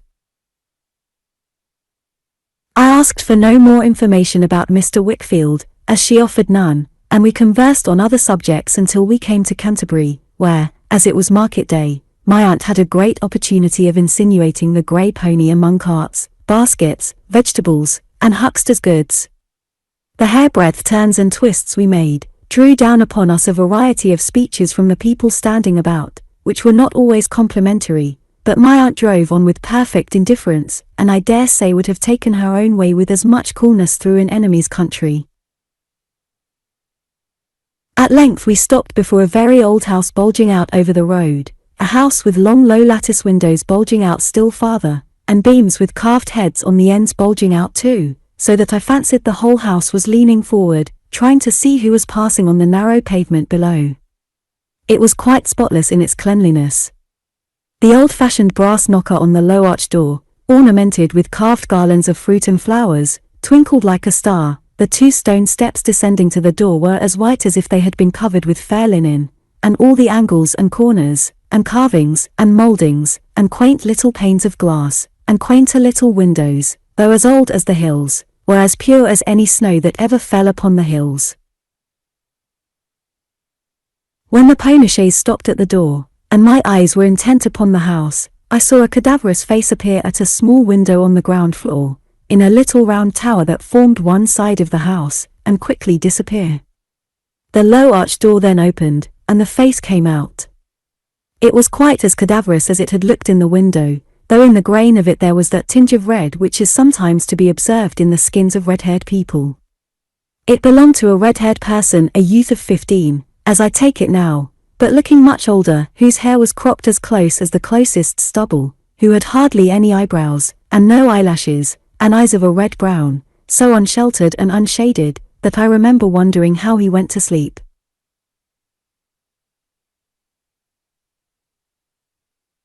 He was high-shouldered and bony, dressed in decent black, with a white wisp of a neckcloth, buttoned up to the throat, and had a long, lank, skeleton hand, which particularly attracted my attention, as he stood at the pony's head, rubbing his chin with it, and looking up at us in the chaise.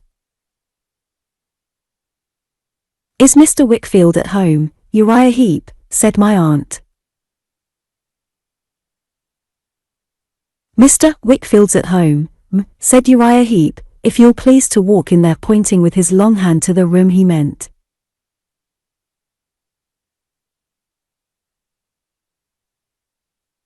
We got out, and leaving him to hold the pony, went into a long low parlour looking towards the street, from the window of which I caught a glimpse, as I went in, of Uriah Heep breathing into the pony's nostrils, and immediately covering them with his hand, as if he were putting some spell upon him.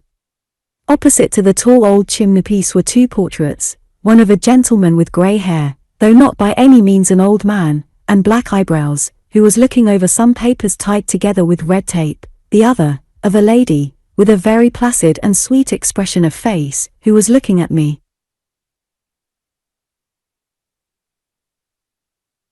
I believe I was turning about in search of Uriah's picture, when, a door at the farther end of the room opening, a gentleman entered, at sight of whom I turned to the first-mentioned portrait again, to make quite sure that it had not come out of its frame.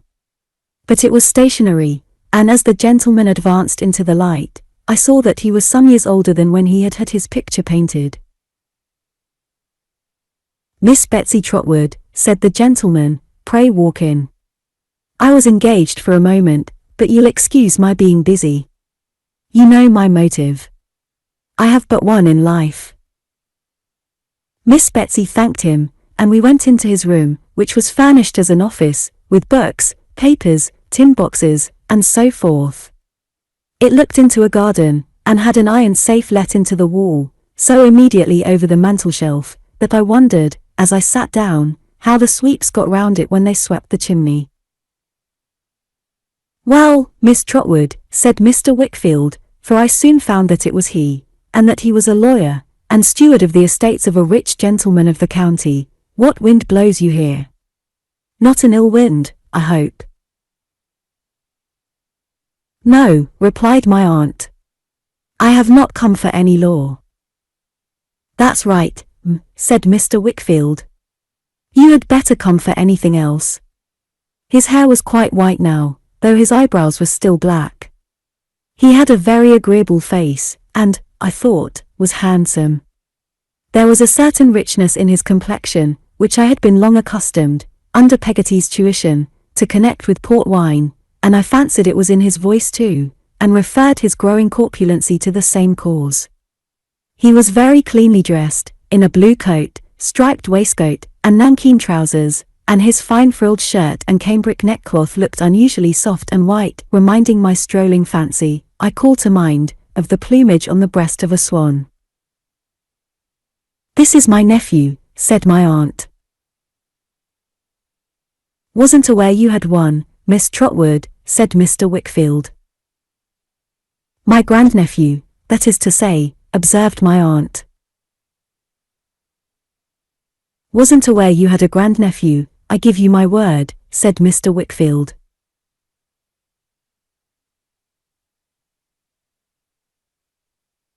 "I have adopted him," said my aunt, with a wave of her hand, importing that his knowledge and his ignorance were all one to her, "and I have brought him here, to put to a school where he may be thoroughly well taught, and well treated.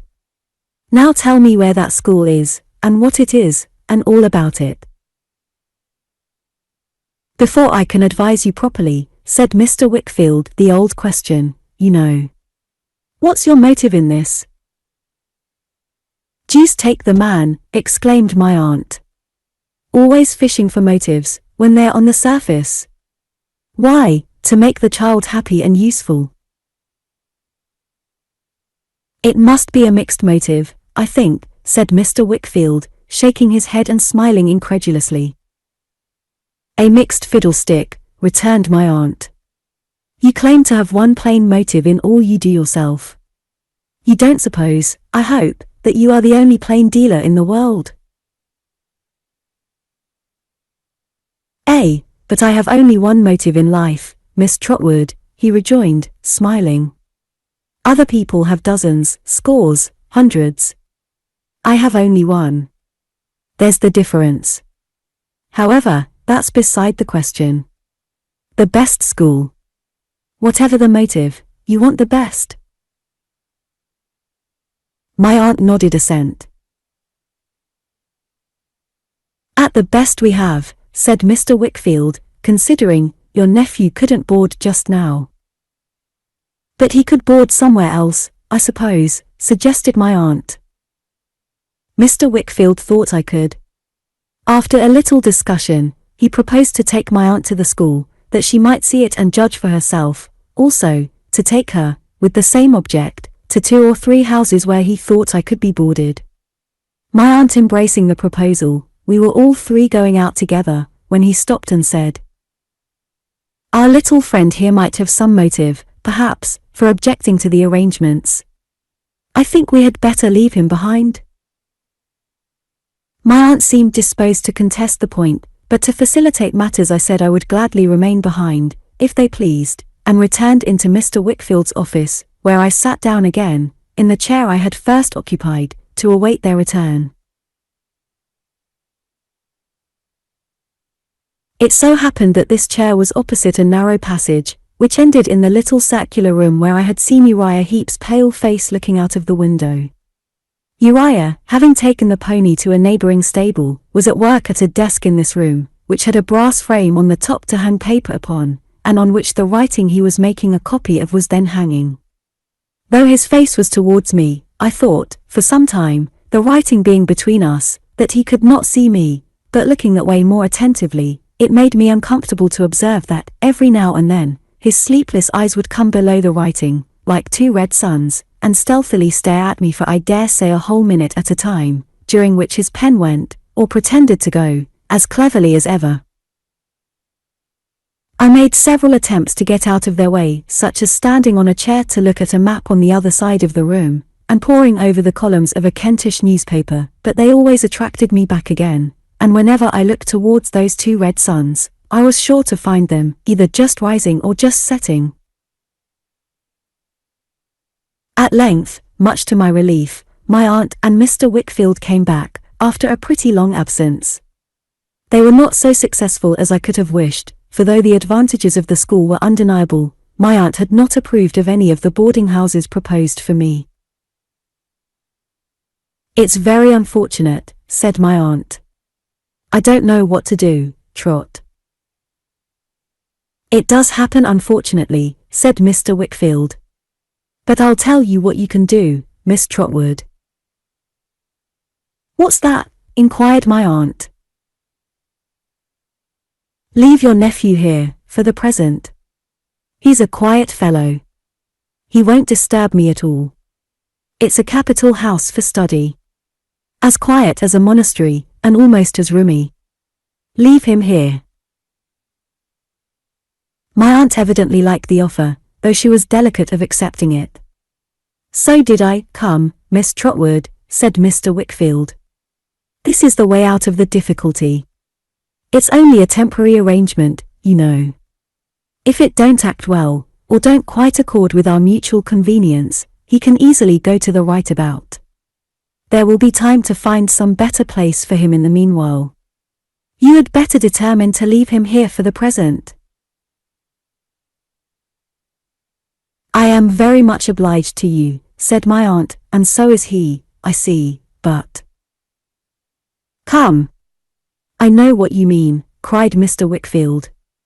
"You shall not be oppressed by the receipt of favours, Miss Trotwood. You may pay for him, if you like. We won't be hard about terms, but you shall pay if you will." "On that understanding," said my aunt, "though it doesn't lessen the real obligation, I shall be very glad to leave him." "Then come and see my little housekeeper," said Mr. Wickfield.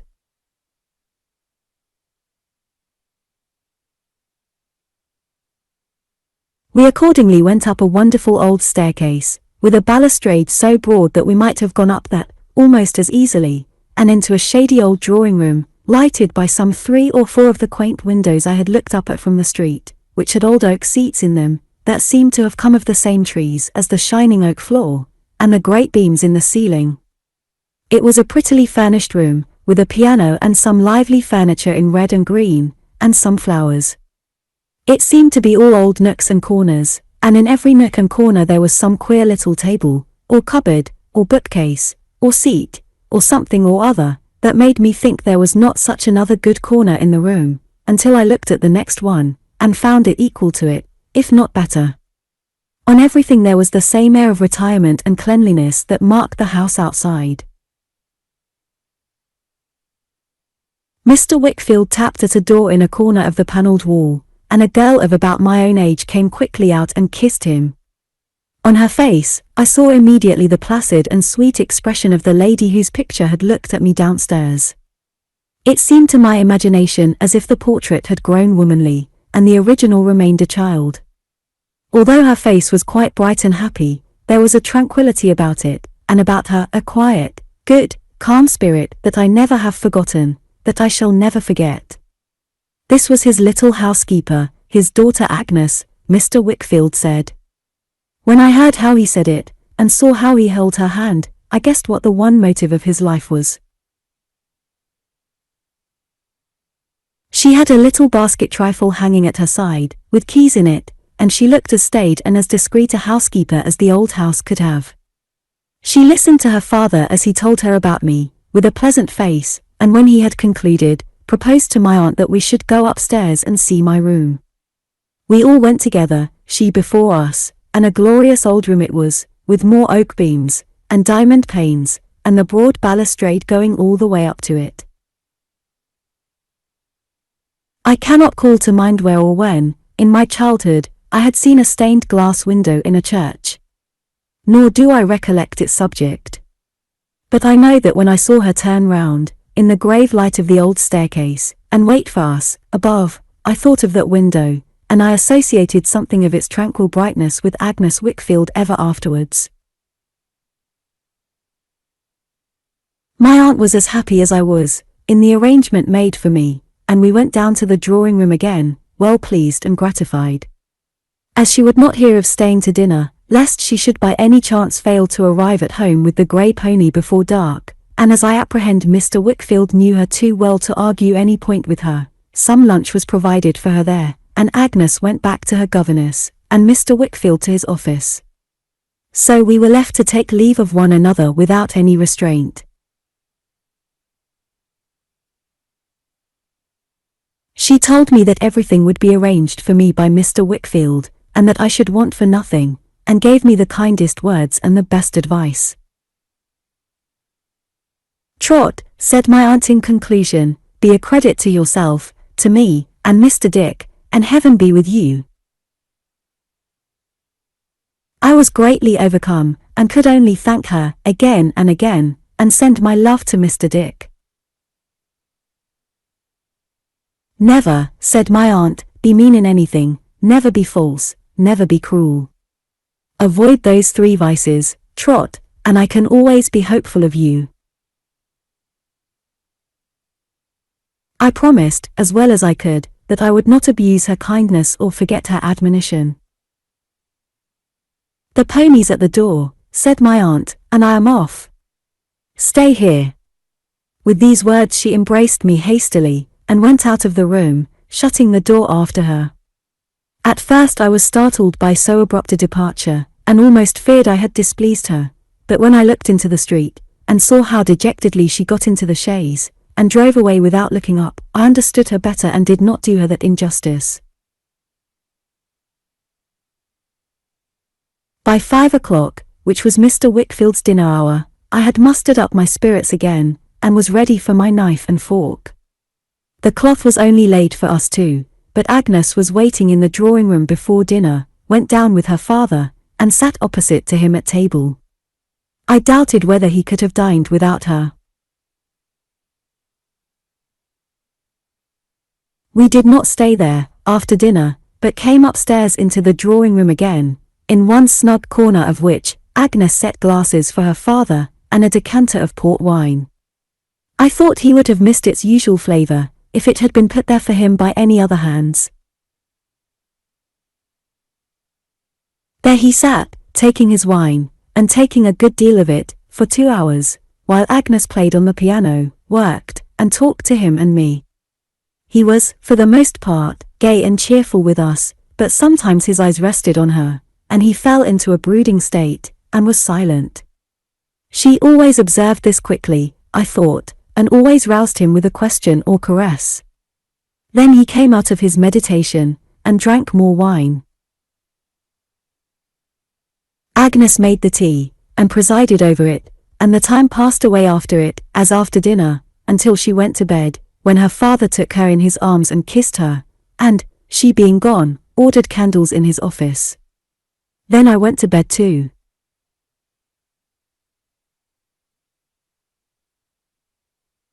But in the course of the evening I had rambled down to the door, and a little way along the street, that I might have another peep at the old houses, and the grey cathedral, and might think of my coming through that old city on my journey, and of my passing the very house I lived in, without knowing it.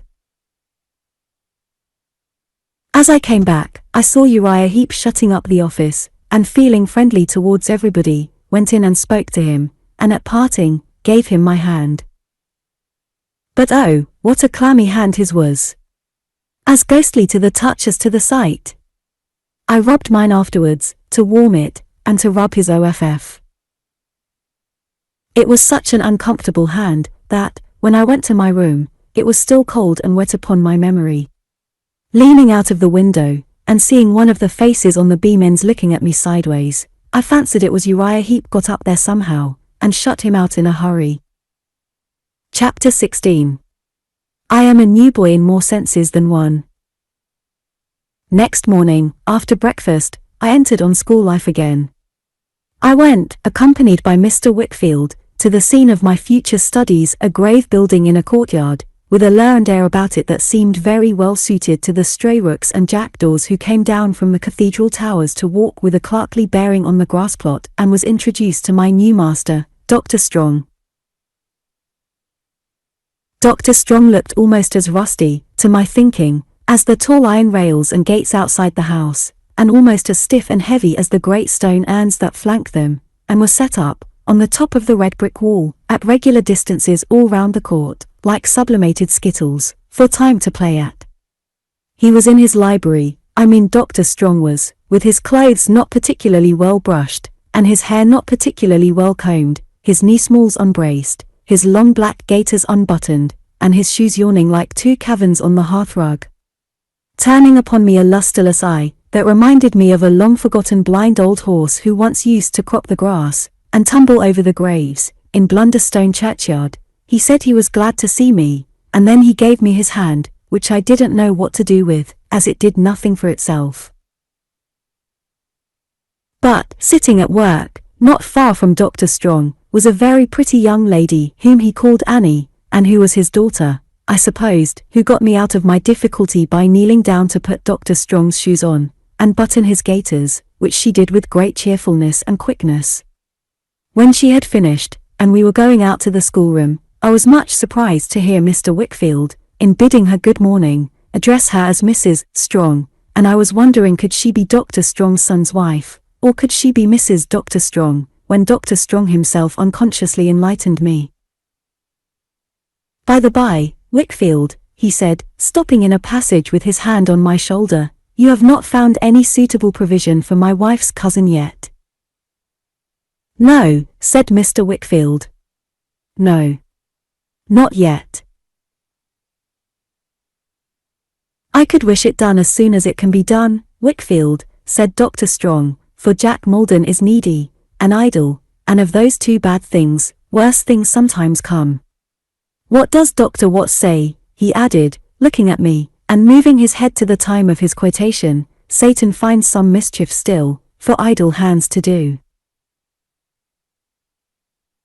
"Egad, Doctor," returned Mr. Wickfield, "if Dr. Watts knew mankind, he might have written, with as much truth, Satan finds some mischief still, for busy hands to do.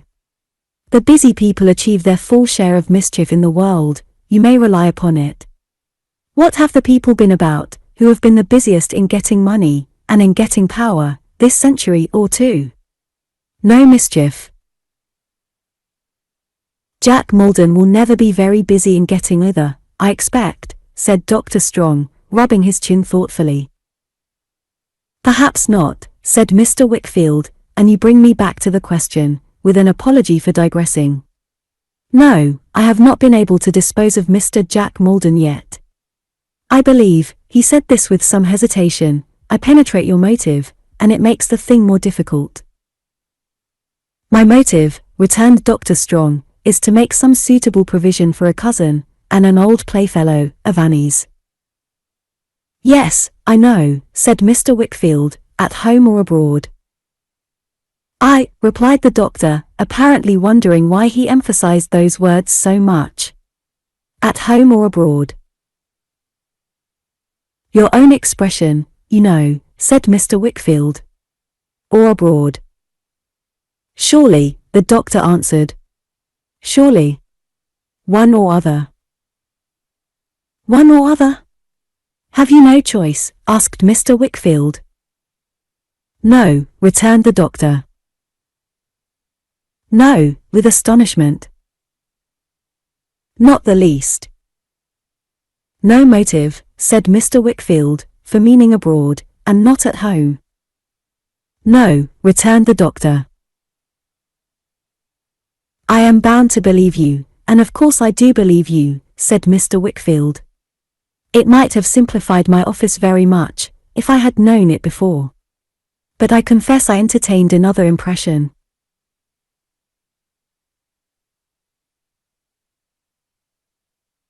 Dr. Strong regarded him with a puzzled and doubting look, which almost immediately subsided into a smile that gave me great encouragement, for it was full of amiability and sweetness, and there was a simplicity in it, and indeed in his whole manner, when the studious, pondering frost upon it was got through, very attractive and hopeful to a young scholar like me.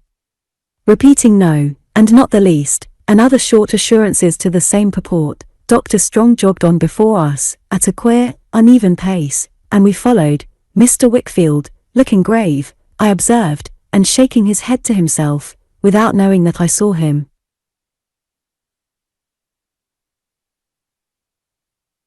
The schoolroom was a pretty large hall, on the quietest side of the house, confronted by the stately stare of some half-dozen of the great urns, and commanding a peep of an old secluded garden belonging to the doctor, where the peaches were ripening on the sunny south wall. There were 2 great aloes, in tubs, on the turf outside the windows, the broad hard leaves of which plant, looking as if they were made of painted tin, have ever since, by association, been symbolical to me of silence and retirement.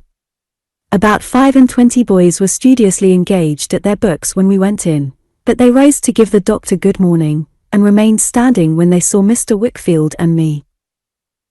"A new boy, young gentleman," said the doctor, "Trotwood Copperfield." One Adams, who was the head boy, then stepped out of his place and welcomed me. He looked like a young clergyman, in his white cravat, but he was very affable and good-humoured, and he showed me my place, and presented me to the masters, in a gentlemanly way that would have put me at my ease, if anything could.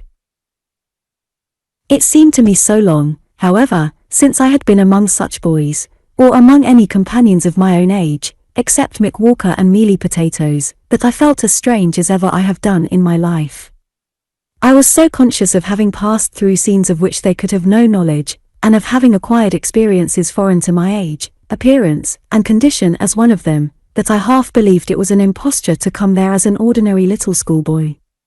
I had become, in the Murdstone and Grinby time, however short or long it may have been, so unused to the sports and games of boys, that I knew I was awkward and inexperienced in the commonest things belonging to them. Whatever I had learnt had so slipped away from me in the sordid cares of my life from day to night, that now, when I was examined about what I knew nothing, and was put into the lowest form of the school.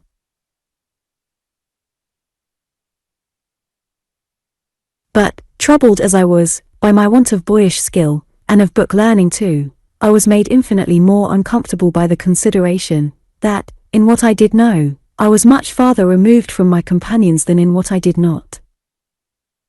My mind ran upon what they would think, if they knew of my familiar acquaintance with the King's Bench prison. Was there anything about me which would reveal my proceedings in connection with the Micawber family, all those pawnings, and sellings, and suppers, in spite of myself? Suppose some of the boys had seen me coming through Canterbury, wayworn and ragged, and should find me out? What would they say, who made so light of money, if they could know how I had scraped my halfpence together, for the purchase of my daily saveloy and beer, or my slices of pudding? How would it affect them, who were so innocent of London life, and London streets, to discover how knowing I was, and was ashamed to be, in some of the meanest phases of both? All this ran in my head so much, on that first day at Dr. Strong's, that I felt distrustful of my slightest look and gesture, shrunk within myself whensoever I was approached by one of my new schoolfellows, and hurried off the minute school was over, afraid of committing myself in my response to any friendly notice or advance. But there was such an influence in Mr. Wickfield's old house, that when I knocked at it, with my new schoolbooks under my arm, I began to feel my uneasiness softening away. As I went up to my airy old room, the grave shadow of the staircase seemed to fall upon my doubts and fears, and to make the past more indistinct. I sat there, sturdily conning my books, until dinner time. We were out of school for good at 3, and went down, hopeful of becoming a passable sort of boy yet. Agnes was in the drawing-room, waiting for her father, who was detained by someone in his office. She met me with her pleasant smile, and asked me how I liked the school. I told her I should like it very much, I hoped, but I was a little strange to it at first. "You have never been to school," I said, "have you?" "Oh yes. Every day." "Ah, but you mean here, at at your own home. Papa couldn't spare me to go anywhere else, she answered, smiling and shaking her head. His housekeeper must be in his house, you know. He is very fond of you, I am sure, I said. She nodded yes, and went to the door to listen for his coming up, that she might meet him on the stairs. But, as he was not there, she came back again. Mama has been dead ever since I was born, she said, in her quiet way. I only know her picture, downstairs. I saw you looking at it yesterday. Did you think whose it was? I told her yes, because it was so like herself. Papa says so, too, said Agnes, pleased. Hark! That's Papa now. Her bright calm face lighted up with pleasure as she went to meet him, and as they came in, hand in hand. He greeted me cordially, and told me I should certainly be happy under Dr. Strong, who was one of the gentlest of men. There may be some, perhaps, I don't know that there are, who abuse his kindness, said Mr. Wickfield. Never be one of those, Trotwood, in anything. He is the least suspicious of mankind, and whether that's a merit, or whether it's a blemish, it deserves consideration in all dealings with the doctor, great or small. He spoke, I thought, as if he were weary, or dissatisfied with something, but I did not pursue the question in my mind, for dinner was just then announced, and we went down and took the same seats as before. We had scarcely done so, when Uriah Heep put in his red head and his lank hand at the door, and said, Here's Mr. Malden begs the favour of a word, sir. I am but this moment quit of Mr. Malden, said his master. Yes, sir, returned Uriah, but Mr. Malden has come back, and he begs the favour of a word. As he held the door open with his hand, Uriah looked at me, and looked at Agnes, and looked at the dishes, and looked at the plates, and looked at every object in the room, I thought, yet seemed to look at nothing. He made such an appearance all the while of keeping his red eyes dutifully on his master. I beg your pardon. It's only to say, on reflection, observed a voice behind Uriah, as Uriah's head was pushed away, and the speakers substituted, Pray excuse me for this intrusion, that as it seems I have no choice in the matter, the sooner I go abroad the better. My cousin Annie did say, when we talked of it, that she liked to have her friends within reach rather than to have them banished, and the old doctor. Dr. Strong, was that? Mr. Wickfield interposed, gravely. Dr. Strong, of course, returned the other, I call him the old doctor, it's all the same, you know. I don't know, returned Mr. Wickfield. Well, Dr. Strong, said the other. Dr. Strong was of the same mind, I believed. But as it appears from the course you take with me he has changed his mind, why there's no more to be said, except that the sooner I am off, the better. Therefore, I thought I'd come back and say, that the sooner I am off the better. When a plunge is to be made into the water, it's of no use lingering on the bank. There shall be as little lingering as possible, in your case, Mr. Malden, you may depend upon it, said Mr. Wickfield. Thank ye, said the other. Much obliged. I don't want to look a gift horse in the mouth, which is not a gracious thing to do, otherwise, I dare say, my cousin Annie could easily arrange it in her own way. I suppose Annie would only have to say to the old doctor. Meaning that Mrs. Strong would only have to say to her husband, Do I follow you, said Mr. Wickfield.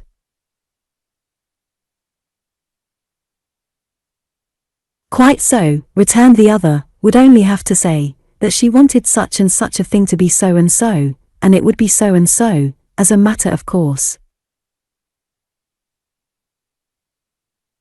And why as a matter of course, Mr. Malden, asked Mr. Wickfield, sedately eating his dinner.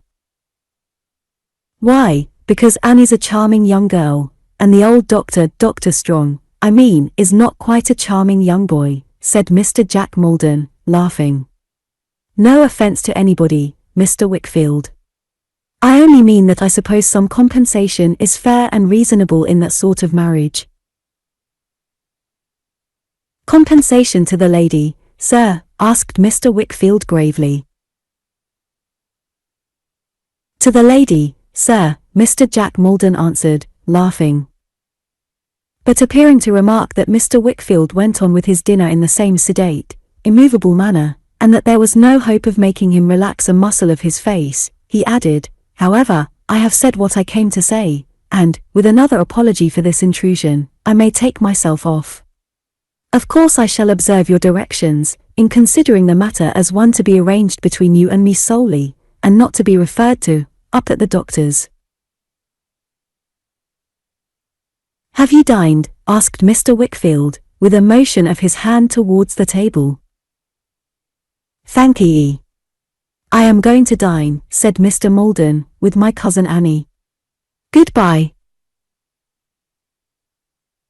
Mr. Wickfield, without rising, looked after him thoughtfully as he went out. He was rather a shallow sort of young gentleman, I thought, with a handsome face, a rapid utterance, and a confident, bold air. And this was the first I ever saw of Mr. Jack Maldon, whom I had not expected to see so soon, when I heard the doctor speak of him that morning. When we had dined, we went upstairs again, where everything went on exactly as on the previous day. Agnes set the glasses and decanters in the same corner, and Mr. Wickfield sat down to drink, and drank a good deal. Agnes played the piano to him, sat by him, and worked and talked, and played some games at dominoes with me. In good time she made tea, and afterwards, when I brought down my books, looked into them, and showed me what she knew of them, which was no slight matter, though she said it was, and what was the best way to learn and understand them. I see her, with her modest, orderly, placid manner, and I hear her beautiful calm voice, as I write these words. The influence for all good, which she came to exercise over me at a later time, begins already to descend upon my breast.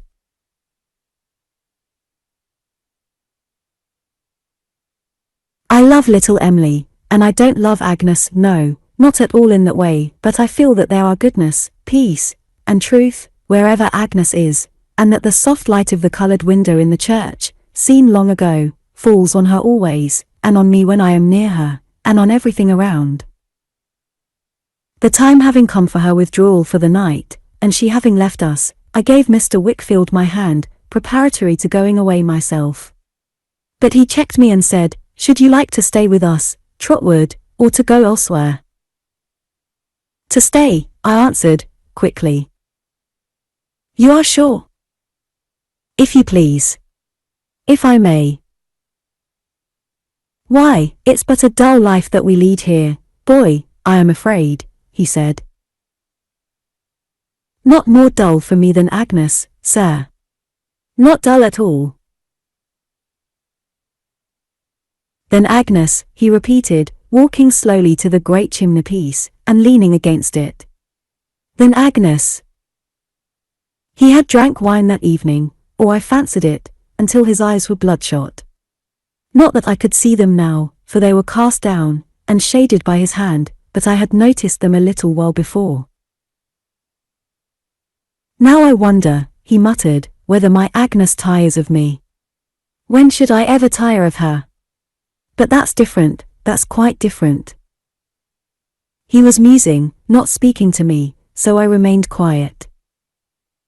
A dull old house, he said, and a monotonous life, but I must have her near me. I must keep her near me. If the thought that I may die and leave my darling, or that my darling may die and leave me, comes like a spectre, to distress my happiest hours, and is only to be drowned in.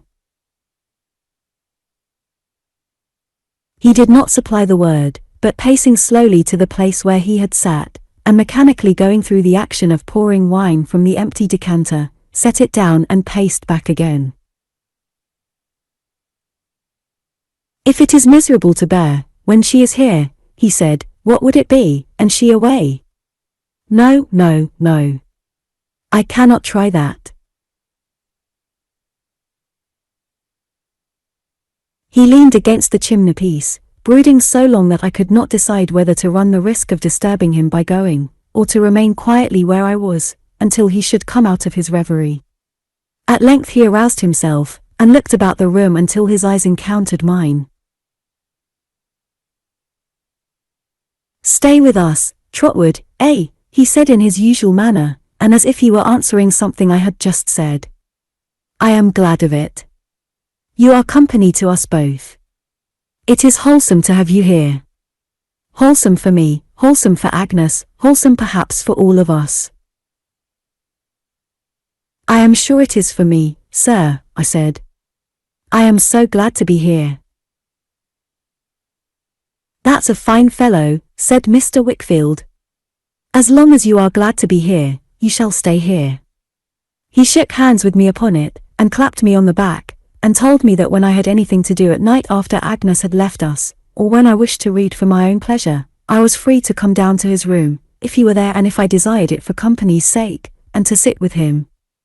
I thanked him for his consideration, and, as he went down soon afterwards, and I was not tired, went down too, with a book in my hand, to avail myself, for half an hour, of his permission. But, seeing a light in the little round office, and immediately feeling myself attracted towards Uriah Heep, who had a sort of fascination for me, I went in there instead. I found Uriah reading a great fat book, with such demonstrative attention, that his lank forefinger followed up every line as he read, and made clammy tracks along the page, or so I fully believed, like a snail. "You are working late tonight, Uriah," says I. "Yes, Master Copperfield," says Uriah.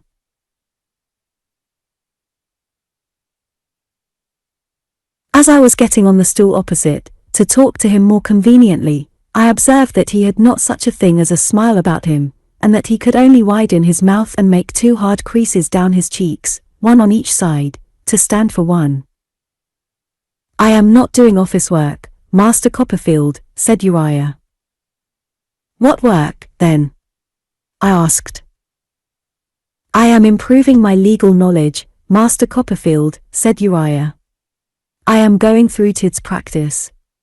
"Oh, what a writer Mr. Tidd is, Master Copperfield."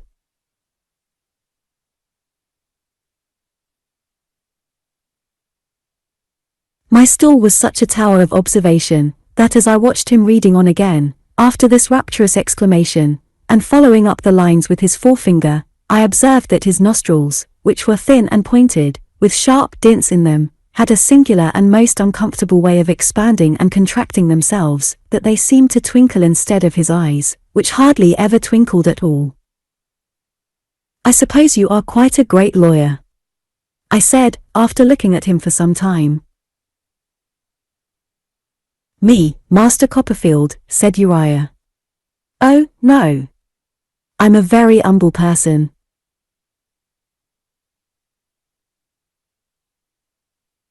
It was no fancy of mine about his hands, I observed, for he frequently ground the palms against each other as if to squeeze them dry and warm, besides often wiping them, in a stealthy way, on his pocket handkerchief.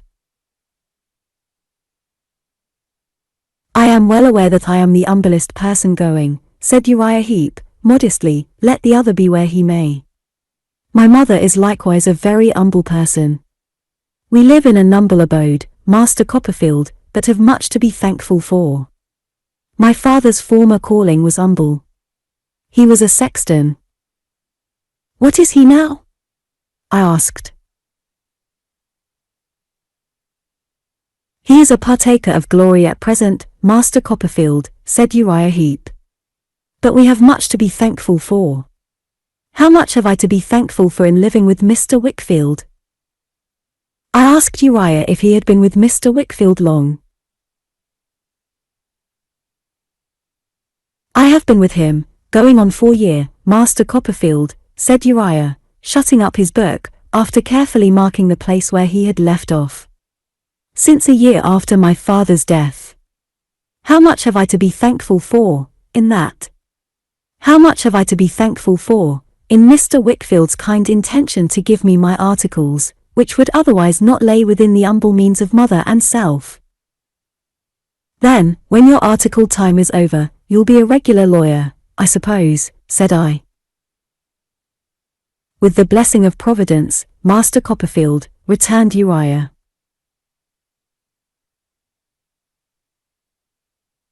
"Perhaps you'll be a partner in Mr. Wickfield's business, one of these days," I said, to make myself agreeable, "and it will be Wickfield and Heap, or Heap late Wickfield."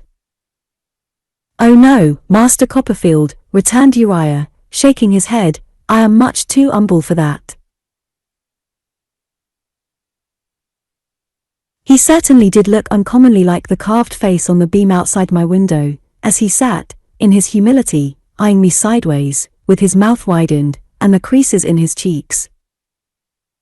"Mr. Wickfield is a most excellent man, Master Copperfield," said Uriah. "If you have known him long, you know it, I am sure, much better than I can inform you." I replied that I was certain he was, but that I had not known him long myself, though he was a friend of my aunt's. "Oh, indeed, Master Copperfield," said Uriah. "Your aunt is a sweet lady, Master Copperfield." He had a way of writhing when he wanted to express enthusiasm, which was very ugly, and which diverted my attention from the compliment he had paid my relation, to the snaky twistings of his throat and body. "A sweet lady, Master Copperfield," said Uriah Heep. "She has a great admiration for Miss Agnes, Master Copperfield, I believe." I said, "Yes," boldly, not that I knew anything about it, heaven forgive me. "I hope you have, too, Master Copperfield," said Uriah. "But I am sure you must have." "Everybody must have," I returned. "Oh, thank you, Master Copperfield," said Uriah Heep, "for that remark. It is so true. Humble as I am, I know it is so true. Oh, thank you, Master Copperfield." He writhed himself quite off his stool in the excitement of his feelings, and, being off, began to make arrangements for going home. "Mother will be expecting me," he said, referring to a pale, inexpressive-faced watch in his pocket, and getting uneasy, "for though we are very humble, Master Copperfield, we are much attached to one another. If you would come and see us, any afternoon, and take a cup of tea at our lowly dwelling, Mother would be as proud of your company as I should be." I said I should be glad to come. "Thank you, Master Copperfield," returned Uriah, putting his book away upon the shelf. "I suppose you stop here, sometime, Master Copperfield?" I said I was going to be brought up there, I believed, as long as I remained at school. "Oh, indeed," exclaimed Uriah. "I should think you would come into the business at last, Master Copperfield." I protested that I had no views of that sort, and that no such scheme was entertained in my behalf by anybody, but Uriah insisted on blandly replying to all my assurances, "Oh, yes, Master Copperfield, I should think you would, indeed, and, oh, indeed, Master Copperfield, I should think you would, certainly," over and over again. Being, at last, ready to leave the office for the night, he asked me if it would suit my convenience to have the light put out, and on my answering yes, instantly extinguished it. After shaking hands with me, his hand felt like a fish. In the dark, he opened the door into the street a very little, and crept out, and shut it, leaving me to grope my way back into the house, which cost me some trouble and a fall over his stool. This was the proximate cause, I suppose, of my dreaming about him, for what appeared to me to be half the night, and dreaming, among other things, that he had launched Mr.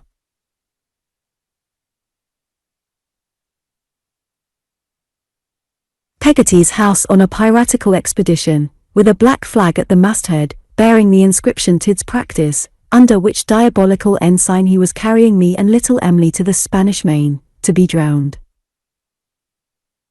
I got a little the better of my uneasiness when I went to school next day, and a good deal the better next day, and so shook it off by degrees, that in less than a fortnight I was quite at home, and happy, among my new companions. I was awkward enough in their games, and backward enough in their studies, but custom would improve me in the first respect, I hoped, and hard work in the second. Accordingly, I went to work very hard, both in play and in earnest, and gained great commendation. And, in a very little while, the Murdstone and Grinby life became so strange to me that I hardly believed in it, while my present life grew so familiar, that I seemed to have been leading it a long time. Dr. Strong's was an excellent school, as different from Mr. Creakle's as good is from evil. It was very gravely and decorously ordered, and on a sound system, with an appeal, in everything, to the honor and good faith of the boys, and an avowed intention to rely on their possession of those qualities unless they proved themselves unworthy of it, which worked wonders. We all felt that we had a part in the management of the place, and in sustaining its character and dignity. Hence, we soon became warmly attached to it. I am sure I did for one, and I never knew, in all my time, of any other boy being otherwise, and learnt with a good will, desiring to do it credit. We had noble games out of hours, and plenty of liberty, but even then, as I remember, we were well spoken of in the town, and rarely did any disgrace, by our appearance or manner, to the reputation of Dr. Strong and Dr. Strong's boys.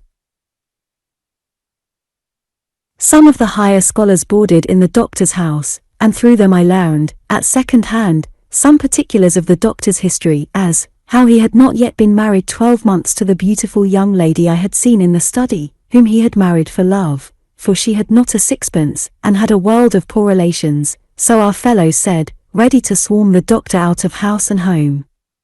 Also, how the doctor's cogitating manner was attributable to his being always engaged in looking out for Greek roots, which, in my innocence and ignorance, I supposed to be a botanical furor on the doctor's part, especially as he always looked at the ground when he walked about, until I understood that they were roots of words, with a view to a new dictionary which he had in contemplation. Adams, our head boy, who had a turn for mathematics, had made a calculation, I was informed, of the time this dictionary would take in completing, on the doctor's plan, and at the doctor's rate of going. He considered that it might be done in 1649 years, counting from the doctor's last, or 62nd, birthday.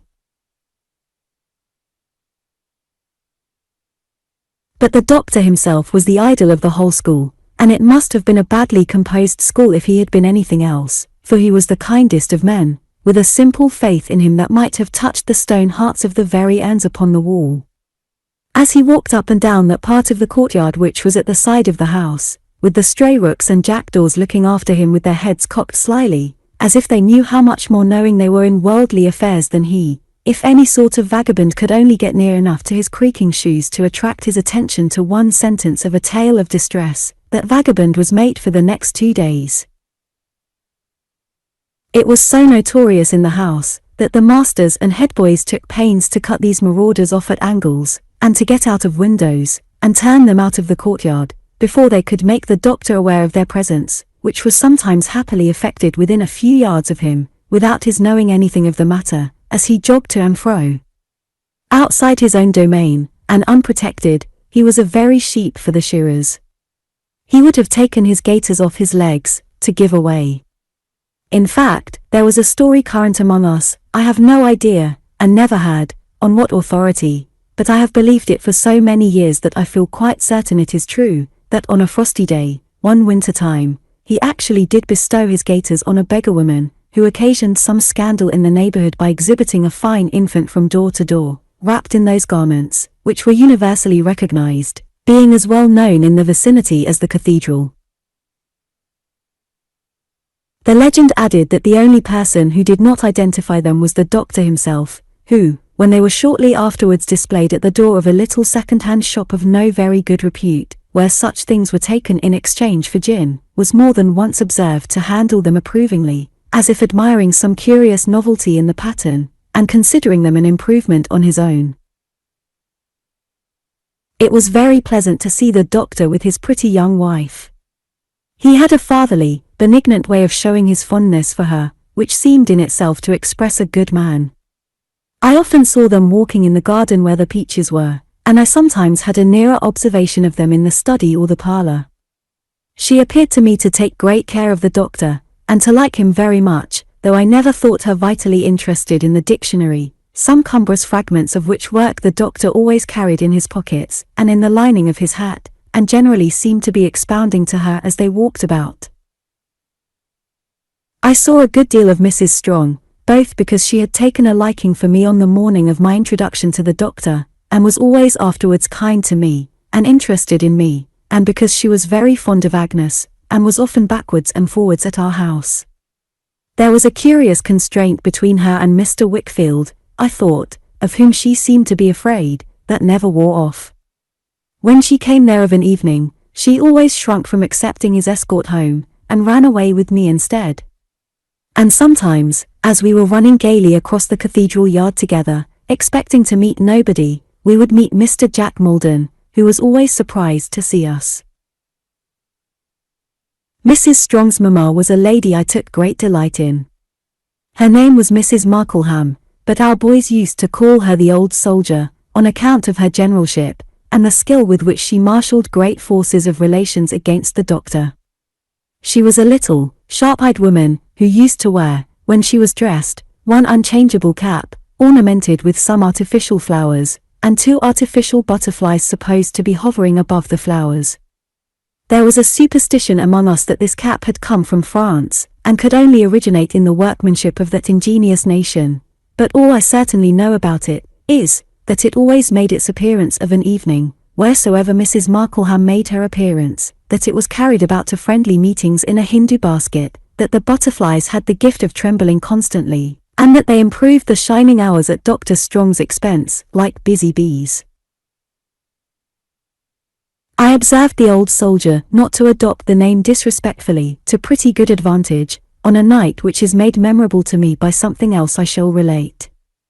It was the night of a little party at the doctor's, which was given on the occasion of Mr. Jack Maldon's departure for India, whither he was going as a cadet, or something of that kind, Mr. Wickfield having at length arranged the business. It happened to be the doctor's birthday, too. We had had a holiday, had made presents to him in the morning, had made a speech to him through the head boy, and had cheered him until we were hoarse, and until he had shed tears. And now, in the evening, Mr. Wickfield, Agnes, and I went to have tea with him in his private capacity. Mr. Jack Maldon was there, before us. Mrs. Strong, dressed in white, with cherry-coloured ribbons, was playing the piano, when we went in, and he was leaning over her to turn the leaves. The clear red and white of her complexion was not so blooming and flower-like as usual, I thought, when she turned round, but she looked very pretty, wonderfully pretty. "I have forgotten, Doctor," said Mrs. Strong's mamma, when we were seated, "to pay you the compliments of the day, though they are, as you may suppose, very far from being mere compliments in my case. Allow me to wish you many happy returns." "I thank you," replied the doctor. "Many, many, many happy returns," said the old soldier. "Not only for your own sake, but for Annie's, and John Maldon's, and many other people's. It seems but yesterday to me, John, when you were a little creature, a head shorter than Master Copperfield, making baby love to Annie behind the gooseberry bushes in the back garden." "My dear mamma," said Mrs. Strong, "never mind that now." "Annie, don't be absurd," returned her mother. "If you are to blush to hear of such things now you are an old married woman, when are you not to blush to hear of them?" "Old!" exclaimed Mr. Jack Maldon. "Annie? Come." "Yes, John," returned the soldier. "Virtually, an old married woman.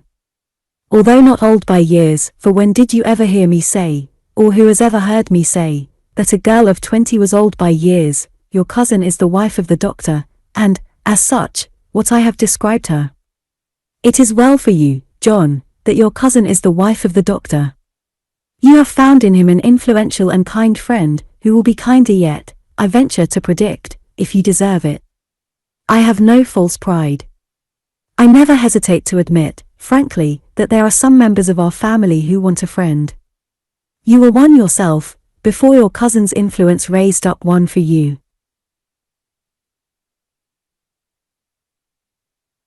The doctor, in the goodness of his heart, waved his hand as if to make light of it, and save Mr. Jack Maldon from any further reminder.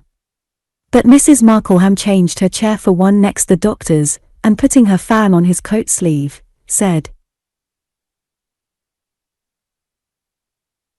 No, really, my dear doctor, you must excuse me if I appear to dwell on this rather, because I feel so very strongly. I call it quite my monomania, it is such a subject of mine.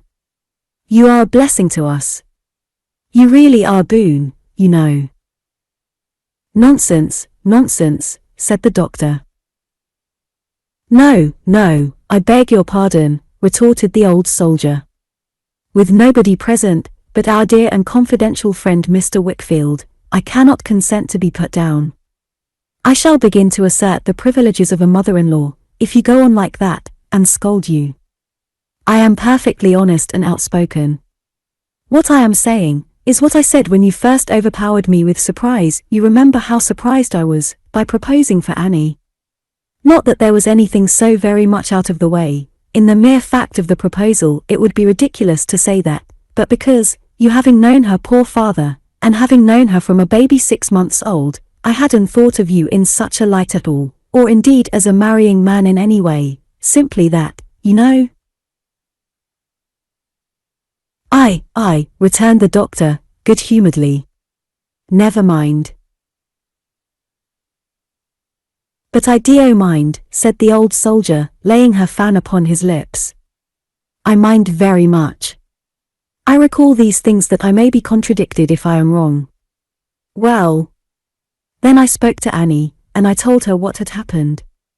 I said, my dear, here's Dr. Strong has positively been and made you the subject of a handsome declaration and an offer. Did I press it in the least? No. I said, now, Annie, tell me the truth this moment, is your heart free? Mamma, she said crying, I am extremely young, which was perfectly true, and I hardly know if I have a heart at all.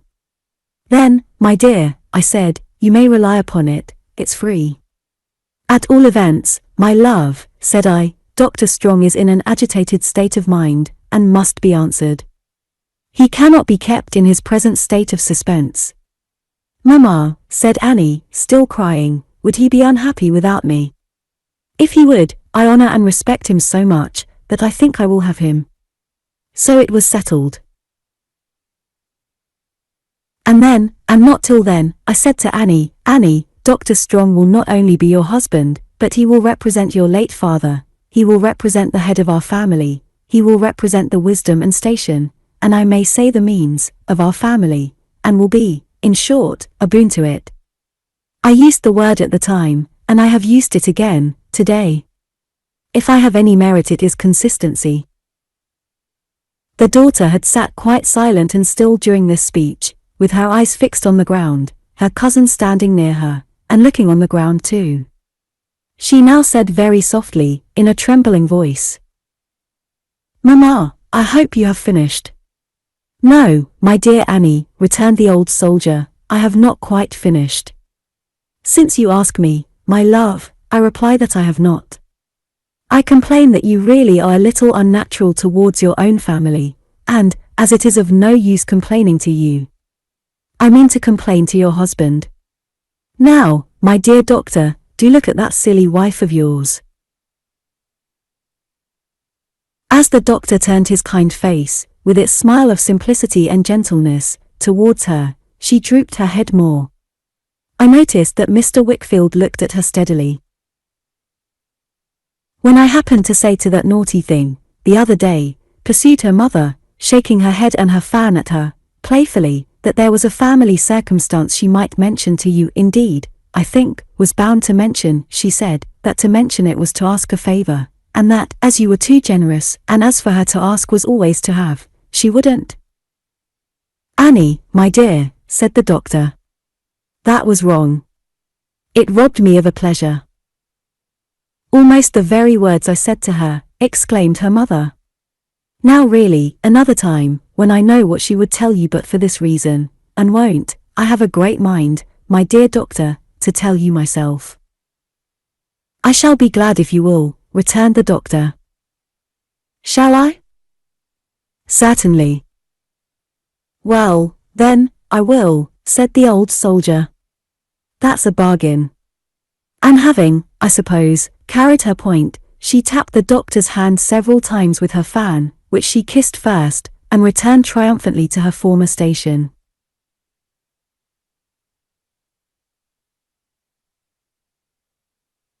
Some more company coming in, among whom were the two masters and Adams. The talk became general, and it naturally turned on Mr. Jack Maldon, and his voyage, and the country he was going to, and his various plans and prospects. He was to leave that night, after supper, in a post-chaise, for Gravesend, where the ship, in which he was to make the voyage, lay, and was to be gone unless he came home on leave, or for his health I don't know how many years. I recollect it was settled by general consent that India was quite a misrepresented country, and had nothing objectionable in it, but a tiger or two, and a little heat in the warm part of the day. For my own part, I looked on Mr. Jack Maldon as a modern Sinbad, and pictured him the bosom friend of all the Rajas in the East, sitting under canopies, smoking curly golden pipes a mile long, if they could be straightened out. Mrs. Strong was a very pretty singer, as I knew, who often heard her singing by herself. But, whether she was afraid of singing before people, or was out of voice that evening, it was certain that she couldn't sing at all. She tried a duet, once, with her cousin Maldon, but could not so much as begin, and afterwards, when she tried to sing by herself, although she began sweetly, her voice died away on a sudden, and left her quite distressed, with her head hanging down over the keys. The good doctor said she was nervous, and, to relieve her, proposed a round game at cards, of which he knew as much as of the art of playing the trombone. But I remarked that the old soldier took him into custody directly, for her partner, and instructed him, as the first preliminary of initiation, to give her all the silver he had in his pocket.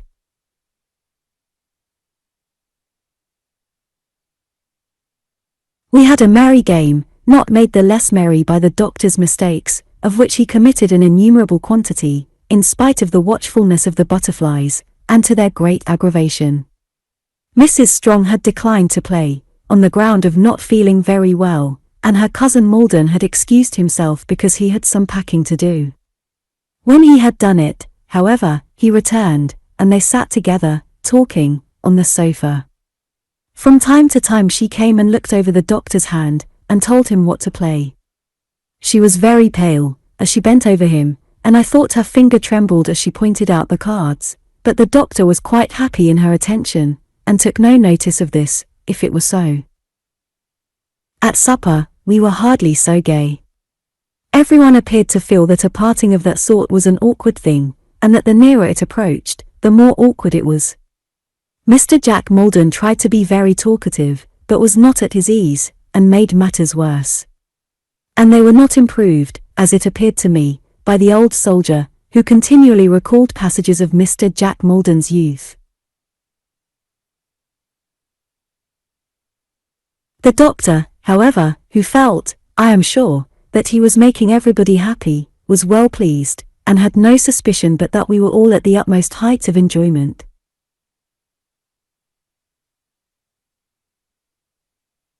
"Annie, my dear," said he, looking at his watch, and filling his glass, "it is past your cousin Jack's time, and we must not detain him, since time and tide, both concerned in this case, wait for no man. Mr. Jack Maldon, you have a long voyage, and a strange country, before you, but many men have had both, and many men will have both, to the end of time. The winds you are going to tempt, have wafted thousands upon thousands to fortune, and brought thousands upon thousands happily back." "It's an affecting thing," said Mrs. Markleham, "however it's viewed, it's affecting, to see a fine young man one has known from an infant, going away to the other end of the world, leaving all he knows behind, and not knowing what's before him. A young man really well deserves constant support and patronage," looking at the doctor, "who makes such sacrifices.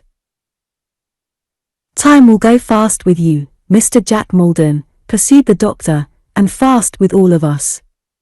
Some of us can hardly expect, perhaps, in the natural course of things, to greet you on your return. The next best thing is to hope to do it, and that's my case. I shall not weary you with good advice. You have long had a good model before you, in your cousin Annie. Imitate her virtues as nearly as you can." Mrs. Markleham fanned herself, and shook her head. "Farewell, Mr. Jack," said the doctor, standing up, on which we all stood up. "A prosperous voyage out, a thriving career abroad, and a happy return home. We all drank the toast, and all shook hands with Mr. Jack Maldon, after which he hastily took leave of the ladies who were there, and hurried to the door, where he was received, as he got into the chaise, with a tremendous broadside of cheers discharged by our boys, who had assembled on the lawn for the purpose.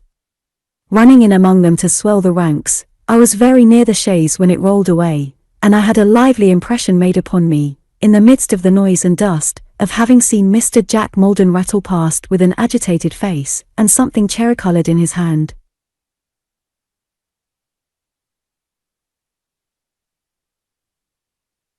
After another broadside for the doctor, and another for the doctor's wife, the boys dispersed, and I went back into the house, where I found the guests all standing in a group about the doctor, discussing how Mr. Jack Maldon had gone away, and how he had borne it, and how he had felt it, and all the rest of it. In the midst of these remarks, Mrs. Markleham cried, "Where's Annie?" No Annie was there, and when they called to her, no Annie replied. But all pressing out of the room, in a crowd, to see what was the matter, we found her lying on the hall floor. There was great alarm at first, until it was found that she was in a swoon, and that the swoon was yielding to the usual means of recovery, when the doctor, who had lifted her head upon his knee, put her curls aside with his hand, and said, looking around, "Poor Annie. She's so faithful and tender-hearted. It's the parting from her old playfellow and friend, her favourite cousin, that has done this. Ah! It's a pity. I am very sorry."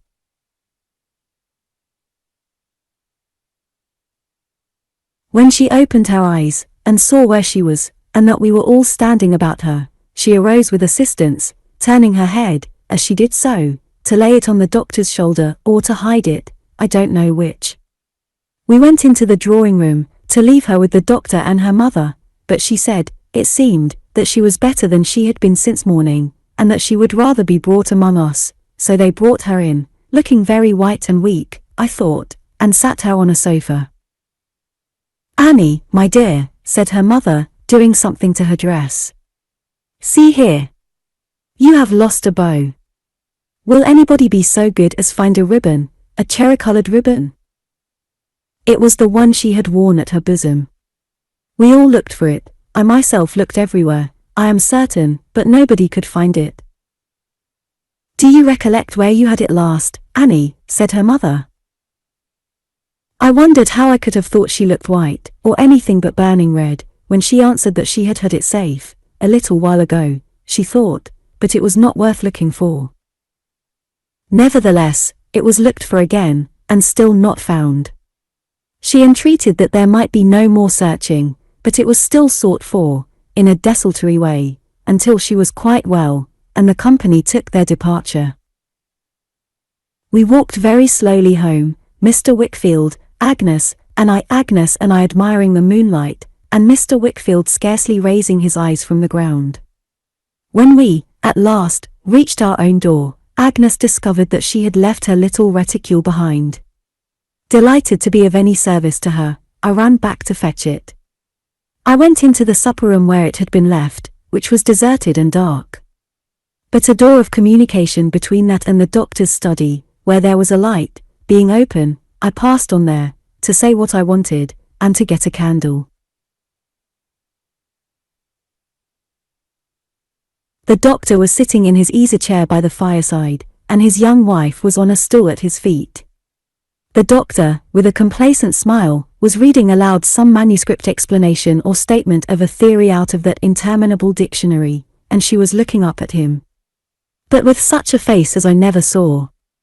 It was so beautiful in its form, it was so ashy pale, it was so fixed in its abstraction, it was so full of a wild, sleepwalking, dreamy horror of I don't know what. The eyes were wide open, and her brown hair fell in two rich clusters on her shoulders, and on her white dress, disordered by the want of the lost ribbon. Distinctly as I recollect her look, I cannot say of what it was expressive, I cannot even say of what it is expressive to me now, rising again before my older judgment. Penitence, humiliation, shame, pride, love, and trustfulness, I see them all, and in them all, I see that horror of I don't know what. My entrance, and my saying what I wanted, roused her. It disturbed the doctor too, for when I went back to replace the candle I had taken from the table, he was patting her head, in his fatherly way, and saying he was a merciless drone to let her tempt him into reading on, and he would have her go to bed. But she asked him, in a rapid, urgent manner, to let her stay, to let her feel assured. I heard her murmur some broken words to this effect, that she was in his confidence that night. And, as she turned again towards him, after glancing at me as I left the room and went out at the door, I saw her cross her hands upon his knee, and look up at him with the same face, something quieted, as he resumed his reading. It made a great impression on me, and I remembered it a long time afterwards, as I shall have occasion to narrate when the time comes. Chapter 17. Somebody Turns Up. It has not occurred to me to mention Peggotty since I ran away, but, of course, I wrote her a letter almost as soon as I was housed at Dover, and another, and a longer letter, containing all particulars fully related, when my aunt took me formally under her protection. On my being settled at Dr. Strong's I wrote to her again, detailing my happy condition and prospects. I never could have derived anything like the pleasure from spending the money Mr. Dick had given me, that I felt in sending a gold half-guinea to Peggotty, per post, enclosed in this last letter, to discharge the sum I had borrowed of her, in which epistle, not before, I mentioned about the young man with the donkey cart. To these communications Peggotty replied as promptly, if not as concisely, as a merchant's clerk. Her utmost powers of expression, which were certainly not great in ink, were exhausted in the attempt to write what she felt on the subject of my journey. Besides of incoherent and interjectional beginnings of sentences, that had no end, except blots, were inadequate to afford her any relief. But the blots were more expressive to me than the best composition, for they showed me that Peggotty had been crying all over the paper, and what could I have desired more? I made out, without much difficulty, that she could not take quite kindly to my aunt yet. The notice was too short after so long a prepossession the other way. We never knew a person, she wrote, but to think that Miss Betsy should seem to be so different from what she had been thought to be, was immoral, that was her word. She was evidently still afraid of Miss Betsy, for she sent her grateful duty to her but timidly, and she was evidently afraid of me, too, and entertained the probability of my running away again soon, if I might judge from the repeated hints she threw out, that the coach fare to Yarmouth was always to be had of her for the asking. She gave me one piece of intelligence which affected me very much, namely, that there had been a sale of the furniture at our old home, and that Mr. and Miss Murdstone were gone away, and the house was shut up, to be let or sold. God knows I had no part in it while they remained there, but it pained me to think of the dear old place as altogether abandoned, of the weeds growing tall in the garden, and the fallen leaves lying thick and wet upon the paths. I imagined how the winds of winter would howl round it, how the cold rain would beat upon the window glass, how the moon would make ghosts on the walls of the empty rooms, watching their solitude all night. I thought afresh of the grave in the churchyard, underneath the tree, and it seemed as if the house were dead too, now, and all connected with my father and mother were faded away. There was no other news in Peggotty's letters. Mr. Barkis was an excellent husband, she said, though still a little near. But we all had our faults, and she had plenty, though I am sure I don't know what they were, and he sent his duty, and my little bedroom was always ready for me. Mr. Peggotty was well, and Ham was well, and Mrs. Gummidge was but poorly, and little Emily wouldn't send her love, but said that Peggotty might send it, if she liked. All this intelligence I dutifully imparted to my aunt, only reserving to myself the mention of little Emily, to whom I instinctively felt that she would not very tenderly incline. While I was yet new at Dr. Strong's, she made several excursions over to Canterbury to see me, and always at unseasonable hours, with the view, I suppose, of taking me by surprise.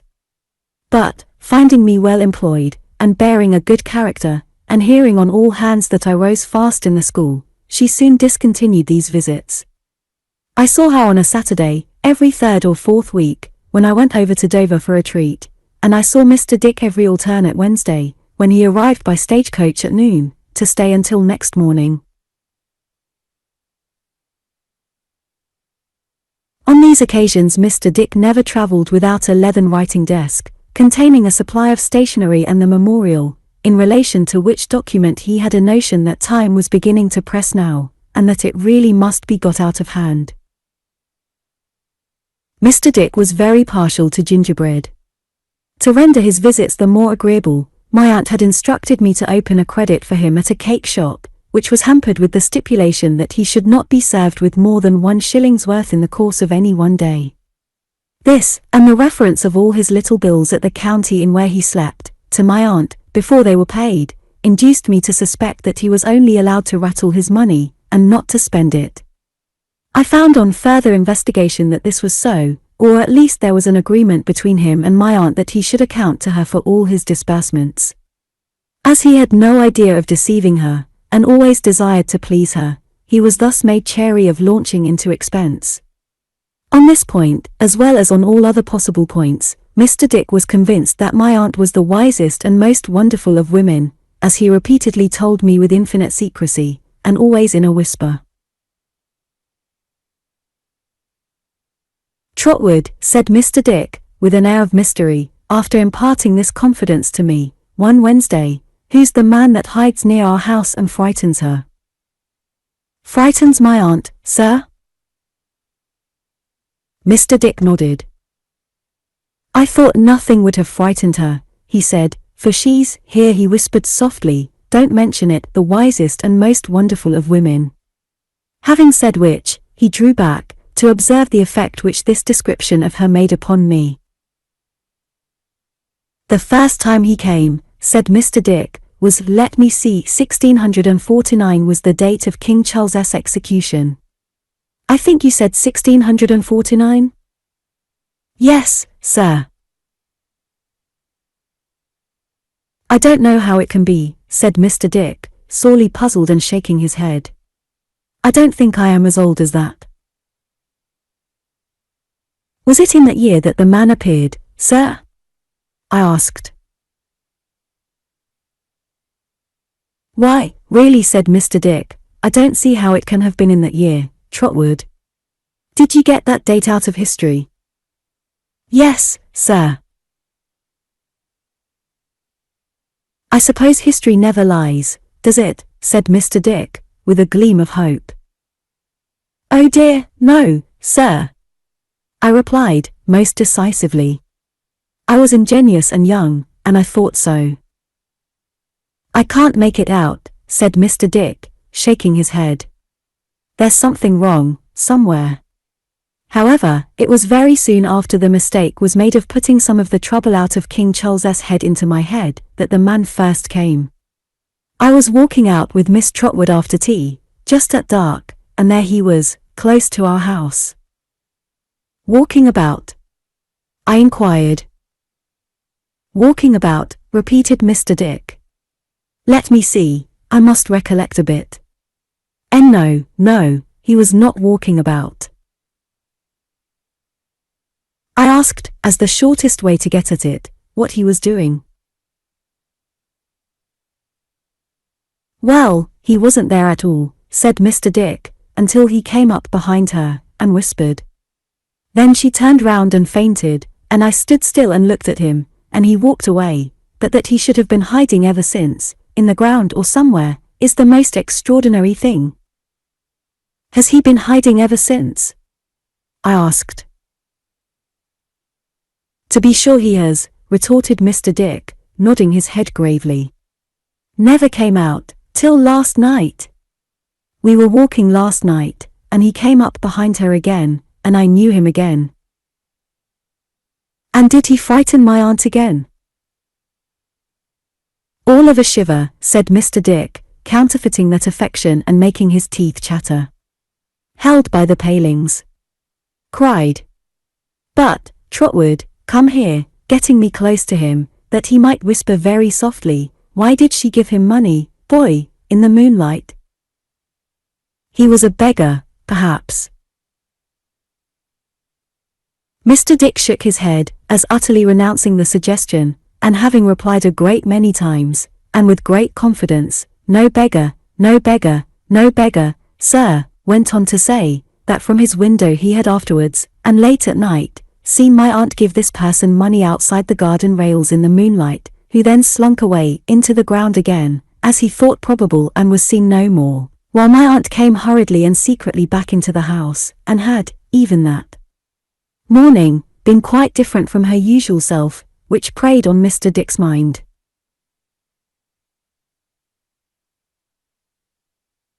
I had not the least belief, in the outset of this story, that the unknown was anything but a delusion of Mr. Dick's, and one of the line of that ill-fated prince who occasioned him so much difficulty, but after some reflection I began to entertain the question whether an attempt, or threat of an attempt, might have been twice made to take poor Mr. Dick himself from under my aunt's protection, and whether my aunt, the strength of whose kind feeling towards him I knew from herself, might have been induced to pay a price for his peace and quiet. As I was already much attached to Mr. Dick, and very solicitous for his welfare, my fears favoured this supposition, and for a long time his Wednesday hardly ever came round, without my entertaining a misgiving that he would not be on the coach-box as usual. There he always appeared, however, grey-headed, laughing, and happy, and he never had anything more to tell of the man who could frighten my aunt. These Wednesdays were the happiest days of Mr. Dick's life. They were far from being the least happy of mine. He soon became known to every boy in the school, and though he never took an active part in any game but kite-flying, was as deeply interested in all our sports as anyone among us. How often have I seen him, intent upon a match at marbles or peg-top, looking on with a face of unutterable interest, and hardly breathing at the critical times. How often, at hare and hounds, have I seen him mounted on a little knoll, cheering the whole field on to action, and waving his hat above his grey head, oblivious of King Charles the Martyr's head, and all belonging to it. How many a summer hour have I known to be but blissful minutes to him in the cricket field? How many winter days have I seen him, standing blue-nosed, in the snow and east wind, looking at the boys going down the long slide, and clapping his worsted gloves in rapture. He was an universal favourite, and his ingenuity in little things was transcendent. He could cut oranges into such devices as none of us had an idea of. He could make a boat out of anything, from a skewer upwards. He could turn cramp bones into chessmen, fashion Roman chariots from old court cards, make spoked wheels out of cotton reels, and bird cages of old wire. But he was greatest of all, perhaps, in the articles of string and straw, with which we were all persuaded he could do anything that could be done by hands. Mr. Dick's renown was not long confined to us. After a few Wednesdays, Dr. Strong himself made some inquiries of me about him, and I told him all my aunt had told me, which interested the doctor so much that he requested, on the occasion of his next visit, to be presented to him. This ceremony I performed, and the doctor begging Mr. Dick, whensoever he should not find me at the coach office, to come on there, and rest himself until our morning's work was over, it soon passed into a custom for Mr. Dick to come on as a matter of course, and, if we were a little late, as often happened on a Wednesday, to walk about the courtyard, waiting for me. Here he made the acquaintance of the doctor's beautiful young wife, paler than formerly, all this time, more rarely seen by me or anyone, I think, and not so gay, but not less beautiful, and so became more and more familiar by degrees, until, at last, he would come into the school and wait. He always sat in a particular corner, on a particular stool, which was called Dick, after him. Here he would sit, with his grey head bent forward, attentively listening to whatever might be going on, with a profound veneration for the learning he had never been able to acquire. This veneration Mr. Dick extended to the doctor, whom he thought the most subtle and accomplished philosopher of any age. It was long before Mr. Dick ever spoke to him otherwise than bareheaded, and even when he and the doctor had struck up quite a friendship, and would walk together by the hour, on that side of the courtyard which was known among us as the doctor's walk, Mr. Dick would pull off his hat at intervals to show his respect for wisdom and knowledge. How it ever came about that the doctor began to read out scraps of the famous dictionary, in these walks, I never knew. Perhaps he felt it all the same, at first, as reading to himself. However, it passed into a custom too, and Mr. Dick, listening with a face shining with pride and pleasure, in his heart of hearts believed the dictionary to be the most delightful book in the world. As I think of them going up and down before those schoolroom windows, the doctor reading with his complacent smile, an occasional flourish of the manuscript, or grave motion of his head, and Mr. Dick listening, enchained by interest, with his poor wits calmly wandering God knows where, upon the wings of hard words, I think of it as one of the pleasantest things, in a quiet way, that I have ever seen. I feel as if they might go walking to and fro forever, and the world might somehow be the better for it, as if 1,000 things it makes a noise about were not one half so good for it, or me. Agnes was one of Mr. Dick's friends, very soon, and in often coming to the house, he made acquaintance with Uriah. The friendship between himself and me increased continually, and it was maintained on this odd footing, that, while Mr. Dick came professedly to look after me as my guardian, he always consulted me in any little matter of doubt that arose, and invariably guided himself by my advice, not only having a high respect for my native sagacity, but considering that I inherited a good deal from my aunt.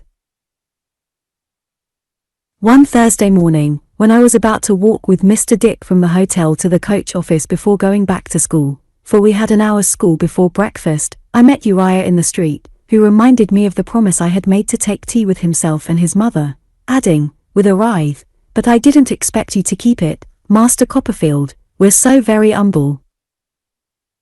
I really had not yet been able to make up my mind whether I liked Uriah or detested him, and I was very doubtful about it still, as I stood looking him in the face in the street.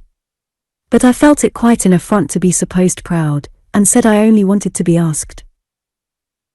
"Oh, if that's all, Master Copperfield," said Uriah, "and it really isn't our humbleness that prevents you, will you come this evening?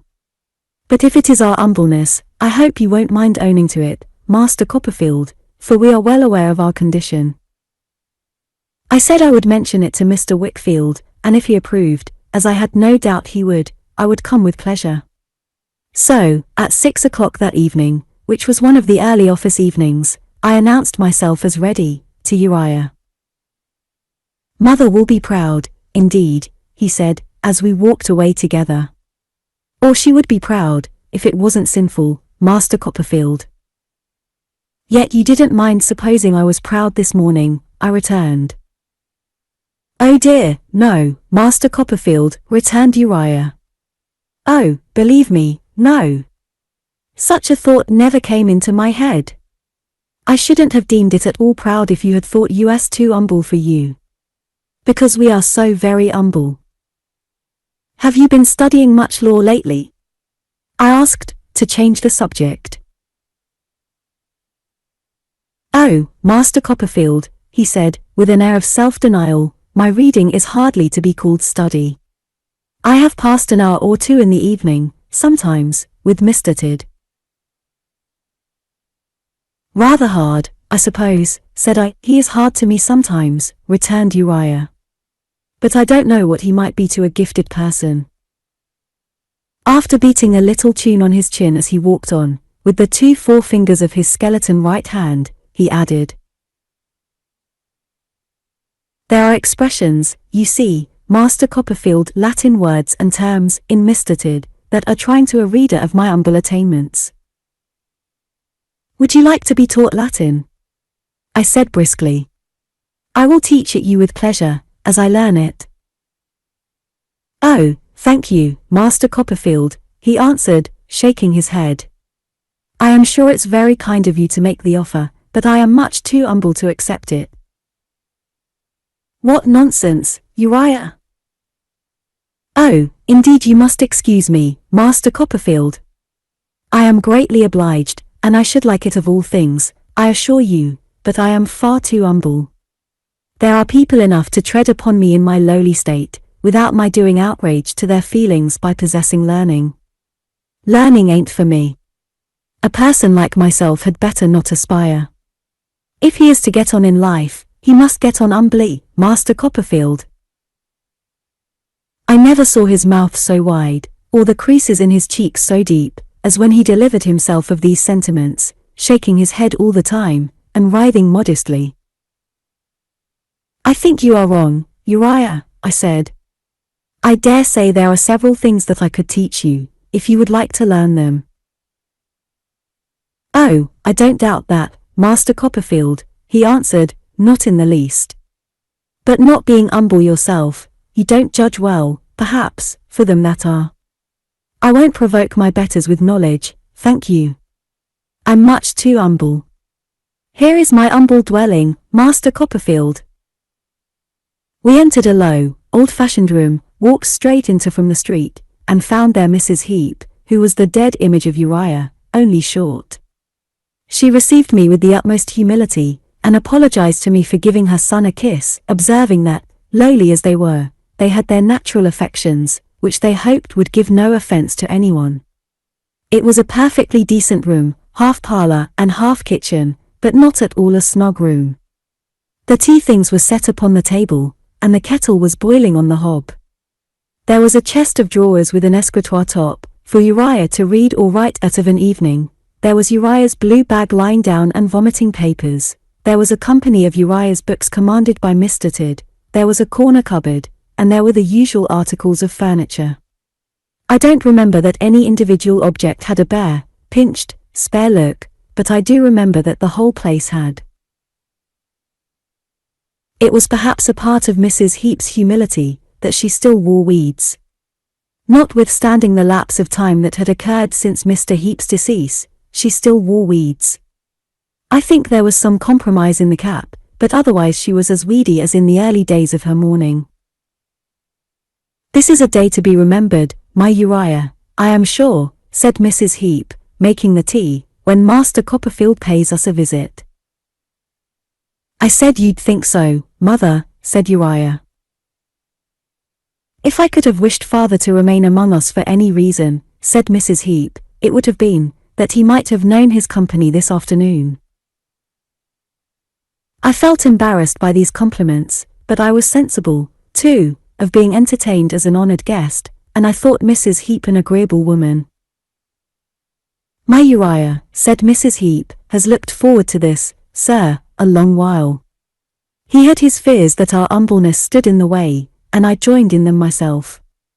Humble we are, humble we have been, humble we shall ever be," said Mrs. Heep. "I am sure you have no occasion to be so," I said, "unless you like." "Thank you, sir," retorted Mrs. Heep. "We know our station and are thankful in it." I found that Mrs. Heep gradually got nearer to me, and that Uriah gradually got opposite to me, and that they respectfully plied me with the choicest of the eatables on the table. There was nothing particularly choice there, to be sure, but I took the will for the deed, and felt that they were very attentive. Presently they began to talk about aunts, and then I told them about mine, and about fathers and mothers, and then I told them about mine, and then Mrs. Heep began to talk about fathers-in-law, and then I began to tell her about mine, but stopped, because my aunt had advised me to observe a silence on that subject. A tender young cork, however, would have had no more chance against a pair of corkscrews, or a tender young tooth against a pair of dentists, or a little shuttlecock against two battledores, than I had against Uriah and Mrs. Heep.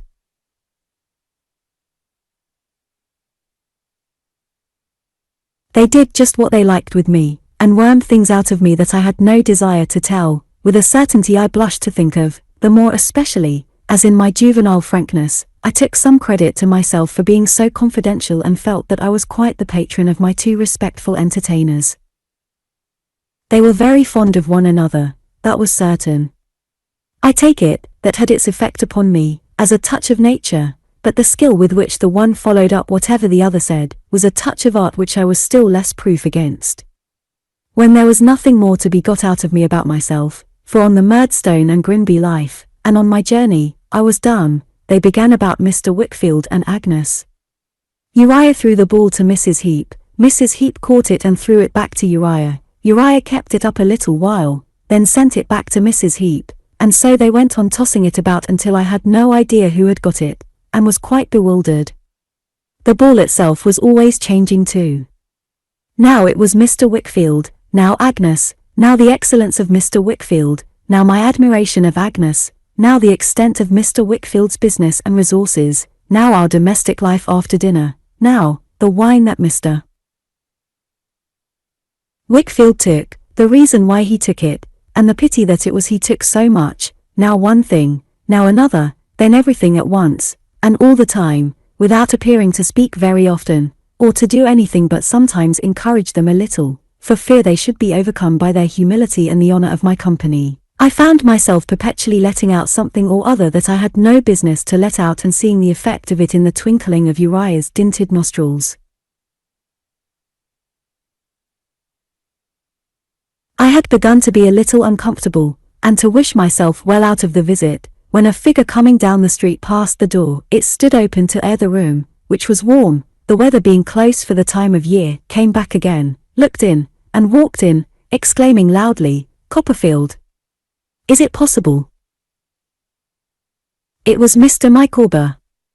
It was Mr. Micawber, with his eyeglass, and his walking stick, and his shirt collar, and his genteel air, and the condescending roll in his voice, all complete. "My dear Copperfield," said Mr. Micawber, putting out his hand, "this is indeed a meeting which is calculated to impress the mind with a sense of the instability and uncertainty of all human. In short, it is a most extraordinary meeting.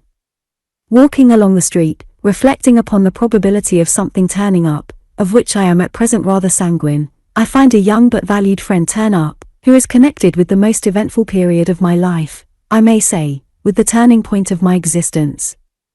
Copperfield, my dear fellow, how do you do? I cannot say, I really cannot say, that I was glad to see Mr. Micawber there, but I was glad to see him too, and shook hands with him, heartily, inquiring how Mrs. Micawber was. "Thank you," said Mr. Micawber, waving his hand as of old, and settling his chin in his shirt collar. "She is tolerably convalescent. The twins no longer derive their sustenance from nature's founts. In short," said Mr. Micawber, in one of his bursts of confidence, "they are weaned, and Mrs. Micawber is, at present, my travelling companion. She will be rejoiced, Copperfield, to renew her acquaintance with one who has proved himself in all respects a worthy minister at the sacred altar of friendship." I said I should be delighted to see her. "You are very good," said Mr. Micawber. Mr. Micawber then smiled, settled his chin again, and looked about him. "I have discovered my friend Copperfield," said Mr. Micawber genteelly, and without addressing himself particularly to anyone, not in solitude, but partaking of a social meal in company with a widow lady, and one who is apparently her offspring. "In short," said Mr. Micawber, in another of his bursts of confidence, "her son. I shall esteem it an honour to be presented." I could do no less, under these circumstances, than make Mr. Micawber known to Uriah Heep and his mother, which I accordingly did. As they abased themselves before him, Mr. Micawber took a seat, and waved his hand in his most courtly manner. "Any friend of my friend Copperfield's," said Mr. Micawber, "has a personal claim upon myself." "We are too humble, sir," said Mrs. Heep, "my son and me, to be the friends of Master Copperfield. He has been so good as take his tea with us, and we are thankful to him for his company, also to you, sir, for your notice." Returned Mr. Micawber, with a bow, "you are very obliging. And what are you doing, Copperfield? Still in the wine trade?" I was excessively anxious to get Mr. Micawber away, and replied, with my hat in my hand, and a very red face, "I have no doubt, that I was a pupil at Dr. Strong's." "A pupil," said Mr. Micawber, raising his eyebrows. "I am extremely happy to hear it. Although a mind like my friend Copperfield's, to Uriah and Mrs. Heep, does not require that cultivation which, without his knowledge of men and things, it would require, still it is a rich soil teeming with latent vegetation. In short," said Mr. Micawber, smiling, in another burst of confidence, "it is an intellect capable of getting up the classics to any extent."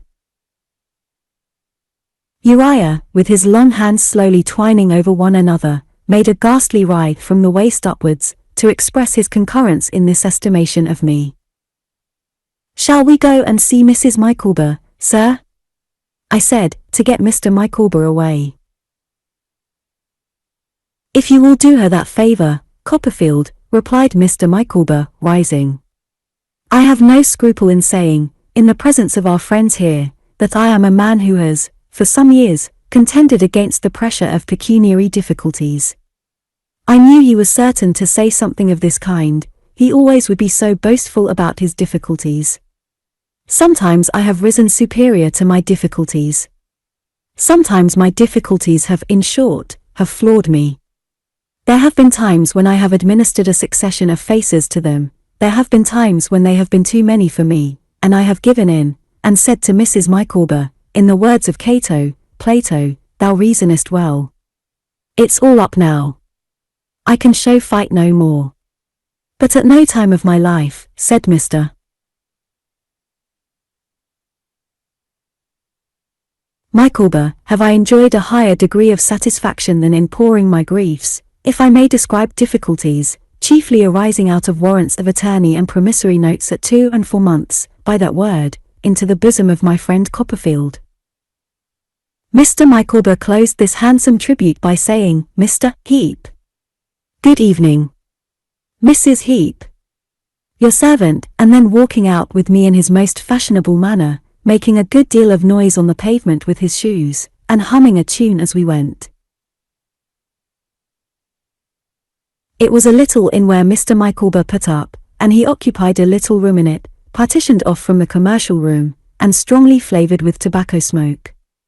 I think it was over the kitchen, because a warm greasy smell appeared to come up through the chinks in the floor, and there was a flabby perspiration on the walls. I know it was near the bar, on account of the smell of spirits and jingling of glasses. Here, recumbent on a small sofa, underneath a picture of a racehorse, with her head close to the fire, and her feet pushing the mustard off the dumbwaiter at the other end of the room, was Mrs. Micawber, to whom Mr. Micawber entered first, saying, My dear, allow me to introduce to you a pupil of Dr. Strong's. I noticed, by the by, that although Mr. Micawber was just as much confused as ever about my age and standing, he always remembered, as a genteel thing, that I was a pupil of Dr. Strong's. Mrs. Micawber was amazed, but very glad to see me. I was very glad to see her too, and, after an affectionate greeting on both sides, sat down on the small sofa near her. My dear, said Mr. Micawber, if you will mention to Copperfield what our present position is, which I have no doubt he will like to know, I will go and look at the paper the while, and see whether anything turns up among the advertisements. I thought you were at Plymouth, I said to Mrs. Micawber, as he went out. My dear Master Copperfield, she replied, we went to Plymouth. To be on the spot, I hinted. Just so, said Mrs. Micawber. To be on the spot.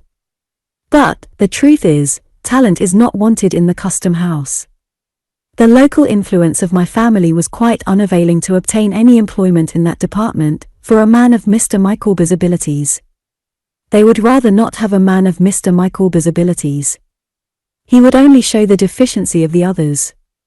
Apart from which, said Mrs. Micawber, I will not disguise from you, my dear Master Copperfield, that when that branch of my family which is settled in Plymouth, became aware that Mr. Micawber was accompanied by myself, and by little Wilkins and his sister, and by the twins, they did not receive him with that ardour which he might have expected, being so newly released from captivity. In fact, said Mrs. Micawber, lowering her voice, this is between ourselves, our reception was cool. Dear me, I said. Yes, said Mrs. Micawber. It is truly painful to contemplate mankind in such an aspect, Master Copperfield, but our reception was, decidedly, cool. There is no doubt about it. In fact, that branch of my family which is settled in Plymouth became quite personal to Mr. Micawber, before we had been there a week. I said, and thought, that they ought to be ashamed of themselves. Still, so it was, continued Mrs. Micawber. Under such circumstances, what could a man of Mr. Micawber's spirit do? But one obvious course was left. To borrow, of that branch of my family, the money to return to London, and to return at any sacrifice.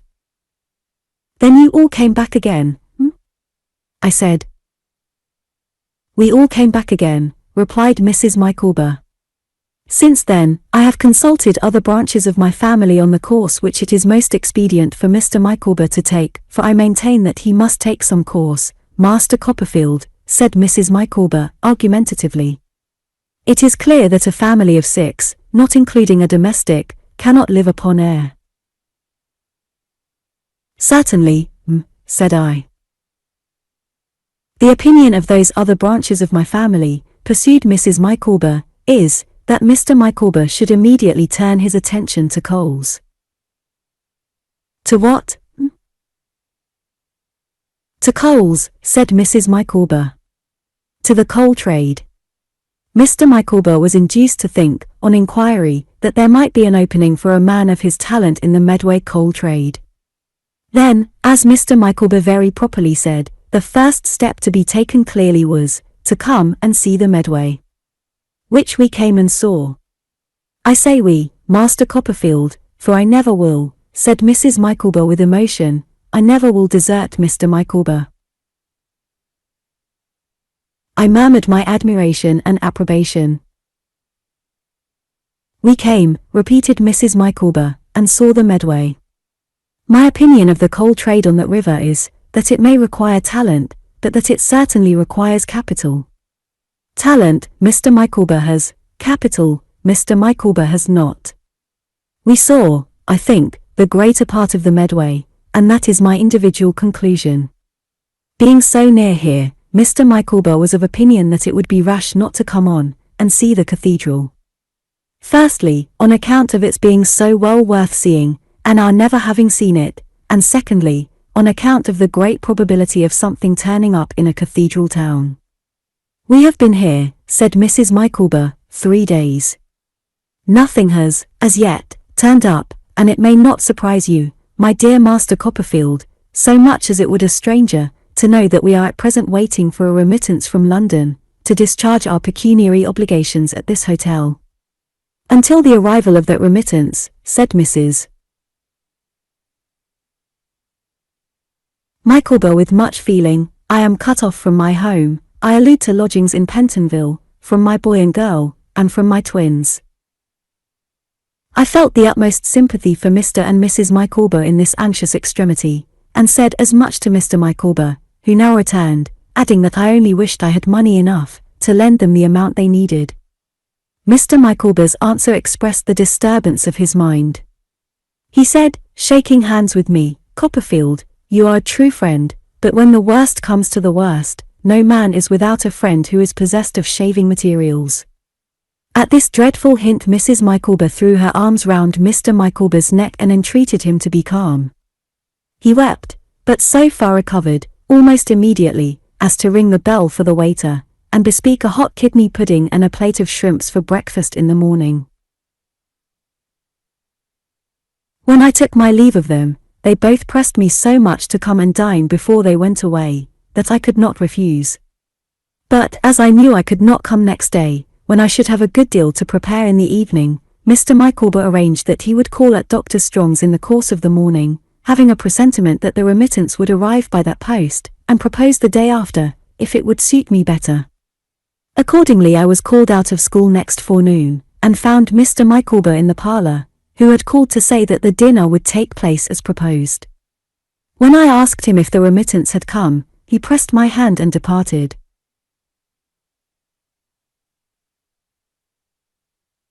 As I was looking out of window that same evening, it surprised me, and made me rather uneasy, to see Mr. Micawber and Uriah Heep walk past, arm in arm, Uriah humbly sensible of the honour that was done him, and Mr. Micawber taking a bland delight in extending his patronage to Uriah.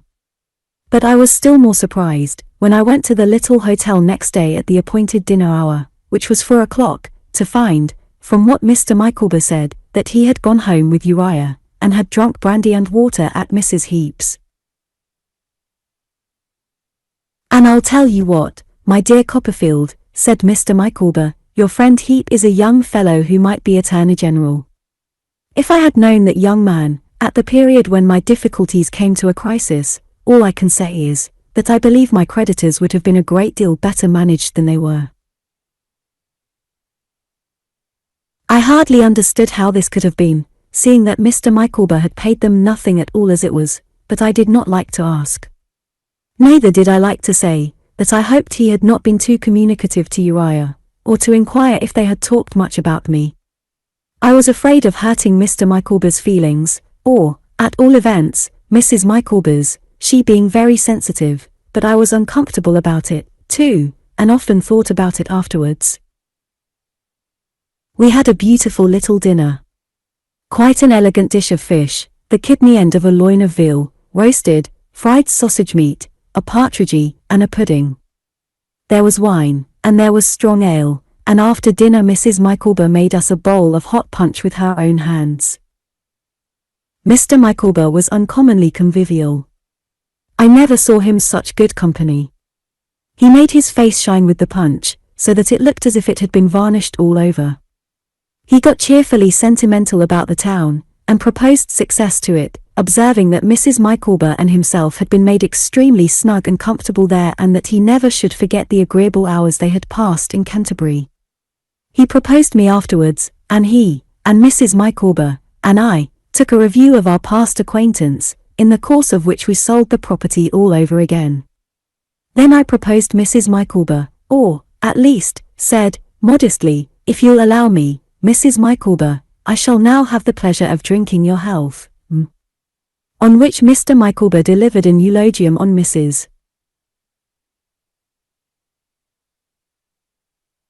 Micawber's character, and said she had ever been his guide, philosopher, and friend, and that he would recommend me, when I came to a marrying time of life, to marry such another woman, if such another woman could be found. As the punch disappeared, Mr. Micawber became still more friendly and convivial. Mrs. Micawber's spirits becoming elevated, too, we sang Auld Lang Syne. When we came to Here's a Hand, my trusty Frere, we all joined hands round the table, and when we declared we would take a right good Willie Wart, and hadn't the least idea what it meant, we were really affected. In a word, I never saw anybody so thoroughly jovial as Mr. Micawber was, down to the very last moment of the evening, when I took a hearty farewell of himself and his amiable wife. Consequently, I was not prepared, at 7 o'clock next morning, to receive the following communication, dated 9:30 in the evening, a quarter of an hour after I had left him. My dear young friend, the die is cast, all is over. Hiding the ravages of care with a sickly mask of mirth, I have not informed you, this evening, that there is no hope of the remittance. Under these circumstances, alike humiliating to endure, humiliating to contemplate, and humiliating to relate, I have discharged the pecuniary liability contracted at this establishment, by giving a note of hand, made payable 14 days after date, at my residence, Pentonville, London. When it becomes due, it will not be taken up. The result is destruction. The bolt is impending, and the tree must fall. Let the wretched man who now addresses you, my dear Copperfield, be a beacon to you through life. He writes with that intention, and in that hope. If he could think himself of so much use, one gleam of day might, by possibility, penetrate into the cheerless dungeon of his remaining existence, though his longevity is, at present, to say the least of it, extremely problematical. This is the last communication, my dear Copperfield, you will ever receive. From the beggared outcast, Wilkins Micawber. I was so shocked by the contents of this heartrending letter, that I ran off directly towards the little hotel with the intention of taking it on my way to Dr. Strong's, and trying to soothe Mr. Micawber with a word of comfort. But, halfway there, I met the London coach with Mr. and Mrs. Micawber up behind, Mr. Micawber, the very picture of tranquil enjoyment, smiling at Mrs. Micawber's conversation, eating walnuts out of a paper bag, with a bottle sticking out of his breast pocket. As they did not see me, I thought it best, all things considered, not to see them. So, with a great weight taken off my mind, I turned into a by-street that was the nearest way to school, and felt, upon the whole, relieved that they were gone, though I still liked them very much, nevertheless. Chapter 18. A Retrospect. My school days. The silent gliding on of my existence, the unseen and felt progress of my life, from childhood up to youth. Let me think, as I look back upon that flowing water, now a dry channel overgrown with leaves, whether there are any marks along its course, by which I can remember how it ran.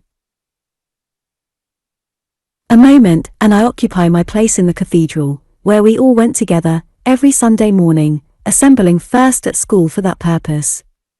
The earthy smell, the sunless air, the sensation of the world being shut out, the resounding of the organ through the black and white arched galleries and aisles, are wings that take me back, and hold me hovering above those days, in a half-sleeping and half-waking dream.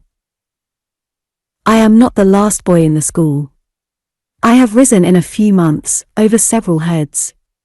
But the first boy seems to me a mighty creature, dwelling afar off, whose giddy height is unattainable. Agnes says no, but I say yes, and tell her that she little thinks what stores of knowledge have been mastered by the wonderful being, at whose place she thinks I, even I, weak aspirant, may arrive in time. He is not my private friend and public patron, as Steerforth was, but I hold him in a reverential respect. I chiefly wonder what he'll be, when he leaves Dr. Strong's, and what mankind will do to maintain any place against him. But who is this that breaks upon me? This is Miss Shepherd, whom I love. Miss Shepherd is a boarder at the Mrs. Nettingall's establishment. I adore Miss Shepherd. She is a little girl, in a spencer, with a round face and curly flaxen hair. The Mrs. Nettingall's young ladies come to the cathedral too. I cannot look upon my book, for I must look upon Miss Shepherd. When the choristers chaunt, I hear Miss Shepherd. In the service I mentally insert Miss Shepherd's name, I put her in among the royal family. At home, in my own room, I am sometimes moved to cry out, "Oh, Miss Shepherd," in a transport of love. For some time, I am doubtful of Miss Shepherd's feelings, but, at length, fate being propitious, we meet at the dancing school. I have Miss Shepherd for my partner. I touch Miss Shepherd's glove, and feel a thrill go up the right arm of my jacket, and come out at my hair. I say nothing to Miss Shepherd, but we understand each other. Miss Shepherd and myself live but to be united. Why do I secretly give Miss Shepherd 12 Brazil nuts for a present, I wonder? They are not expressive of affection, they are difficult to pack into a parcel of any regular shape, they are hard to crack, even in room doors, and they are oily when cracked, yet I feel that they are appropriate to Miss Shepherd. Soft, seedy biscuits, also, I bestow upon Miss Shepherd, and oranges innumerable. Once, I kiss Miss Shepherd in the cloakroom. Ecstasy! What are my agony and indignation next day, when I hear a flying rumour that the Misses Nettingall have stood Miss Shepherd in the stocks for turning in her toes. Miss Shepherd being the one pervading theme and vision of my life, how do I ever come to break with her? I can't conceive. And yet a coolness grows between Miss Shepherd and myself. Whispers reach me of Miss Shepherd having said she wished I wouldn't stare so, and having avowed a preference for Master Jones, for Jones. A boy of no merit whatever. The gulf between me and Miss Shepherd widens. At last, one day, I meet the Mrs. Nettingall's establishment out walking. Miss Shepherd makes a face as she goes by, and laughs to her companion. All is over. The devotion of a life, it seems a life, it is all the same, is at an end. Miss Shepherd comes out of the morning service, and the royal family know her no more. I am higher in the school, and no one breaks my peace. I am not at all polite, now, to the Mrs. Nettingall's young ladies, and shouldn't dote on any of them, if they were twice as many and 20 times as beautiful. I think the dancing school a tiresome affair, and wonder why the girls can't dance by themselves and leave us alone. I am growing great in Latin verses, and neglect the laces of my boots. Dr. Strong refers to me in public as a promising young scholar. Mr. Dick is wild with joy, and my aunt remits me a guinea by the next post. The shade of a young butcher rises, like the apparition of an armed head in Macbeth. Who is this young butcher? He is the terror of the youth of Canterbury. There is a vague belief abroad that the beef suet with which he anoints his hair gives him unnatural strength, and that he is a match for a man.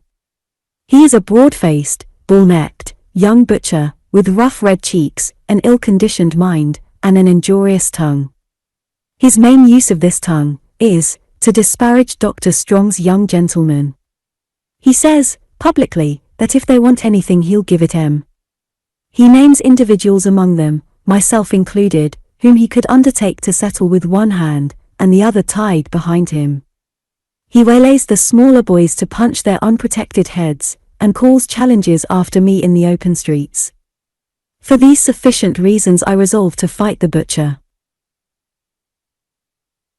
It is a summer evening, down in a green hollow, at the corner of a wall. I meet the butcher by appointment. I am attended by a select body of our boys, the butcher, by 2 other butchers, a young publican, and a sweep.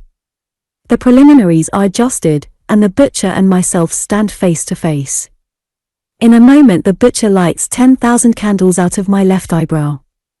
In another moment, I don't know where the wall is, or where I am, or where anybody is. I hardly know which is myself and which the butcher. We are always in such a tangle and tussle, knocking about upon the trodden grass. Sometimes I see the butcher, bloody but confident, sometimes I see nothing, and sit gasping on my second's knee, sometimes I go in at the butcher madly, and cut my knuckles open against his face, without appearing to discompose him at all.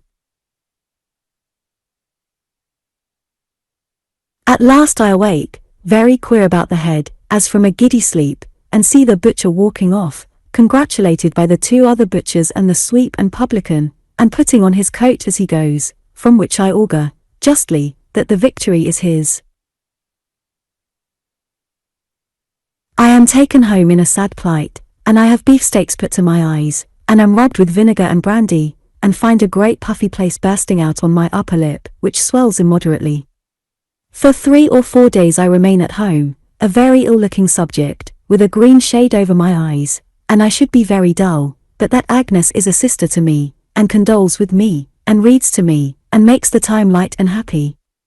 Agnes has my confidence completely, always. I tell her all about the butcher, and the wrongs he has heaped upon me. She thinks I couldn't have done otherwise than fight the butcher, while she shrinks and trembles at my having fought him. Time has stolen on unobserved, for Adams is not the head boy in the days that are come now, nor has he been this many and many a day. Adams has left the school so long, that when he comes back, on a visit to Dr. Strong, there are not many there, besides myself, who know him. Adams is going to be called to the bar almost directly, and is to be an advocate, and to wear a wig. I am surprised to find him a meeker man than I had thought, and less imposing in appearance. He has not staggered the world yet, either, for it goes on, as well as I can make out, pretty much the same as if he had never joined it. A blank, through which the warriors of poetry and history march on in stately hosts that seem to have no end, and what comes next? I am the head boy, now.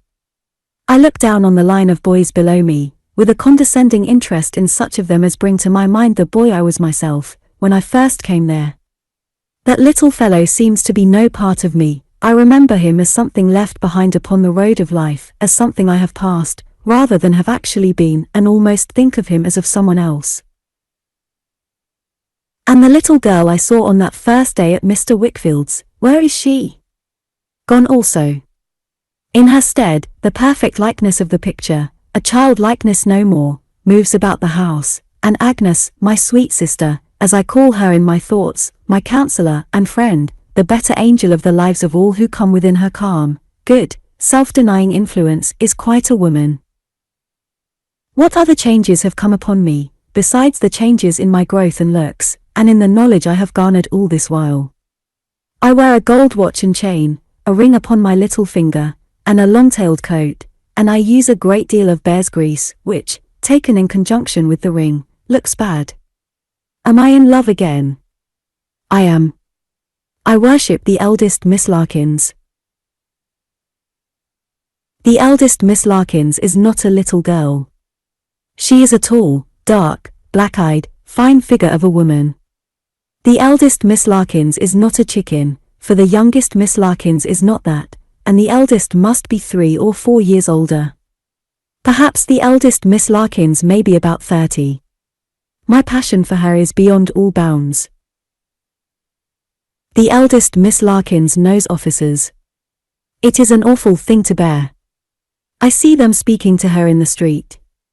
I see them cross the way to meet her, when her bonnet, she has a bright taste in bonnets, is seen coming down the pavement, accompanied by her sister's bonnet. She laughs and talks, and seems to like it. I spend a good deal of my own spare time in walking up and down to meet her. If I can bow to her once in the day, I know her to bow to. Knowing Mr. Larkins, I am happier. I deserve a bow now and then. The raging agonies I suffer on the night of the race ball, where I know the eldest Miss Larkins will be dancing with the military, ought to have some compensation, if there be even-handed justice in the world. My passion takes away my appetite, and makes me wear my newest silk neckerchief continually. I have no relief but in putting on my best clothes, and having my boots cleaned over and over again. I seem, then, to be worthier of the eldest Miss Larkins. Everything that belongs to her, or is connected with her, is precious to me. Mr. Larkins, a gruff old gentleman with a double chin, and one of his eyes immovable in his head, is fraught with interest to me. When I can't meet his daughter, I go where I am likely to meet him. To say how do you do, Mr. Larkins? Are the young ladies and all the family quite well, seems so pointed, that I blush. I think continually about my age. Say I am 17, and say that 17 is young for the eldest Miss Larkins, what of that? Besides, I shall be 21 in no time almost. I regularly take walks outside Mr. Larkins's house in the evening, though it cuts me to the heart to see the officers go in, or to hear them up in the drawing-room, where the eldest Miss Larkins plays the harp. I even walk, on 2 or 3 occasions, in a sickly, spoony manner, round and round the house after the family are gone to bed, wondering which is the eldest Miss Larkins's chamber, and pitching, I dare say now, on Mr. Larkins's instead, wishing that a fire would burst out, that the assembled crowd would stand appalled, that I, dashing through them with a ladder, might rear it against her window, save her in my arms, go back for something she had left behind, and perish in the flames.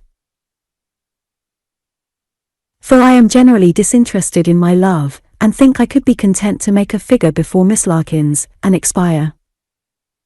Generally, but not always. Sometimes brighter visions rise before me. When I dress, the occupation of 2 hours, for a great ball given at the Larkinses, the anticipation of 3 weeks, I indulge my fancy with pleasing images. I picture myself taking courage to make a declaration to Miss Larkins.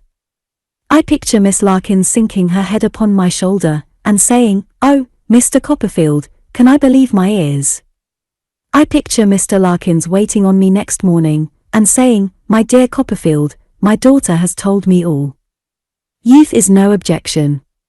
Here are £20,000. Be happy." I picture my aunt relenting, and blessing us, and Mr. Dick and Dr. Strong being present at the marriage ceremony. I am a sensible fellow, I believe, on looking back, I mean, and modest I am sure, but all this goes on notwithstanding. I repair to the enchanted house, where there are lights, chattering, music, flowers, officers, I am sorry to see, and the eldest Miss Larkins, a blaze of beauty. She is dressed in blue, with blue flowers in her hair, forget-me-nots, as if she had any need to wear forget-me-nots. It is the first really grown-up party that I have ever been invited to, and I am a little uncomfortable, for I appear not to belong to anybody, and nobody appears to have anything to say to me, except Mr. Larkins, who asks me how my schoolfellows are, which he needn't do, as I have not come there to be insulted. But after I have stood in the doorway for some time, and feasted my eyes upon the goddess of my heart, she approaches me, she, the eldest Miss Larkins, and asks me pleasantly, if I dance. I stammer, with a bow, with you, Miss Larkins.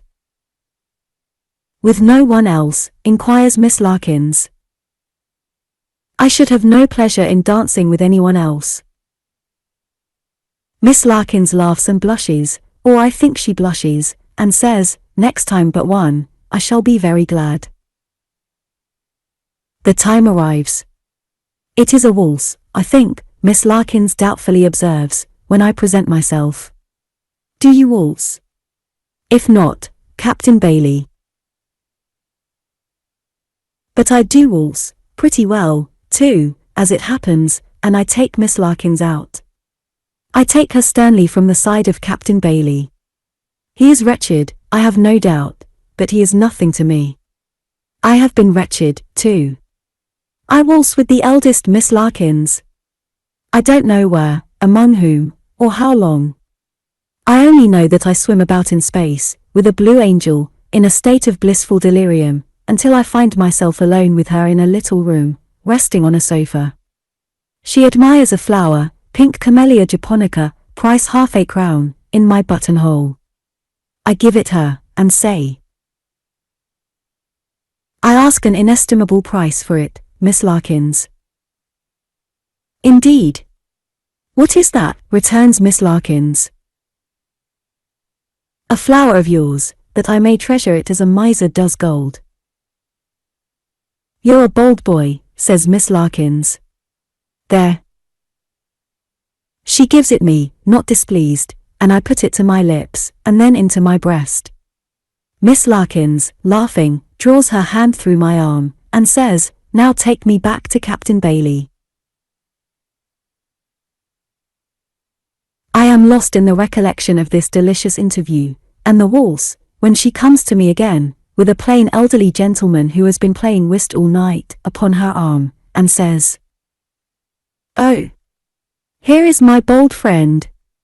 Mr. Chessel wants to know you, Mr. Copperfield. I feel at once that he is a friend of the family, and am much gratified. I admire your taste, sir, says Mr. Chessel. It does you credit. I suppose you don't take much interest in hops, but I am a pretty large grower myself, and if you ever like to come over to our neighborhood of Ashford, and take a run about our place, we shall be glad for you to stop as long as you like. I thank Mr. Chessel warmly, and shake hands. I think I am in a happy dream. I waltz with the eldest Miss Larkins once again. She says I waltz so well. I go home in a state of unspeakable bliss, and waltz in imagination, all night long, with my arm round the blue waist of my dear divinity. For some days afterwards, I am lost in rapturous reflections, but I neither see her in the street, nor when I call. I am imperfectly consoled for this disappointment by the sacred pledge, the perished flower. Trotwood, says Agnes, one day after dinner. Who do you think is going to be married tomorrow? Someone you admire. Not you, I suppose, Agnes. Not me, raising her cheerful face from the music she is copying. Do you hear him, Papa, the eldest Miss Larkins? To Captain Bailey. I have just enough power to ask. No, to no captain. To Mr. Chessel, a hop grower. I am terribly dejected for about a week or two. I take off my ring, I wear my worst clothes, I use no bear's grease, and I frequently lament over the late Miss Larkins's faded flower. Being, by that time, rather tired of this kind of life, and having received new provocation from the butcher, I throw the flower away, go out with the butcher, and gloriously defeat him. This, and the resumption of my ring, as well as of the bear's grease in moderation, are the last marks I can discern, now, in my progress to 17. Chapter 19. I look about me, and make a discovery. I am doubtful whether I was at heart glad or sorry, when my school days drew to an end, and the time came for my leaving Dr. Strong's. I had been very happy there, I had a great attachment for the doctor, and I was eminent and distinguished in that little world. For these reasons I was sorry to go, but for other reasons, unsubstantial enough, I was glad. Misty ideas of being a young man at my own disposal, of the importance attaching to a young man at his own disposal, of the wonderful things to be seen and done by that magnificent animal, and the wonderful effects he could not fail to make upon society, lured me away. So powerful were these visionary considerations in my boyish mind, that I seem, according to my present way of thinking, to have left school without natural regret. The separation has not made the impression on me that other separations have. I try in vain to recall how I felt about it, and what its circumstances were, but it is not momentous in my recollection.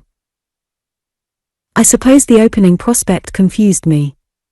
I know that my juvenile experiences went for little or nothing then, and that life was more like a great fairy story, which I was just about to begin to read, than anything else. My aunt and I had held many grave deliberations on the calling to which I should be devoted.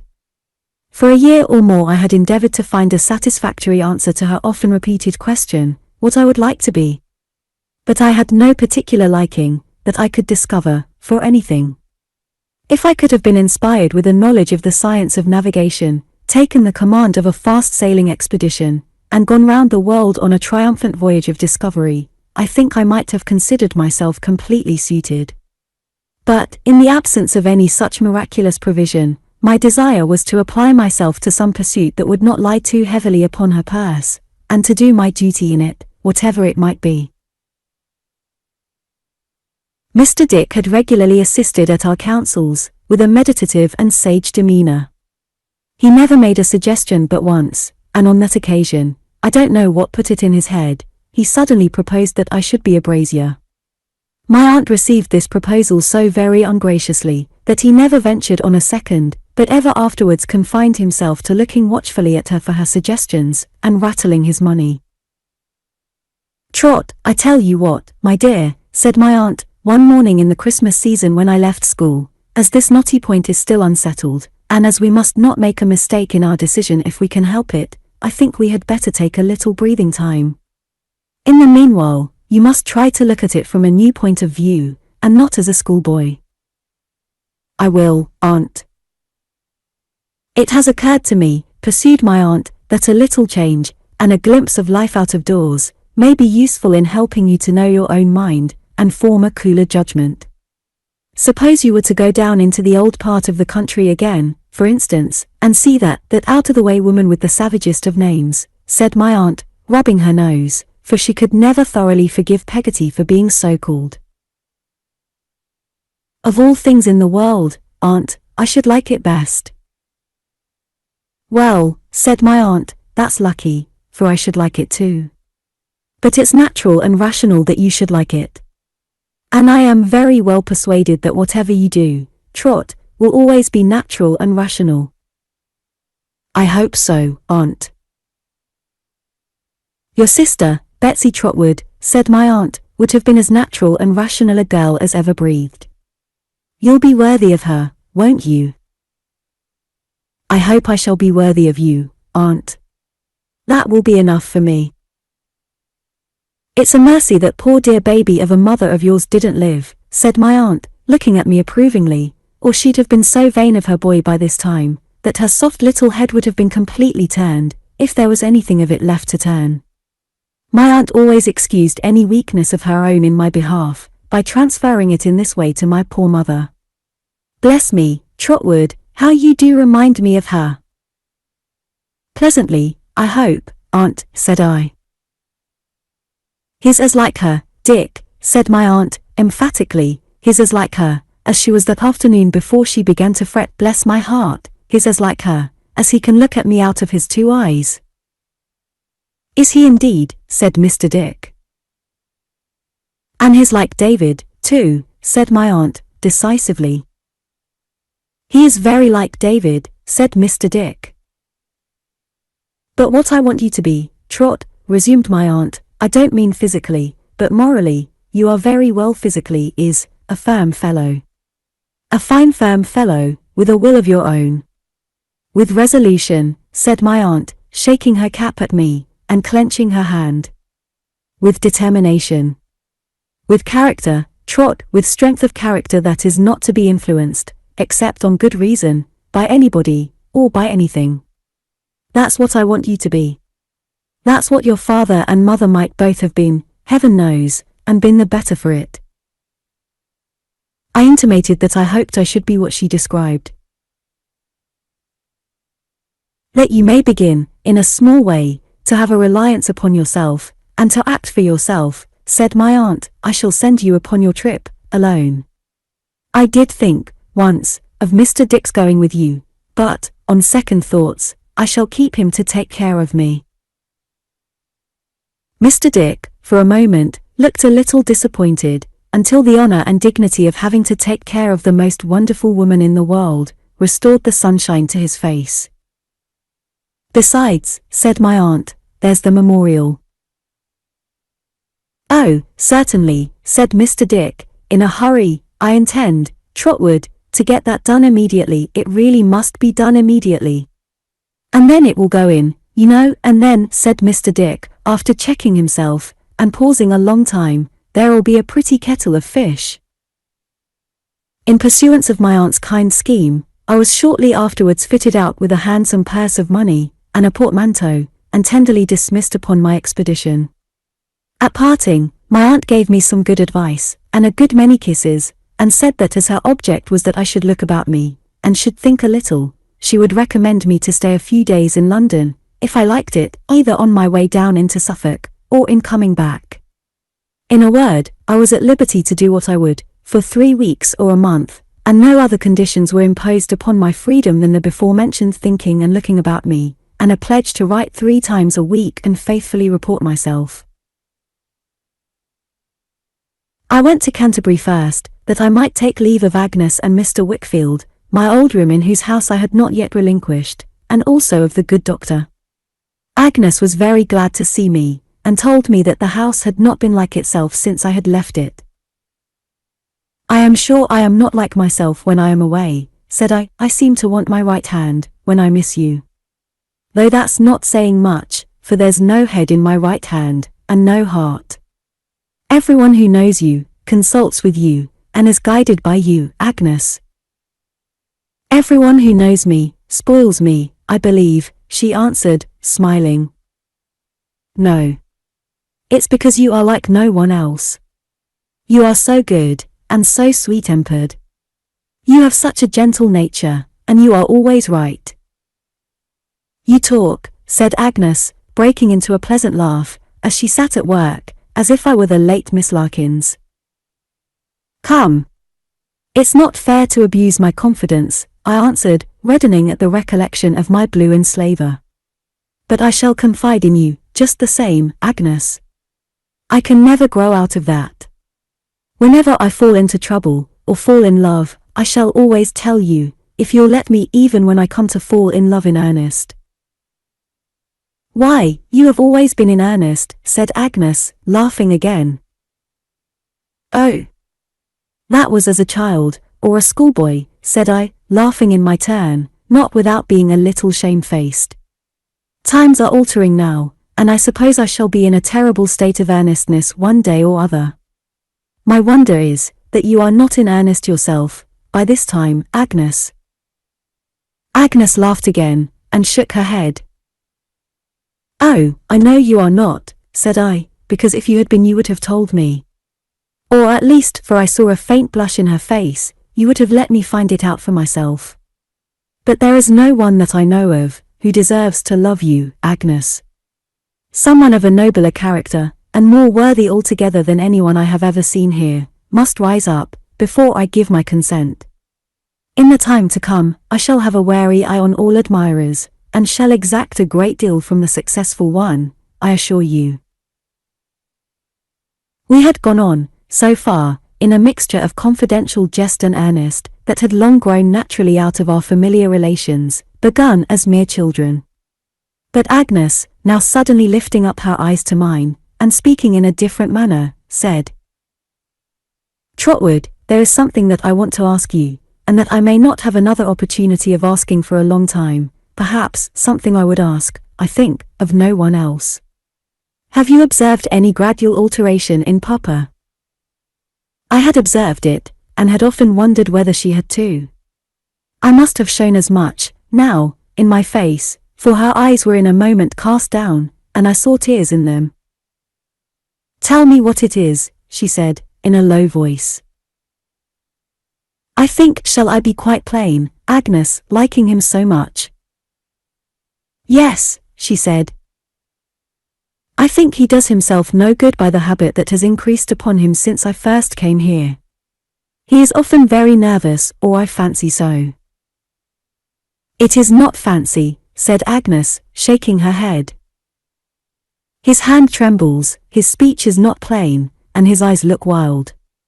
I have remarked that at those times, and when he is least like himself, he is most certain to be wanted on some business. By Uriah, said Agnes.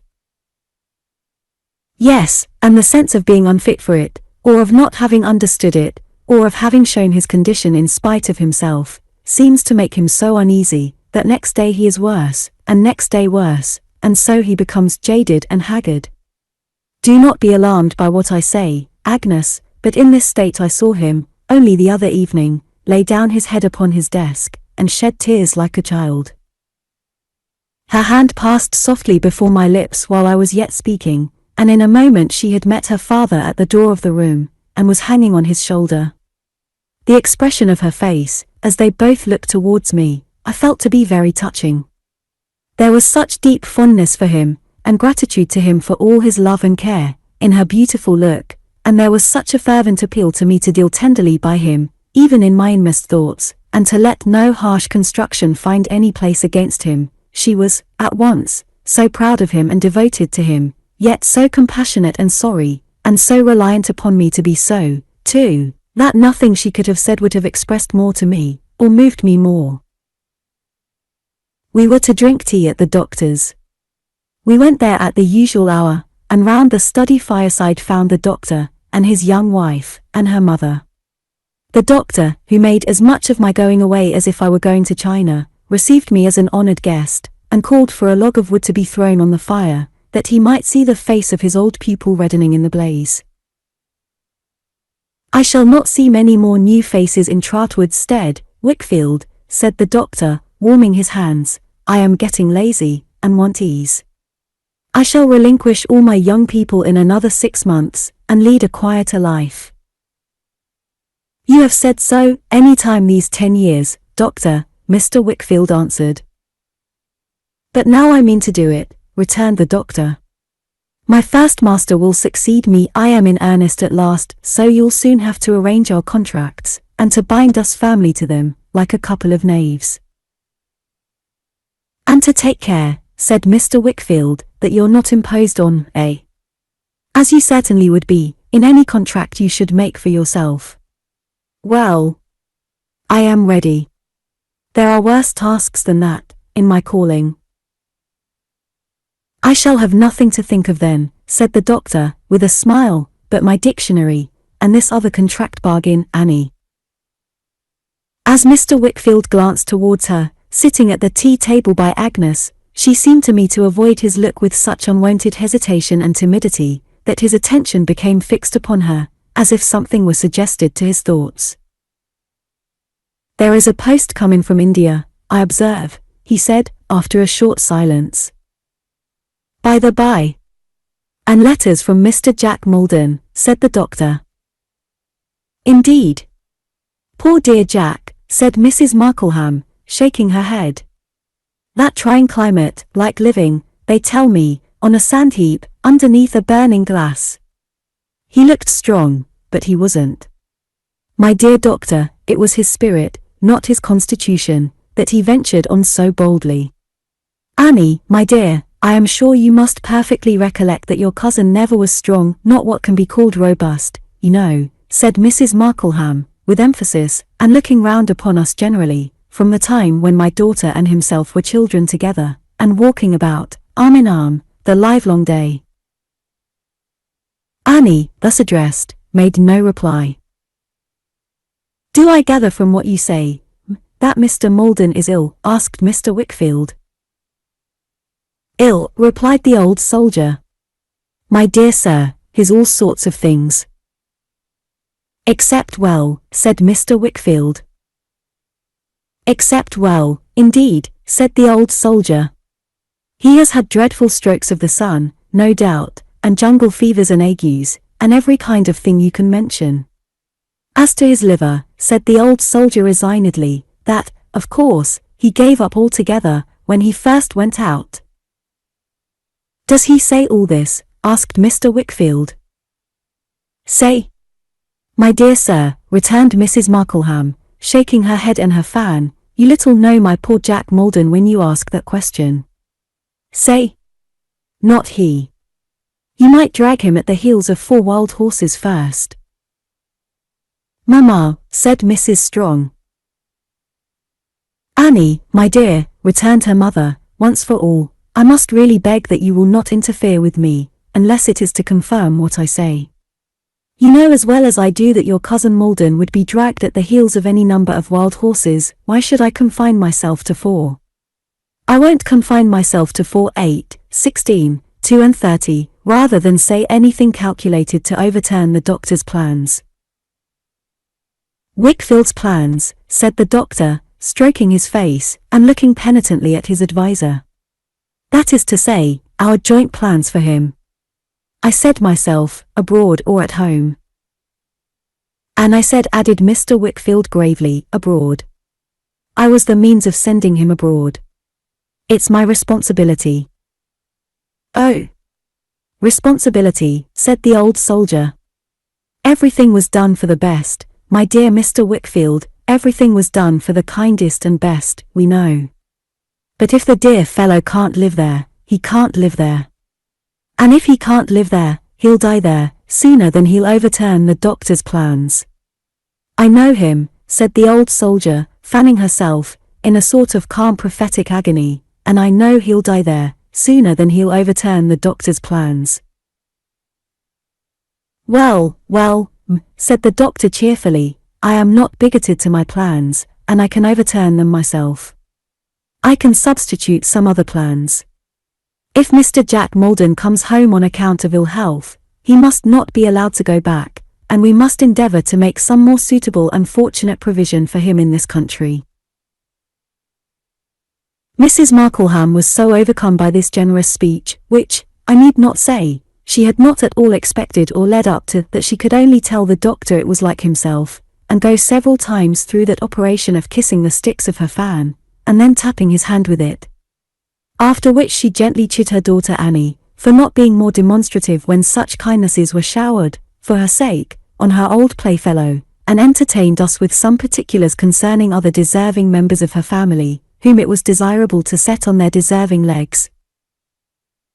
All this time, her daughter Annie never once spoke, or lifted up her eyes.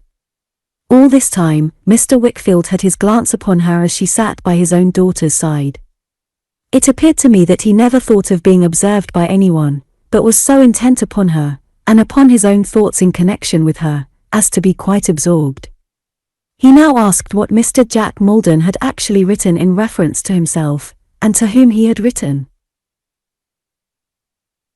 Why, here, said Mrs. Markleham, taking a letter from the chimney-piece above the doctor's head, the dear fellow says to the doctor himself, where is it? Oh, I am sorry to inform you that my health is suffering severely, and that I fear I may be reduced to the necessity of returning home for a time, as the only hope of restoration. That's pretty plain, poor fellow. His only hope of restoration. But Annie's letter is plainer still. Annie, show me that letter again. Not now, mamma, she pleaded in a low tone. My dear, you absolutely are, on some subjects, one of the most ridiculous persons in the world, returned her mother, and perhaps the most unnatural to the claims of your own family. We never should have heard of the letter at all, I believe, unless I had asked for it myself. Do you call that confidence, my love, towards Dr. Strong? I am surprised. You ought to know better. The letter was reluctantly produced, and as I handed it to the old lady, I saw how the unwilling hand from which I took it, trembled. Now let us see, said Mrs. Markleham, putting her glass to her eye, where the passage is. The remembrance of old times, my dearest Annie, and so forth, it's not there. The amiable old proctor, who's he? Dear me, Annie, how illegibly your cousin Malden writes, and how stupid I am. Doctor, of course. Ah. Amiable indeed. Here she left off, to kiss her fan again, and shake it at the doctor, who was looking at us in a state of placid satisfaction. Now I have found it. You may not be surprised to hear, Annie, no, to be sure, knowing that he never was really strong. What did I say just now? That I have undergone so much in this distant place, as to have decided to leave it at all hazards, on sick leave, if I can, on total resignation, if that is not to be obtained. What I have endured, and do endure here, is insupportable. And but for the promptitude of that best of creatures, said Mrs. Markleham, telegraphing the doctor as before, and refolding the letter, it would be insupportable to me to think of.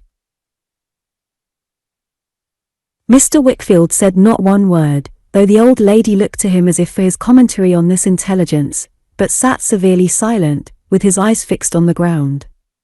Long after the subject was dismissed, and other topics occupied us, he remained so, seldom raising his eyes, unless to rest them for a moment, with a thoughtful frown, upon the doctor, or his wife, or both. The doctor was very fond of music. Agnes sang with great sweetness and expression, and so did Mrs. Strong. They sang together, and played duets together, and we had quite a little concert.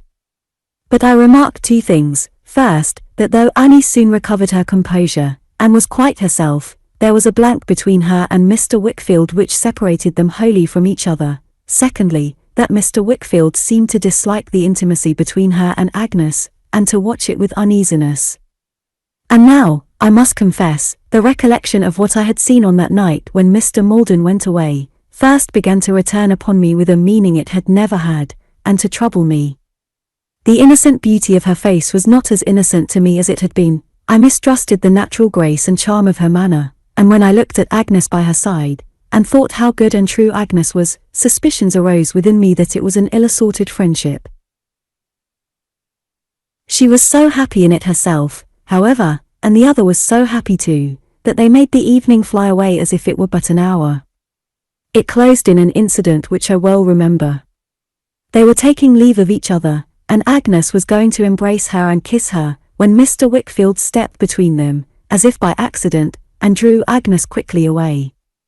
Then I saw, as though all the intervening time had been cancelled, and I was still standing in the doorway on the night of the departure, the expression of that night in the face of Mrs. Strong, as it confronted his. I cannot say what an impression this made upon me, or how impossible I found it, when I thought of her afterwards, to separate her from this look, and remember her face in its innocent loveliness again. It haunted me when I got home. I seemed to have left the doctor's roof with a dark cloud lowering on it.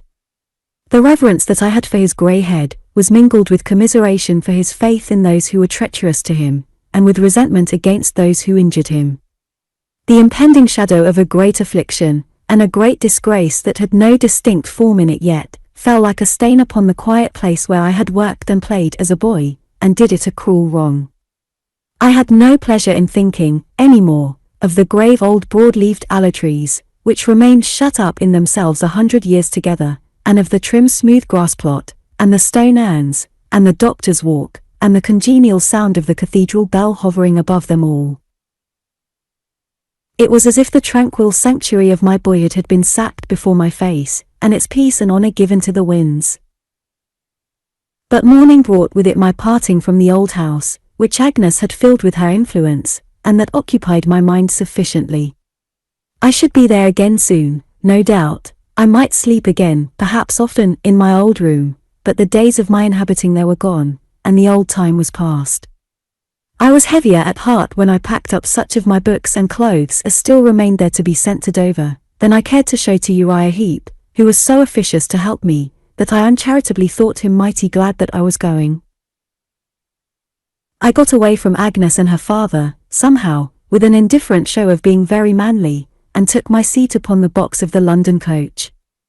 I was so softened and forgiving, going through the town, that I had half a mind to nod to my old enemy the butcher, and throw him 5 shillings to drink. But he looked such a very obdurate butcher as he stood scraping the great block in the shop, and moreover, his appearance was so little improved by the loss of a front tooth which I had knocked out, that I thought it best to make no advances. The main object on my mind, I remember, when we got fairly on the road, was to appear as old as possible to the coachman, and to speak extremely gruff. The latter point I achieved at great personal inconvenience, but I stuck to it, because I felt it was a grown-up sort of thing. "You are going through, sir," said the coachman. "Yes, William," I said, condescendingly, "I knew him, I am going to London. I shall go down into Suffolk afterwards." "Shooting, sir," said the coachman. He knew as well as I did that it was just as likely, at that time of year, I was going down there whaling, but I felt complimented, too. "I don't know," I said, pretending to be undecided, "whether I shall take a shot or not." "Birds is got very shy, I'm told," said William. "So I understand," said I. "Is Suffolk your county, sir?" asked William. "Yes," I said, with some importance. "Suffolk's my county." "I'm told the dumplings is uncommon fine down there," said William. I was not aware of it myself, but I felt it necessary to uphold the institutions of my county, and to evince a familiarity with them, so I shook my head, as much as to say, "I believe you." "And the punches," said William. "There's cattle. A Suffolk punch, when he's a good UN, is worth his weight in gold. Did you ever breed any Suffolk punches yourself, sir?" "No," I said, "not exactly." "Here's a gentleman behind me, I'll pound it," said William, as has bred by wholesale. The gentleman spoken of was a gentleman with a very unpromising squint, and a prominent chin, who had a tall white hat on with a narrow flat brim, and whose close-fitting drab trousers seemed to button all the way up outside his legs from his boots to his hips. His chin was cocked over the coachman's shoulder, so near to me, that his breath quite tickled the back of my head, and as I looked at him, he leered at the leaders with the eye with which he didn't squint, in a very knowing manner. "Ain't you?" asked William. "Ain't I what?" said the gentleman behind. "Bred them Suffolk punches by wholesale." "I should think so," said the gentleman. "There ain't no sort of 'orse that I ain't bred, and no sort of dog. 'Orses and dogs is some men's fancy. They're whittlers and drink to meat lodging, wife, and children reading, writing, and arithmetic, snuff, tobacco, and sleep. That ain't a sort of man to see sitting behind a coach box, is it though?" said William in my ear, as he handled the reins. I construed this remark into an indication of a wish that he should have my place, so I blushingly offered to resign it. "Well, if you don't mind, sir," said William, "I think it would be more correct. I have always considered this as the first fall I had in life. When I booked my place at the coach office I had a box seat written against the entry, and had given the bookkeeper £half. I was got up in a special greatcoat and shawl, expressly to do honour to that distinguished eminence, had glorified myself upon it a good deal, and had felt that I was a credit to the coach. And here, in the very first stage, I was supplanted by a shabby man with a squint, who had no other merit than smelling like a livery stables, and being able to walk across me, more like a fly than a human being, while the horses were at a canter. A distrust of myself, which has often beset me in life on small occasions, when it would have been better away, was assuredly not stopped in its growth by this little incident outside the Canterbury coach. It was in vain to take refuge in gruffness of speech. I spoke from the pit of my stomach for the rest of the journey, but I felt completely extinguished, and dreadfully young. It was curious and interesting, nevertheless, to be sitting up there behind 4 horses, well educated, well dressed, and with plenty of money in my pocket, and to look out for the places where I had slept on my weary journey. I had abundant occupation for my thoughts, in every conspicuous landmark on the road. When I looked down at the trampers whom we passed, and saw that well-remembered style of face turned up, I felt as if the tinker's blackened hand were in the bosom of my shirt again. When we clattered through the narrow street of Chatham, and I caught a glimpse, in passing, of the lane where the old monster lived who had bought my jacket, I stretched my neck eagerly to look for the place where I had sat, in the sun and in the shade, waiting for my money. When we came, at last, within a stage of London, and passed the veritable Salem house where Mr. Creakle had laid about him with a heavy hand, I would have given all I had, for lawful permission to get down and thrash him, and let all the boys out like so many caged sparrows. We went to the Golden Cross at Charing Cross, then a mouldy sort of establishment in a close neighbourhood. A waiter showed me into the coffee room, and a chambermaid introduced me to my small bedchamber, which smelt like a hackney coach, and was shut up like a family vault. I was still painfully conscious of my youth, for nobody stood in any awe of me at all, the chambermaid being utterly indifferent to my opinions on any subject, and the waiter being familiar with me, and offering advice to my inexperience. "Well now," said the waiter, in a tone of confidence, "what would you like for dinner?" "Young gentleman likes poultry in general. Have a fowl." I told him, as majestically as I could, that I wasn't in the humour for a fowl. "Ain't you?" said the waiter. "Young gentleman is generally tired of beef and mutton. Have a veal cutlet." I assented to this proposal, in default of being able to suggest anything else. "Do you care for taters?" said the waiter, with an insinuating smile, and his head on one side. "Young gentleman generally has been overdosed with taters." I commanded him, in my deepest voice, to order a veal cutlet and potatoes, and all things fitting, and to inquire at the bar if there were any letters for Trotwood Copperfield, Esquire, which I knew there were not, and couldn't be, but thought it manly to appear to expect. He soon came back to say that there were none, at which I was much surprised, and began to lay the cloth for my dinner in a box by the fire. While he was so engaged, he asked me what I would take with it, and on my replying half a pint of sherry, thought it a favourable opportunity, I am afraid, to extract that measure of wine from the stale leavings at the bottoms of several small decanters. I am of this opinion, because, while I was reading the newspaper, I observed him behind a low wooden partition, which was his private apartment, very busy pouring out of a number of those vessels into one, like a chemist and druggist making up a prescription. When the wine came, too, I thought it flat, and it certainly had more English crumbs in it than were to be expected in a foreign wine in anything like a pure state, but I was bashful enough to drink it, and say nothing. Being then in a pleasant frame of mind, from which I infer that poisoning is not always disagreeable in some stages of the process, I resolved to go to the play. It was Covent Garden Theatre that I chose, and there, from the back of a centre box, I saw Julius Caesar and the new pantomime. To have all those noble Romans alive before me, and walking in and out for my entertainment, instead of being the stern taskmasters they had been at school, was a most novel and delightful effect.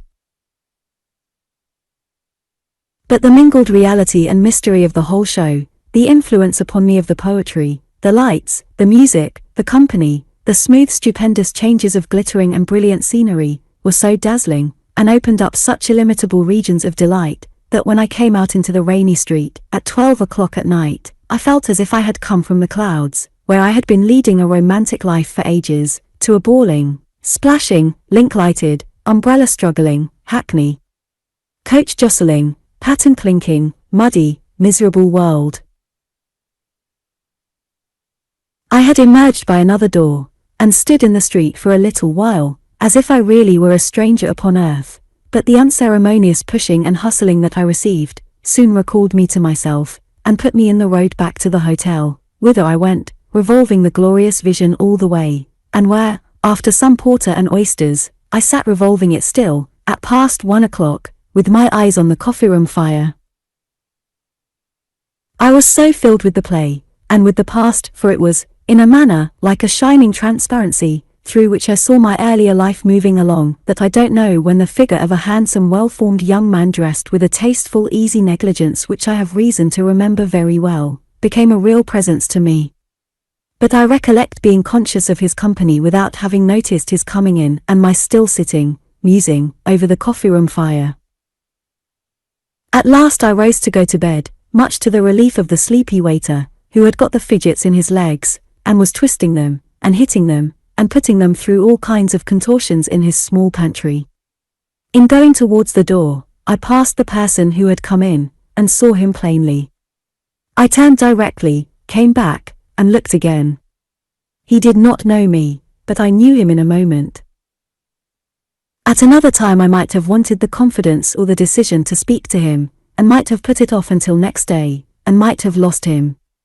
But, in the then condition of my mind, where the play was still running high, his former protection of me appeared so deserving of my gratitude, and my old love for him overflowed my breast so freshly and spontaneously, that I went up to him at once, with a fast-beating heart, and said, "Steerforth, won't you speak to me?" He looked at me just as he used to look, sometimes, but I saw no recognition in his face. "You don't remember me, I am afraid," said I. "My God," he suddenly exclaimed. "It's little Copperfield." I grasped him by both hands, and could not let them go. But for very shame, and the fear that it might displease him, I could have held him round the neck and cried. "I never was so glad. My dear Steerforth, I am so overjoyed to see you." "And I am rejoiced to see you, too," he said, shaking my hands heartily. "Why, Copperfield, old boy, don't be overpowered." And yet he was glad, too, I thought, to see how the delight I had in meeting him affected me. I brushed away the tears that my utmost resolution had not been able to keep back, and I made a clumsy laugh of it, and we sat down together, side by side. "Why, how do you come to be here?" said Steerforth, clapping me on the shoulder. "I came here by the Canterbury coach, today.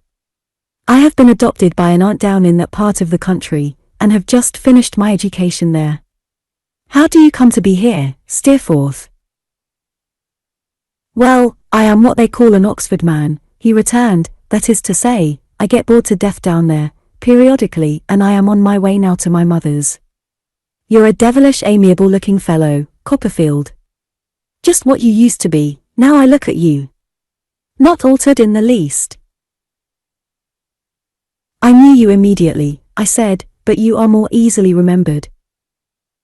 He laughed as he ran his hand through the clustering curls of his hair, and said gaily, "Yes, I am on an expedition of duty.